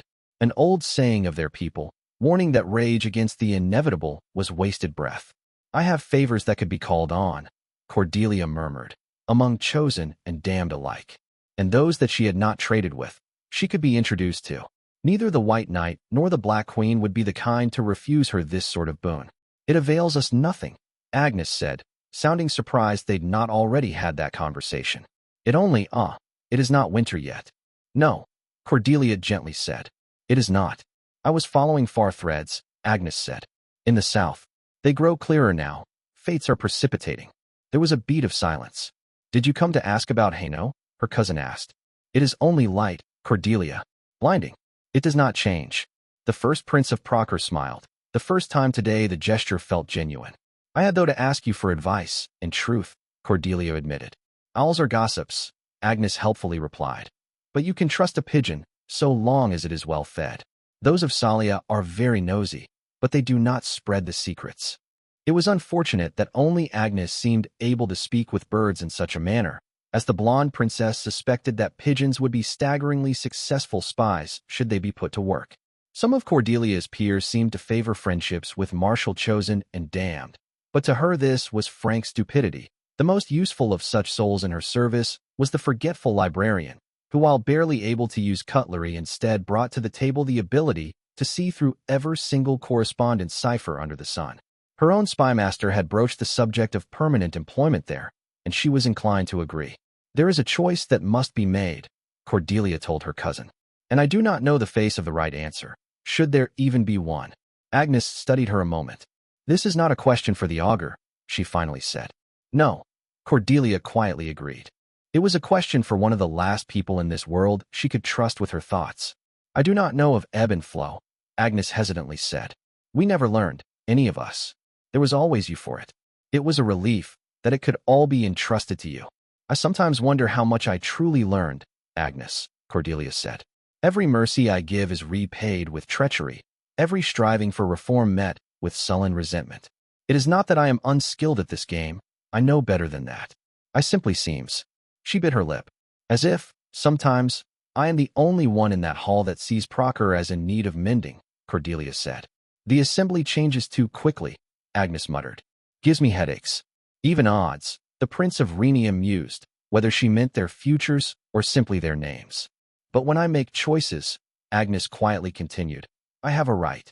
Cordelia's smile eased, and she met her cousin's eyes seriously. Agnes nodded, satisfied. I make myself remember who I am, the augur said. Where I am, when. And then I ask myself what it is I want. And Cordelia's heart broke a little bit for the cousin she'd known since they were both but girls, for the way her expression wavered when she admitted she so often forgot all these things. But she would take it seriously, the first prince told herself. She closed her eyes, breathing out. She knew who she was, for it might as well have been branded into her soul. Cordelia Hazenbach, first Prince of Proker, Princess of Salia and Prince of Rhenia, Warden of the West and Protector of the Realms of Man. She sat here in Salia, the heart of the Principate, as the realm faced the coming of the end times. Knowing all this, embracing it, what did she want? Survival, for Proker and for herself, but that was not a want so much as a need. She dug deeper. I want to make Proker what it should be, Cordelia Hazenbach quietly said. What we promised the world it is, only to so utterly fail. Agnes nodded, eyes already half gone. Then you know, the augur said, the choice you must make. She turned to look at the sky again, going silent, and Cordelia breathed out shallowly. So she did. The timing had to be particular so that the proper effect would be achieved. The session for the vote on the provisory superintendents was called at the end of the month, as had been announced, but in the few hours that preceded the royals or the representatives setting foot in the chamber of assembly, a few events took place in quick succession. First, as she participated in the charitable distribution of bread to the impoverished people of the Silenen neighborhood, the first Prince of Proker was shot by a crossbow in broad daylight. Second, Prince Florimont Langevin of Cleves took a crossbow bolt through the back of the head as returned from a visit to an upscale brothel. Before the hour had passed, Salia was a city-wide riot. The Dread Empire was blamed, but there was talk of there being traitors in the highest assembly that had helped the Easterners. Too many cooks was heard sung in the streets shortly before cobblestones and rotten fruit were thrown at the mansion belonging to the Prince of Bayeux, though Arsène Odin was far from the capital. Third, formal messengers were sent to every royal and a servant in the city to confirm that the first prince lived and the session of the assembly would still be held. Fourth, a mere hour before the session was to be held, every member of Princess Adeline's conspiracy, save the princess herself, received 2 scrolls. One held evidence for the dealings of Florimont Langevin relating to an assassination attempt. The other laid out the legal case for treason committed by Adeline Sauveterre. Fifth, the pilfering dicer was tasked with stealing the luck of one woman in particular until misfortune plagued her like fleas might a dog. And so when the first Prince of Procer entered the chamber of assembly, her torso bandaged more for effect than out of need, it was to silence.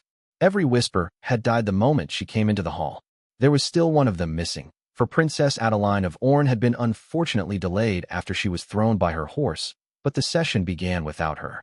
As first Prince of Procer, Cordelia Hazenbach said, "I declare that every vote held this evening will be entered into the formal public record."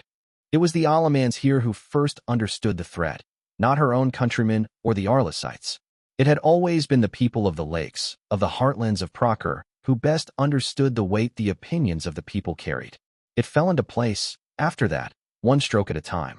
Prince Salazar of Valensis brought forth the accusation of treason against Princess Adeline, making the faces of more than a few conspirators pale and dread.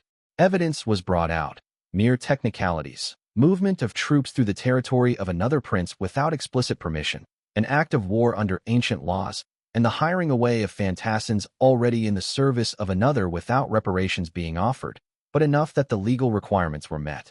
These were, every soul in this room understood, almost laughable charges. Only a first prince with unshakable support in the highest assembly, with power and influence at their zenith, might feasibly attempt such a transparent ploy without being run out of the chamber. And still, after the evidence was laid out, only silence followed. And in that silence the howls of the people echoed loudly, the riots that had yet to end.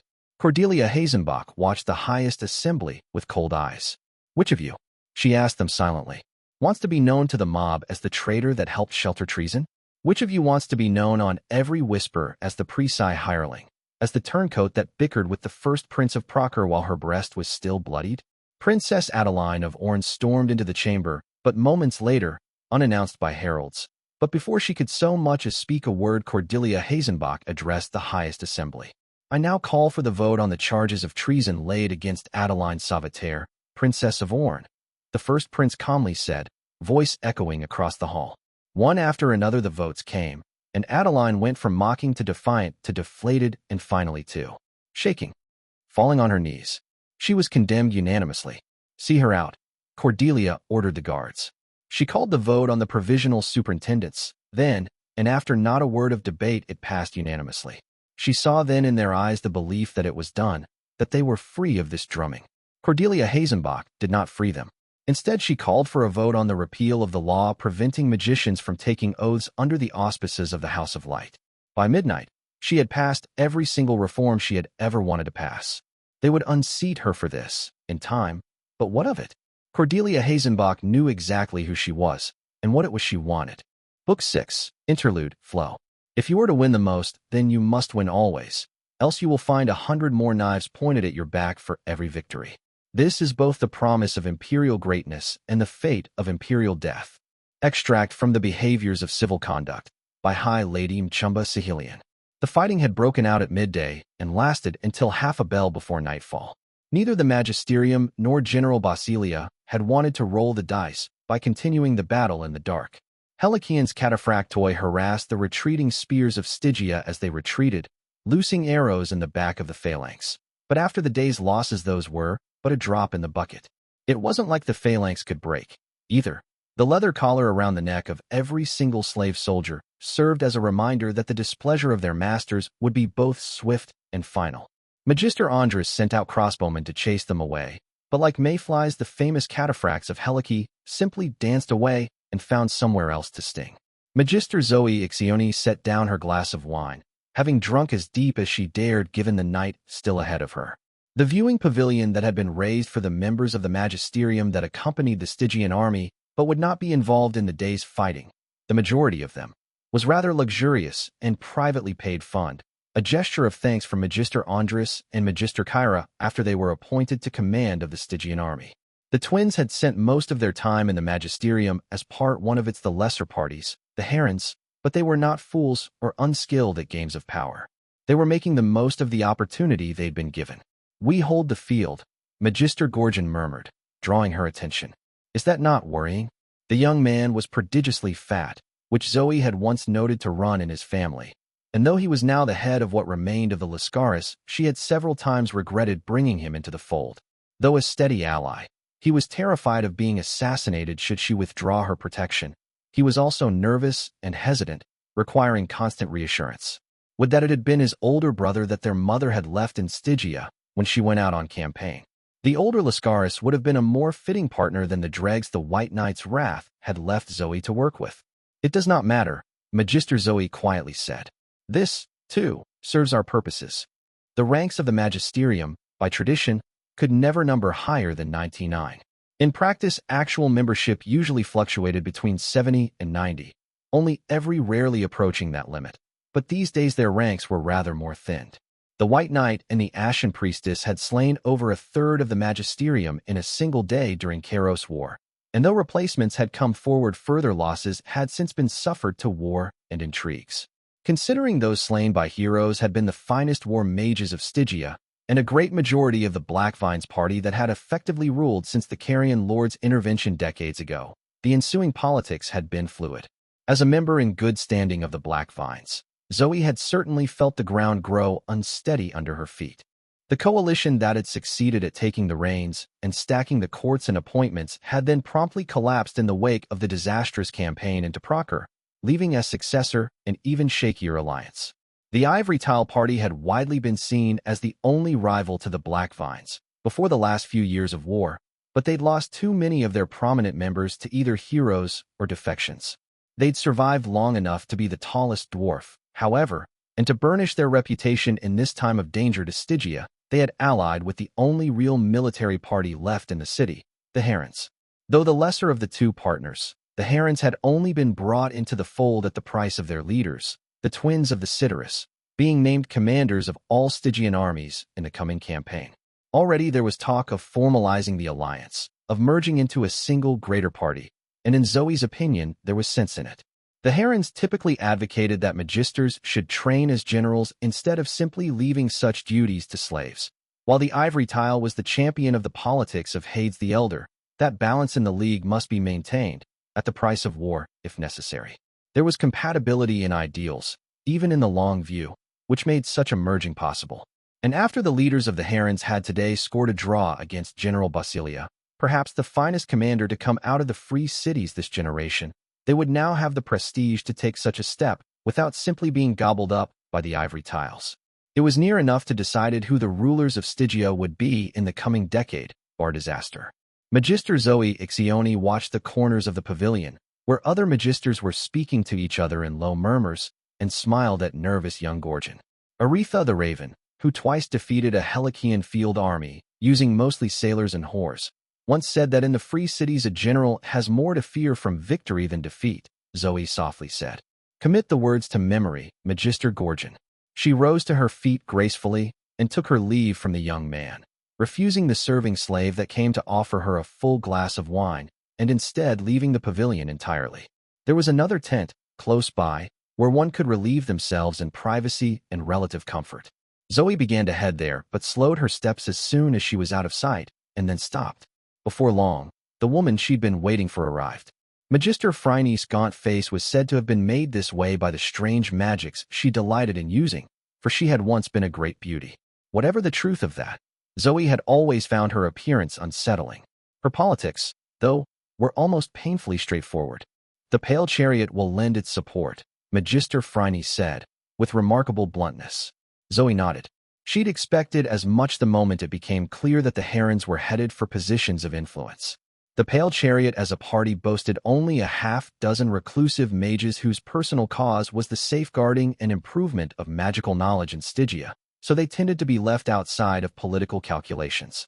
which meant relatively few people bothered to notice that the only appointments they ever sought outside the Court of Arcane was a single seat in the Court of Trades, which they always fought hard for. It was meant, Zoe Ixioni had bothered to notice, to safeguard their common interests in the steelworking industries whose profits happened to pay for all these costly experiments they liked to indulge in. A detail of little import, unless you also knew that the leading herons had strong investments in the very same trade and would not hesitate a moment to use their newfound prominence to stack the Court of Trades and award themselves all those lucrative contracts currently funding the Pale Chariot coffers. For which you have our gratitude, Magister Zoe said. The keepers? You have ours, Magister Phryne said. Aminter Eliade is not affiliated with us. No, Zoe thought, but he does happen to be my cousin. The Magister offered a demure smile and nothing else, for over a decade of diplomacy had schooled her well in keeping her thoughts hidden. All that was left, now, was to take the plunge. Merchant Prince Mauritius did not have an office, not in the sense his predecessor did. Though the princely palace was his since he had been elected to the ancient and respectable office he now held, the old merchant had bought enough servants on those grounds to know it was as a leaking sieve. Perhaps he would see to mending that, should the mood ever take him, but until then he saw absolutely no need to keep any private papers and affairs out of his manse. Instead, when he was not attending sessions of the 40-stole court or giving audience in the palace, he preferred to retreat to his favorite establishment, Sub Rosa, tucked away near the Irenian Plaza at the heart of power in the city of bought and sold. There the merchant prince sipped at his yin tea rice wine, imported from across the sea and served warm. A fine delicacy, he decided, and an interesting experience. The latter was perhaps more important to a man of his advanced age. Novelty often interested him more than simple luxuries. What point was there in being one of the wealthiest men alive, if he did not use that wealth to experience everything under the sun? This particular evening, however, it was not simply for the service he had come to Sub Rosa. The obsessive secrecy of the establishment was what he had sought it out for, not the foreign drink. For the diplomats he was to meet were not of the sort that it was diplomatic to entertain these days. The tower had few allies left, and if Mauritius was reading the currents to the south correctly, it was soon to have even fewer. When the servants finally ushered in two unremarkable young men, of dark hair and simple clothing, the merchant prince cocked an eyebrow. That is an impressive glamour, Mauritius greeted them. He could almost see something around the edges giving it away, though, and held back a frown. He had begun to see much too well for a man his age, even one who had access to some of the finest enhancing rituals on Calernia. He was not certain whether or not to be pleased by the implication of that. Your compliment does us honor, your grace, a pleasant speaking voice replied. This one humbly accepts the praise on behalf of his mistress. The glamour fell, revealing a young man, though in a precise with golden eyes, as this one was. That semblance meant little, in fine red silks, dark of skin and finely formed. A wasteland aristocrat, unlike the formal ambassador of the tower in the city, and Dread Empress Militia's personal envoy. The other figure remained cloaked and hooded, standing still as the envoy slid into the seat on the other side of the table. The young man had not waited for permission, Mauritius noted, for all that he was using that obsequious precise formal diplomatic language. You forget your courtesies, the merchant prince mildly said. This one was wary of waiting, your grace, the envoy pleasantly smiled. For this one's mistress has grown uneasy of long waits, in beautiful Mercantis. It was said that the dread empress of Prey's knew black arts that let her make a puppet of a body far away, Mauritius knew. There were 100 rumors of the like about every one of the madmen who claimed the tower, of course, but this one had been repeated across enough years that it had the ring of truth. Was one such body, then, under the cloak? Pull down your hood, Mauritius bluntly ordered. The stranger obeyed, but it was not some dark-skinned homunculus that the merchant prince was gazing upon. It was, he found with a shiver, his own face. Immediately he reached for the rune carved onto the side of the table, which would freeze. Mauritius froze. The face of the insolent youth with golden eyes was as a blank mask.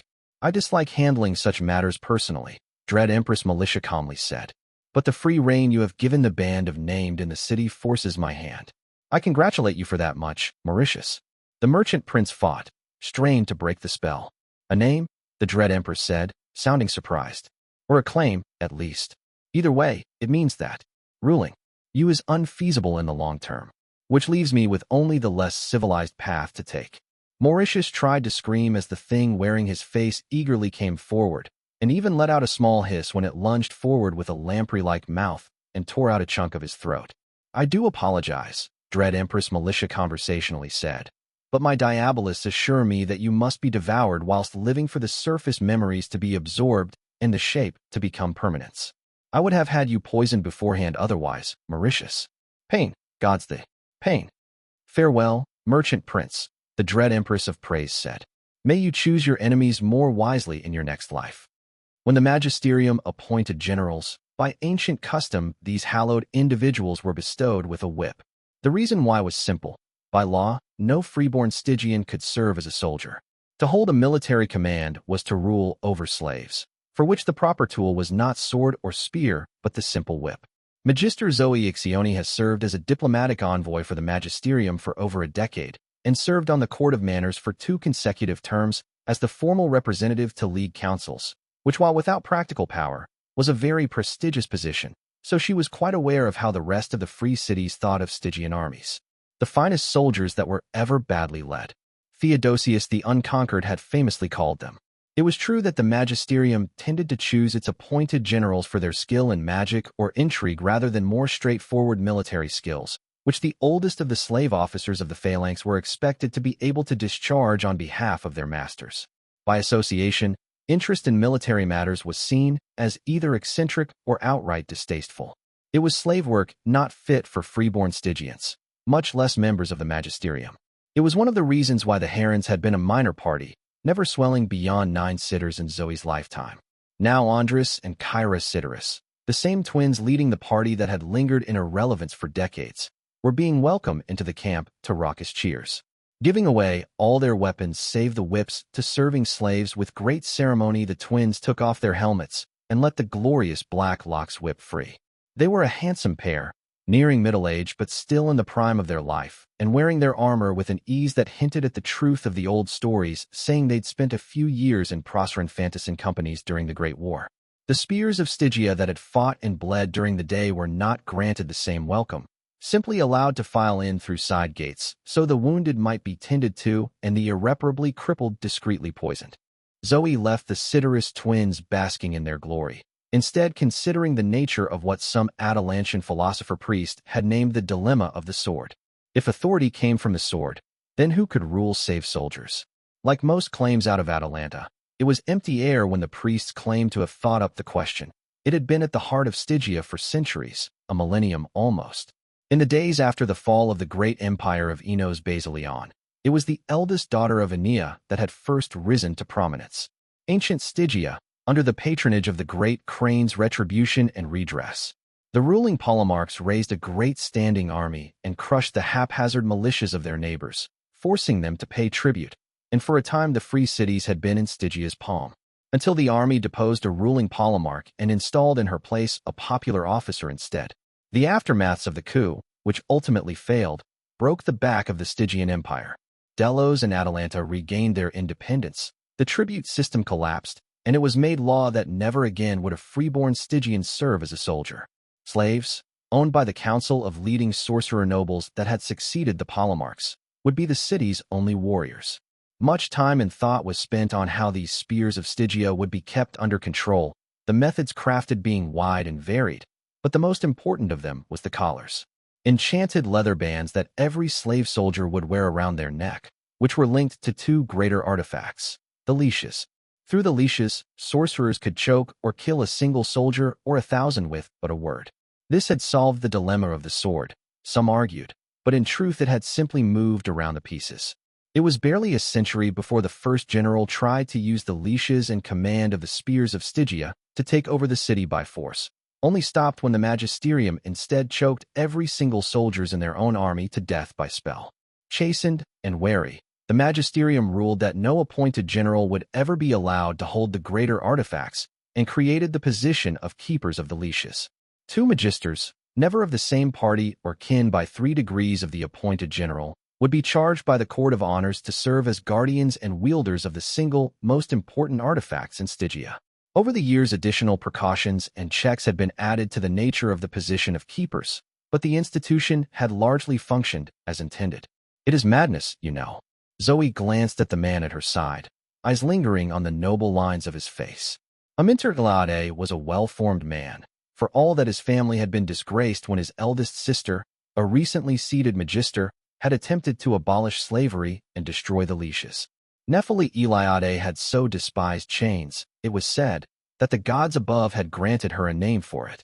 Zoe, who had once counted her as a friend as well as a cousin, knew better than to believe its simple hearsay. That bout of futility had destroyed Aminter's chances at amounting to anything in this lifetime. But Zoe's cousin had decided to redeem the family name for future generations by seeking an appointment as one of the keepers. He had told the magisterium in a passionate speech, dedicate his life to preserving what his sister had sought to destroy. "The world has gone mad," Zoe replied. "We do what we must to weather the storm. It will threaten the very foundations of Stygia," Aminter warned. "What is it that has so moved you to act, Zoe? You have always been cautious. It cannot be the would-be tyrant. We have known hundreds, or even the alliance with the Tower. Your own Black Vines were ardent partisans of it for decades." Magister Zoe Ixioni thought of that stately hall where the first Prince of Procure had entertained the greats from all over Calernia, where powers had sparred and found victory or loss. She thought of what had followed in the wake of those days, the Peace of Salia with its truce and terms. The world is changing, she thought. There would be no returning to the old ways after this, no matter what some of her colleagues might delude themselves into believing. "The tide rises, cousin," Zoe murmured.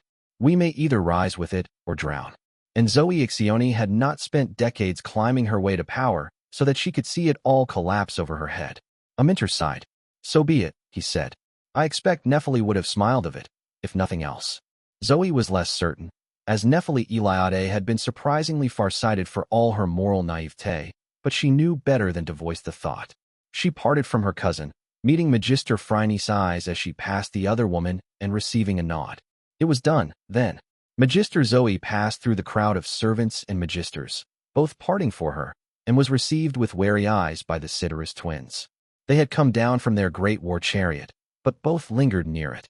The prestige of the gilded thing was impressive to those easily impressed, which these days was too many of the magisterium. Magister Ixioni, Kyra Cidaris greeted her, toned friendly in a way her eyes were not. "Do you come to offer congratulations?"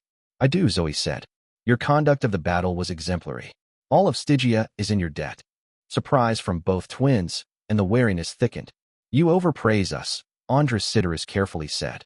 "If so, that is fortunate," Magister Zoe replied, "for you are now both relieved from command." There was a heartbeat of surprise, then Kyra began to laugh. Her brother did not, eyes darkening. Such a dismissal would require a vote of the magisterium. Andres began, then froze. All around them the spears of Stygia began to stream in, armed and ready, pushing the surprised magisters that had not been part of the conspiracy away from the edges of the forming circle. "This is treason," Kyra hissed, and she raised her whip.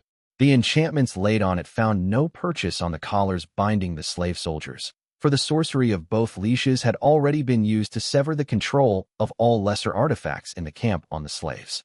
"Surrender," Zoe gently said, "while you still can. We are winning." Ixioni, Magister Andres urgently pressed. "Even now the Helikians will be considering terms dash. Terms have already been reached with General Basilia," the diplomat said. "We will, tomorrow, offer our formal surrender and submission in exchange for which we will allow to rule Stygia largely as we wish. Some small cities taken by Nice would be returned as well, which would serve as a useful sweetener for the people when they returned home. That treaty will be worth nothing when Basilia next grows hungry," Andres scorned. "It will be guaranteed by Cordelia Hazenbach, first Prince of Procure." Zoe Ixioni smiled. The utter startlement on their faces was a pleasure to behold. The spears began to arrest members of the Ivory Tile and the Herons, the few magisters who'd sat the fence of the coup, for this was very much a coup, looking on nervously. "You lie," Kyra Cidaris accused. "She refused the magisterium when we reached out. What could you possibly offer that would be worth her while?" "The magisterium," Zoe said, "will formally abolish slavery. In name, at least. There would be no more slaves, but there would be a great many indentured servants. It would be easy enough to simply pay slaves less than their upkeep required, and let that debt trickle down to their children as it did in the laws of Mercantis. It would maintain the old practices with a deniable veneer, not unlike the practices of Ashur. If there were some troubles, well, it would not be difficult to pass laws through the court of order that stripped debtors the rights reserved for free citizens of Stygia and further tilt the advantage away from the freed slaves. You'll die for this, Ixione, Kyra Cidaris raged, fingers tight around the whip. I'll have my revenge, I swear it. Magister Zoe considered that for a moment, then nodded and walked away. Kill them both, Zoe ordered a slave officer as she passed him. She did not stay to see it unfold, for she had a formal letter of surrender to draft. It was as the White Knight had suspected. The merry balladier's song did not simply reach ears, it reached souls directly. In other circumstances that would have been a mere interesting fact, but Antigone had been taught the ways of seeing the world. There was no word in any language new that accurately translated the word in the tongue of the Gigantes, and that meant she could follow the resonance. The balladier's song, a cheerful ditty from Solomon's about a priest and the three goats outsmarting him, marked out every ensouled undead in hearing range for the Witch of the Woods to smash without needing line of sight. 2 revenants died before they even realized what was happening, and with every bind in a range of a mile crushed to dust, the lesser dead were nothing more than a witless horde. They had struck hard and struck fast, but there came a time where the dice had to be rolled anyhow. Only Antigone had the strength to destroy the bridge the dead were raising, but it would take her time to perform such a great working. That meant it was time for blades to talk. They found a hill with a singed narrow path up, and Hanno, tired of the elaborate schemes that seemed to plague the world, instead made it all simple. He and Rafaela held the path, the stalwart apostle saw to healing, and the balladeer sang. The White Knight raised his sword and shield, his missing fingers itching at the stumps, and let death come knocking as Antigone's spell swelled behind him. It was the simplest kind of fight there could be. The dead came, and they were funneled up the path. And they kept coming, corpse after corpse. Revenants, eventually, but paltry things compared to the scourges, and Hanno's sword bit deep. The valiant champion tossed away the bourne that tried them, crawling up the slope, and even as a great whirm followed by flock of buzzards came down screaming on them, the sorcery of the Witch of the Woods was unleashed. Hanno felt the light coming, swift and clean in a way it had not been in too long, and even as in the distance a pulsing black sphere spun and began to swallow up the half-finished bridge, he climbed the whirm. It ended with his sword going through the skull as Rafaela dragged an entire flock of buzzards into her domain, emerging bloodied and wounded, but victorious even as Hanno crawled up the broken remains of the whirm and came to stand atop the skull, where his sword was still stuck up to the hilt. The valiant champion climbed up to his side, still bleeding even after the finest healing of the stalwart apostle. Some of the wounds would scar, not that Rafaela was likely to mind. The two of them stood together and watched hundreds of pounds of stones being sucked in by Antigone's great spell, ripping to pieces a great bridge of stone that must have been the better part of a mile long. We will have to sweep the other bank, the White Knight said.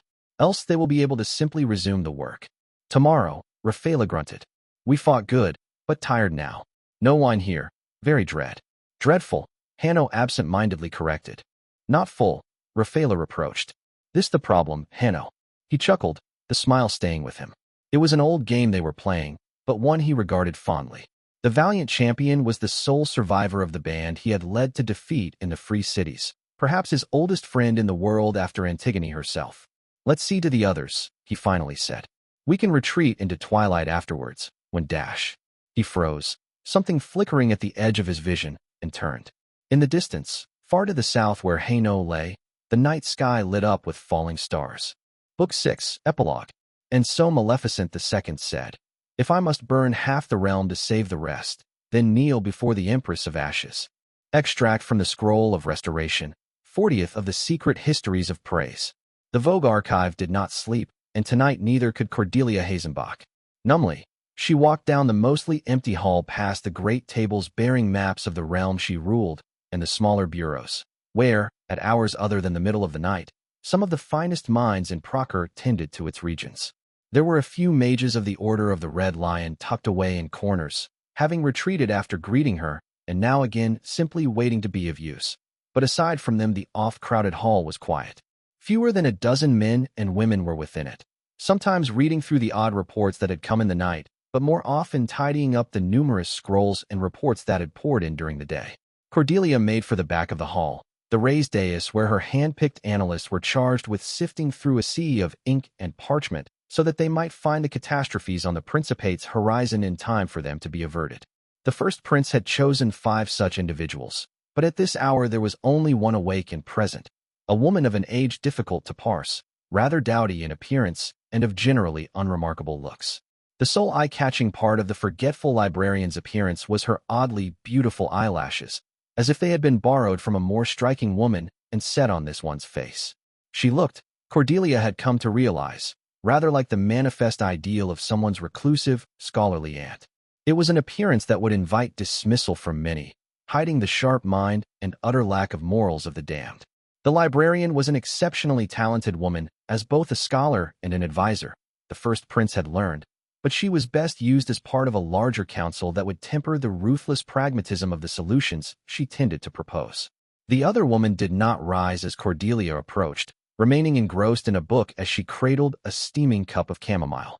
It was a small slight the damned liked to give, one of the little games she seemed unable to stop herself from playing even when there was no conceivable benefit for her to gain, but it had remained an irritant.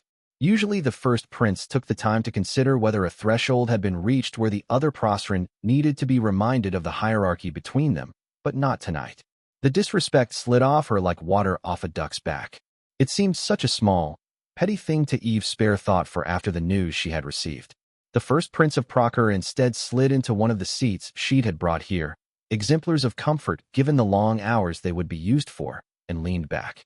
She closed her eyes, wondering if the heavens would take pity on her and let her fall asleep instead of remaining like this, numb and exhausted, feeling as if she was somehow too tired to sleep. There was a muted clap as the forgetful librarian closed her book, though not before placing a bookmark, the parts of Cordelia that never rested noted, which was interesting given that most chosen and damned seemed to have enhanced memory, and set it down, sipping with uncouth loudness at her chamomile. The librarian was Alamans and of good birth, meaning she was being unpleasant very much on purpose.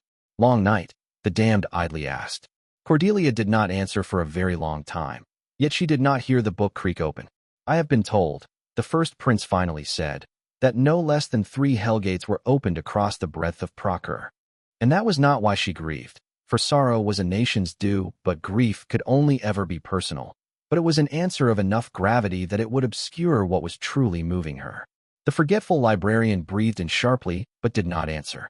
Cordelia opened her eyes, finding herself being closely studied. All 3 were temporarily sealed, she continued, though at the cost of the lives of every gigantes that came to our aid. The villainess hesitated, for though she was not a moral woman, neither was she the manner of monster that bargained with devils for the lives of thousands. And Keter's due? The librarian asked. In proper Prosperan scholarship the phenomenon was known instead as the desolation. But since the arsenal had begun to train wizards, the precise terminology had seeped through. It could not be denied that Prosperan sorcery had a rather religious turn to it, and as Cordelia understood it, the desolation was considered to be as much theological in nature as it was magical, a punishment by above for the ruinous overreach of mortals. What disgusting idea, the Lycanese thought, to punish thousands for the crimes of one, who would not even be moved by the sight of such cruelty regardless. The very definition of pointless suffering. No, Cordelia would take no issue with the use of Keter's due at all. There are reports from both the Hierophant and the Gravebinder that suggest the effects of the due were purposefully worsened, the first prince evenly said. In each case, most of the surrounding region was blighted. The curse had flooded outwards. To the north the losses were acceptable, for Twilight's Pass had already been bare rock, while the swaths of western Hanovan and southern Rhenia that had been lost had been poor farmlands. In the case of Hainaut, where the blight was said to have spread down to a natural fortress named Lozon's Hollow, the loss was one still to be felt. Those lands had been in the hands of Keter for most of the war. In Cleves, however, the Hellgate had been opened at the fortress of Triflin, where Rosala Malanza had won a great battle mere weeks before, and the Dew slain a few thousand soldiers out in the open where there had been too few wards. That had been the least of the losses there in truth. The blight had also swallowed most of the fine lands along the length Candle Road, snuffing out the principality's breadbasket. That meant that Cleves would have to be fed by southern principalities, which were already buckling under the strain and rebellious besides. It meant dozens of thousands of refugees forced to flee south into lands grown increasingly hostile to them. It means that Procker would have to either beg for parts of the harvest of the kingdom of Callow which it could not afford to buy, not with merchant Prince Mauritius having clearly laid out there would be no more loans until some unacceptable conditions were met, or there would be starvation in the heartlands of the Principate.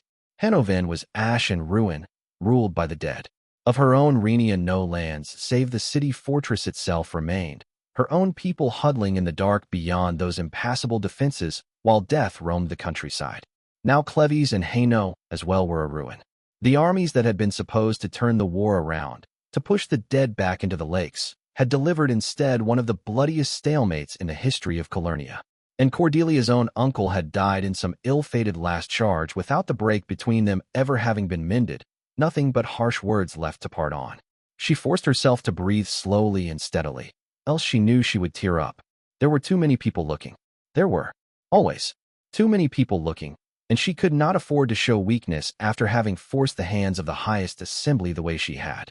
Was Hainaut a defeat, then? The librarian quietly asked. Cordelia Hazenbach allowed herself a bitter smile. The Black Queen won the field, though the field was but a smoking ruin and many died. The first prince replied. Among them the Grey Pilgrim. The White Knight broke the dead king's great bridge in the north, so the campaign can still be settled in our favor. She knew better than to name such an outcome a victory. However, nearly half the army of Callow was gone. The Lycanese forces on the front mauled and leaderless, and general casualties had been atrocious for everyone save the Levantines, who had not been spared, either, though in a different way. The Dominion was in uproar, as at least a few hundred of its blood had died, turning to ash without warning on the evening of the Battle of Hainaut. Cordelia's spies believed that everyone who could have a feasible claim to being an Isbali had died, around the time the Peregrine himself had died and brought down the Pilgrim's star on Hainaut. With the Holy Seljun dead, no legitimate successor in sight, and all remaining major nobles up north fighting Keter, the resulting chaos already promised to be crippling. Another nail in the Principate's overly burdened coffin, she thought, for the Dominion had been one of the last few nations with which Procker could trade to keep afloat. The coming tide of squabbles and honor wars would strangle those routes soon enough. Trouble in Levant. The forgetful librarian frowned, tracing the rim of her cup with a finger. I'm not so sure we can afford that, economically speaking, anyway. We will have to lean on Helike and her dependents to compensate. It will not be enough, Cordelia tiredly replied. General Basilia, who was now quite openly mulling claiming the title of Empress after having so long deferred taking up the queenship of Helike, had made great strides forward with precious little outside help. Cordelia herself had served mostly as a diplomatic broker in the matter of settling hostilities with Stygia, and now that Basilia had most of the western free cities under her and a sworn peace with Atalanta her rise seemed difficult to stop. Luck was even on her side, as word was that Bellerophon had once more declared war on Penthes, belatedly seizing an opportunity to attack their old rival that the people had failed to recognize. It further tipped the balance in General Basilia's favor, though given the fluidity of wars in the League there was no certain outcome. Not that Cordelia expected the war to continue much longer. Delos was too great a fortress to easily fall, but it would not stand alone against 3 cities, and the priests of Atalanta had no yearning to break a holy oath freshly sworn. It might not be that Basilia would hold all of the free cities, as the Republic of Bellerophon at least would fight to the death over submission, but it seemed likely that a tributary empire centered on Helike would be emerging from the aftermath of that war. Given that Basilia was friendly to the Grand Alliance and hostile to the Tower, as well as eager for trade to resume, this seemed like a saving grace for Procker's ailing coffers. Except, of course, that General Basilia had spent 2 years ravaging the free cities with her wars. Trading with a broken land not yet recovered from the last civil war that had ravaged it was not going to be sufficiently profitable in the immediate future, not when the only free city whose coffers had swelled was Mercantis, and it was hoarding the wealth. In a year, perhaps 2, this could be the miracle that Cordelia needed should the nascent empire of Basilia not collapse. The Principate of Procker did not have a year to spare, much less 2. Shall I send for the others, then? The forgetful librarian asked. If there was ever a reason to wake them in the night, this would be it. I have refined my proposal for the invasion of Mercantis as a stopgap solution, besides, so it might be the time for your highness to genuinely consider it. She still believed, it seemed, that there was room to maneuver, that there was still a game afoot. 1 year and 28 days, Cordelia Hazenbach softly said. That is how long we have before the seals on the Hellgates break. And what could be done in so little time? Queen Catherine had left one of her foremost generals, Abigail the Fox, to handle matters in Hainaut with the returning White Knight, and bluntly informed Cordelia that she saw only one solution. She was headed for east, for praise. She would be taking the Marshal of Calais and the remains of the Second Army with her, as well as the reassembled First. A few chosen and damned as well, as she intended on settling the war for the Tower and returning west with mages in large enough numbers the Hellgates could be handled by Presi-magics. The Black Queen had not pretended that anything Cordelia could say might sway her form that decision, but the part that had truly cut had been the seemingly heartfelt condolences about Uncle Klaus. It had seemed obscene to Cordelia that the Queen of Calais had spoken more to him than she had, this last year. That she, the first prince, mastered herself, evenly breathing. The east was beyond Cordelia's grasp. It was no longer her trouble. She would see to the west as much as she still could, to her last breath, even though she knew in the deepest of her heart that the outcome was already decided. Procher would fall because it was simply no longer capable of standing. If the war was not won soon, it was going to break, and the war would not be won soon. In truth, it might be that victory was no longer possible, Cordelia admitted to herself, or that if it were achieved, the Principate Procher would not live to see that achievement. And facing that brutal truth was part of her duty, to plan for it. So Cordelia Hasenbach's mind slowly stirred awake from the numbness, considering how any part of Procher might still be saved from the coming onslaught, how its people might be saved. And there was a darker duty still, one that she despised but must consider anyway. Should the enemy triumph, should it all come to the worst of all ends, send for the others, the first Prince of Procher finally said, tone steady. And for Mage of the Red Lions as well, if you please. The forgetful librarian slowly nodded, then rose to her feet to see it done. Cordelia would need to speak with a man she had hoped she would not see again before the war was at an end, not out of distaste for him, but because of what she had sent him to guard, the ancient corpse that had once lain in the depths of Lake Artois, and the weapon that had been made of it. For Cordelia was a Hasenbach, in the end. If it came to it, she would do what she must. Better that some of Calurnia survive than none at all. It was a delicate balance to maintain, to keep a civil war going without ever being at genuine risk of losing it. Militia liked to think of it as painting with her own blood, drawing on the famous turn of phrase by Maleficent II. Every success in guiding the war according to her design came at the expense of carving away a sliver from the pedestal of her perceived superior position. And should the game be kept going for too long, or defeats not of her own making be inflicted upon her, then she ran the risk of that pedestal truly being toppled. It had not come to pass, of course. The dread Empress of Praise had begun to prepare for this conflict several months before the first sword was drawn, and she'd had contingencies in place regarding civil war for decades prior. Agents seated and left to grow, traitors and assassins and impostors, bribes and blackmail, debts to call on, and more highborn in the palm of her hand than anyone alive might suspect. High Lady Tasia Sigilian had seen through parts of the preparations in olden days, but now Tasia was dead and Wolof ruled by a young man she had personally seen soul-boxed. High Lord Sargon Sigilian was, amusingly enough, one of her most ardent partisans, well beyond the influence she could truly exert on him. He had bloodied Wolof, taking it from his aunt, so he now craved years under the protection of a greater power to rebuild his domain in peace. And, for all that Abriha of Oxum, sepulchral, as she now styled herself, remained breathing, east of the Wasilidi there was no greater power than dread Empress Militia. So long as I do not slip, Alea reminded herself, studying the board before her. She'd always enjoyed Shatranj, even when she had still been her father's daughter and not a prisoner in a golden jail. It was a game of logic and sequence, of anticipating the movements of your opponent, which had always appealed to her.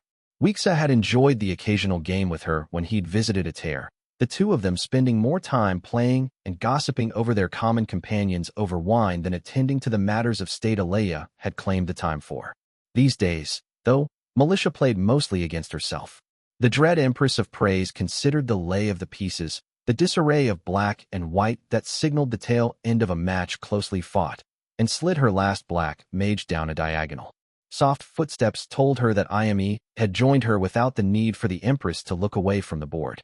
This was not her bedchambers, simply a study, but her spy mistress was one of the very few people who had access to the enchanted secret passage whose door opened behind her.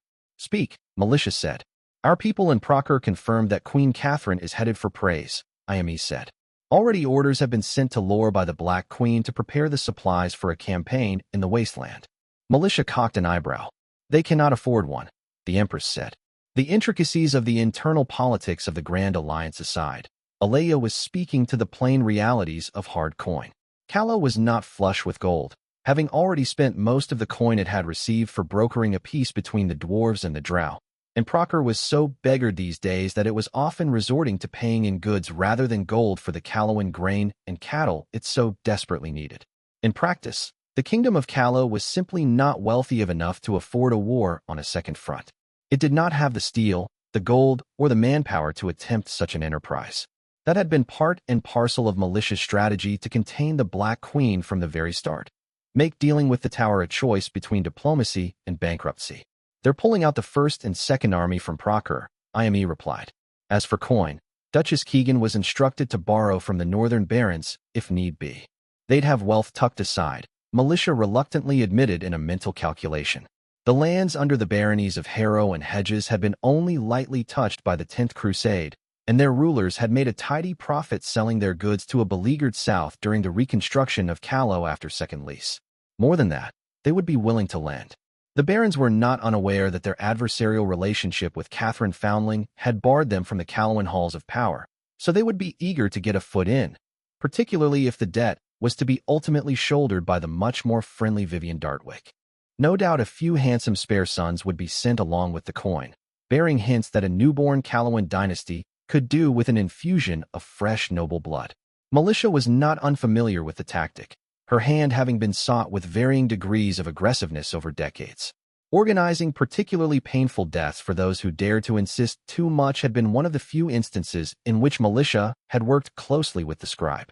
Eudokia was no friend of hers, but the other woman had inherited that very Delosi penchant for meticulous punishment of the contemptible. Who will hold command? Militia asked, eyes still on the board. She moved a pale knight, venturing deep behind an errant line of pawns. Abigail the Fox has been left in command of the Third Army in Hainaut, so she dredging up Marshal Juniper herself, Ime said, tone wary. The Empress was not so affected. She is a skilled tactician, Militia calmly said, and a general to take seriously, but her reputation is exaggerated. Rosala Melanza would have beaten her decisively in Isère if the Black Queen had not intervened at the last moment. Marshal Nim should be her match, if it comes to that. Given a decade, perhaps the Hellhound would fully grow into her talents, having been seasoned by the uncivil wars, but for now the experience of the commanders that had served since the conquest was difficult to match for such a young woman. It would tell, particularly in treacherous grounds like those of the wasteland. Still, Militia did mourn that such a talent had been stolen away from the Empire. It had been a stroke of terrible luck that General Istrid would die during Second Lease, and so leave her daughter adrift and her old legion easily led astray. Not the greatest misfortune to come out of that battle by any measure, but a misfortune nonetheless. She will be coming personally, Your Majesty, Ime quietly said. The Black Queen. And she pulled away 2 of her armies from the war on the dead, against our expectations. She is taking a much harder line than we believed she would. Her spy mistress was not incorrect, Militia thought as she moved a black tower near the center of the board. The Dread Empress did not find it entirely surprising that after what the Callowans had quaintly named the Knight of Knives, their queen would balk at a diplomatic resolution of their disagreements. But she had expected that Cordelia Hazenbach would push for such an initiative. The burdens of the war should have rent Proker asunder by now and forced the First Prince to seek terms, even if behind the Black Queen's back. But out of Salia there was only silence. Scribe had seized the reins of the remaining eyes in Proker, which meant information trickled east only at a glacial pace. Alea slid a white mage, taking a pawn. She cannot afford a battle with either the tower or a Briha, Militia said. The ensuing casualties would make impossible an assault on Keter. It is posturing, Ime. She thinks us weak, Ime said, which will make all the stronger an impression on her when it is revealed otherwise, Militia said. I have no intention of offering onerous terms to turn on the dead king. The shock and an amenable bargain will see us through. The priority would be dismantling the Grand Alliance as continental power. So long as Callow was leveraged to leave it after the war, Alea expected that old rivalries between it and Proker would resume, most likely through competing commercial interests, and it would be child's play to cause incidents at the border between Procter and the Dominion. Her plans had not all gone perfectly, of course. The matters down south had turned against her, and she would admit that the Stygian coup had been a complete surprise, but General Basilia's victories brought opportunity with them. Sponsoring an Eastern alliance within the Free Cities to rival the Western Helician bloc would check Grand Alliance influence in the region. Already the Secretariat was willing to privately entertain her envoys, worried that Delos would be gobbled up by the victorious marauding general. Or she could try to enthrone another in your place, Ime murmured. Alea's fingers tightened around a black knight. Militia cocked an amused eyebrow. He has no armies, little practical support, and fewer allies than I have fingers, the Dread Empress of Praise said. Amadeus has not returned to my side, but he has not raised a rebel flag beyond that unfortunate lapse at the Peace of Salia. Reconciliation might still be possible, she left implied. And Amadeus was in praise, that much had been confirmed, but her once Black Knight had not made many visible waves. He had not sought allies within the Highborn, reached out to the self-proclaimed Dread Empress Sepulchral, or even come out of the woodworks to lead the deserter legions in the Green Stretch. The last in particular was a shame. It would have simplified things a great deal in some ways. Militia was inclined to believe that Ranger had been an anchor around his neck, this time. For all that she was a fearsome force of violence, at the moment the half-elf was also being hunted by the Emerald Swords. So long as she remained his companion, Amadeus could not come into the light without having those 10 monsters coming for wherever he dwelled. Alea released the knight, turning to meet her spymistress' eyes. Iame looked troubled, as she often was these days. She was growing old, for all that rituals still kept the worst ravages of time away, frilier in both body and mind than the bold woman she had been in their youth. You have concerns, Militia said. And understand why we cultivated the perception of our weakness, Iame said. So long as we were a genuine military concern for the Grand Alliance, I agree that we ran certain risks. Like Catherine Foundling gating in through the twilight ways and beginning to drown cities, driven to hard measures by the fear of the Grand Alliance buckling under a war being fought on 2 fronts. Much easier for praise to be beset by civil strife. A threat still, but only a distant one. Not urgent. An enemy that outright threatened the survival of Calernia. Not that Militia herself did not genuinely believe that the dead king had any real chance of winning, for evil did not win wars, but then it was not her soldiers dying in droves. She had ensured that the precise civil war under her watch was to be largely bloodless, mostly fought through raids and maneuvering. Yet that perception may yet come back to haunt us, Iame continued. She despises us, Militia. She might refuse to deal with the tower even if it's the safer path, so long as there is another path at all. Another credible candidate. Militia studied her spymistress. It was not assassination being alluded to here, of course. Iame had argued for it in the past, but Alea was still unwilling. Such an attempt would be laughably unlikely to succeed. Besides, so long as he had Ranger by his side. Why even consider the option with that in mind? No, it was a different sort of measure that Iame was arguing for. Alea looked down at the board and rested a finger atop the Black Knight she had left behind, thinking for a moment. Sometimes childish dreams had to be let go of, she thought.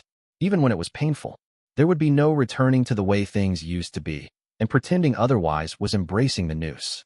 She tipped over the knight with a flick of her finger, the ebony piece clattering against the board. Your advice has merit, Dread Empress Militia said. Send for Marshal Nim. Her spymistress watched her carefully. You'll do it then? Yes, the Dread Empress of Praise said. I will recognize her as my Black Knight. It was a pleasant night out, especially with a bottle of wine and stolen roasted chicken to gnaw on.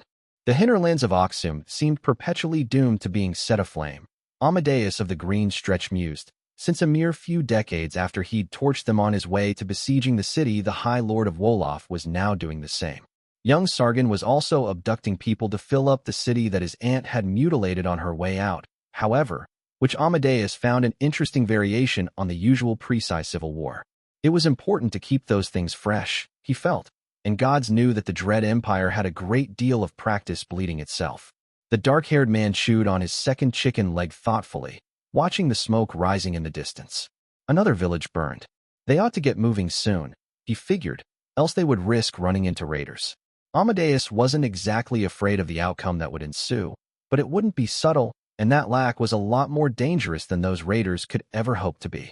He wasn't even halfway through the leg when he first glimpsed High coming up the path, noticing the splash of red blood on her sleeves when she got closer. Ah, fruitful talks then. She'd always been such a skilled diplomat, if one with a particularly narrow repertoire. He let himself drink in the sight of her for a moment, the long locks framing the high cheekbones and those clever dark brown eyes. Amadeus had seen her in everything but bare skin and moonlight to mail and cloak caked in filth, and even after all these years the faint note of wonder had yet to fade. The love of his life approached, taking a long look at him and narrowing her eyes. "You ate both legs, you jackass," Hai Su, who some knew as the ranger, noted. "So I did," Amadeus cheerfully replied. "You should have stolen your own chicken, if you wanted the choice cut." Though he had once been known as some manner of knight, he'd never bothered with chivalry. To add insult to injury, he also tossed the bones of the first leg he'd eaten at her and watched as she easily dodged. Her lips twitched, though. "I should leave you hanging for this," Hai complained. "You won't," Amadeus smiled. "You got to kill something. It always puts you in a chatty mood." "I don't get chatty," Hai denied, deeply offended. "Of course you don't," Amadeus pleasantly smiled. He had to duck a chicken bone, but it was a victory in every way that mattered. Though huffing while she did, she dropped at his side, and the both of them sat back against the tall milestone that some ancient High Lord of Oxum had raised on the hill near the road. Hai naturally helped herself to the rest of the chicken, producing a knife so she could pop the juicy but cooling pieces into her mouth, and the two of them sat closely together under the night sky. "So I was talking with this Fae," Hai said. "As one does," Amadeus amiably agreed. He had this friend that knew a friend, Ranger mused. "And they'd heard that the Black Queen, out west, she's headed our way." "To clarify," he said, "was this helpful rumor shared before or after you started stabbing him?" Hai said. "You know how it is with fairies. There's stabbing, and then there's stabbing." Sadly, Amadeus of the Green Stretch did know how it was with fairies. It was only marginally better than dealing with Wasteland Highborn, something that had driven him to some fairly infamous bouts of stabbing over the years. "Shouldn't be a long journey through the ways," he said. 2-3 months at most. "Sooner, if Indrani's guiding her," Hai said. "She's always been a natural at pathfinding." Amadeus hummed, amused at the understated pride in her voice. Though Hai did not visibly play favorites among her pupils, she'd always favored those who used bows slightly over the rest. "It is time for us to surface, then," he said.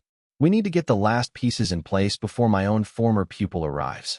Hai grinned, all teeth and malice, and he felt his heart skip a beat. Even now, after all these years, well, he was not as young as he'd once been, but she did not seem to mind, so what did he care? If anything, she seemed to like the gray in his hair, which he had not known he was worried about until he felt relieved she did. It had been some years since Amadeus had last felt insecure, even unknowingly, and he had found it almost refreshing.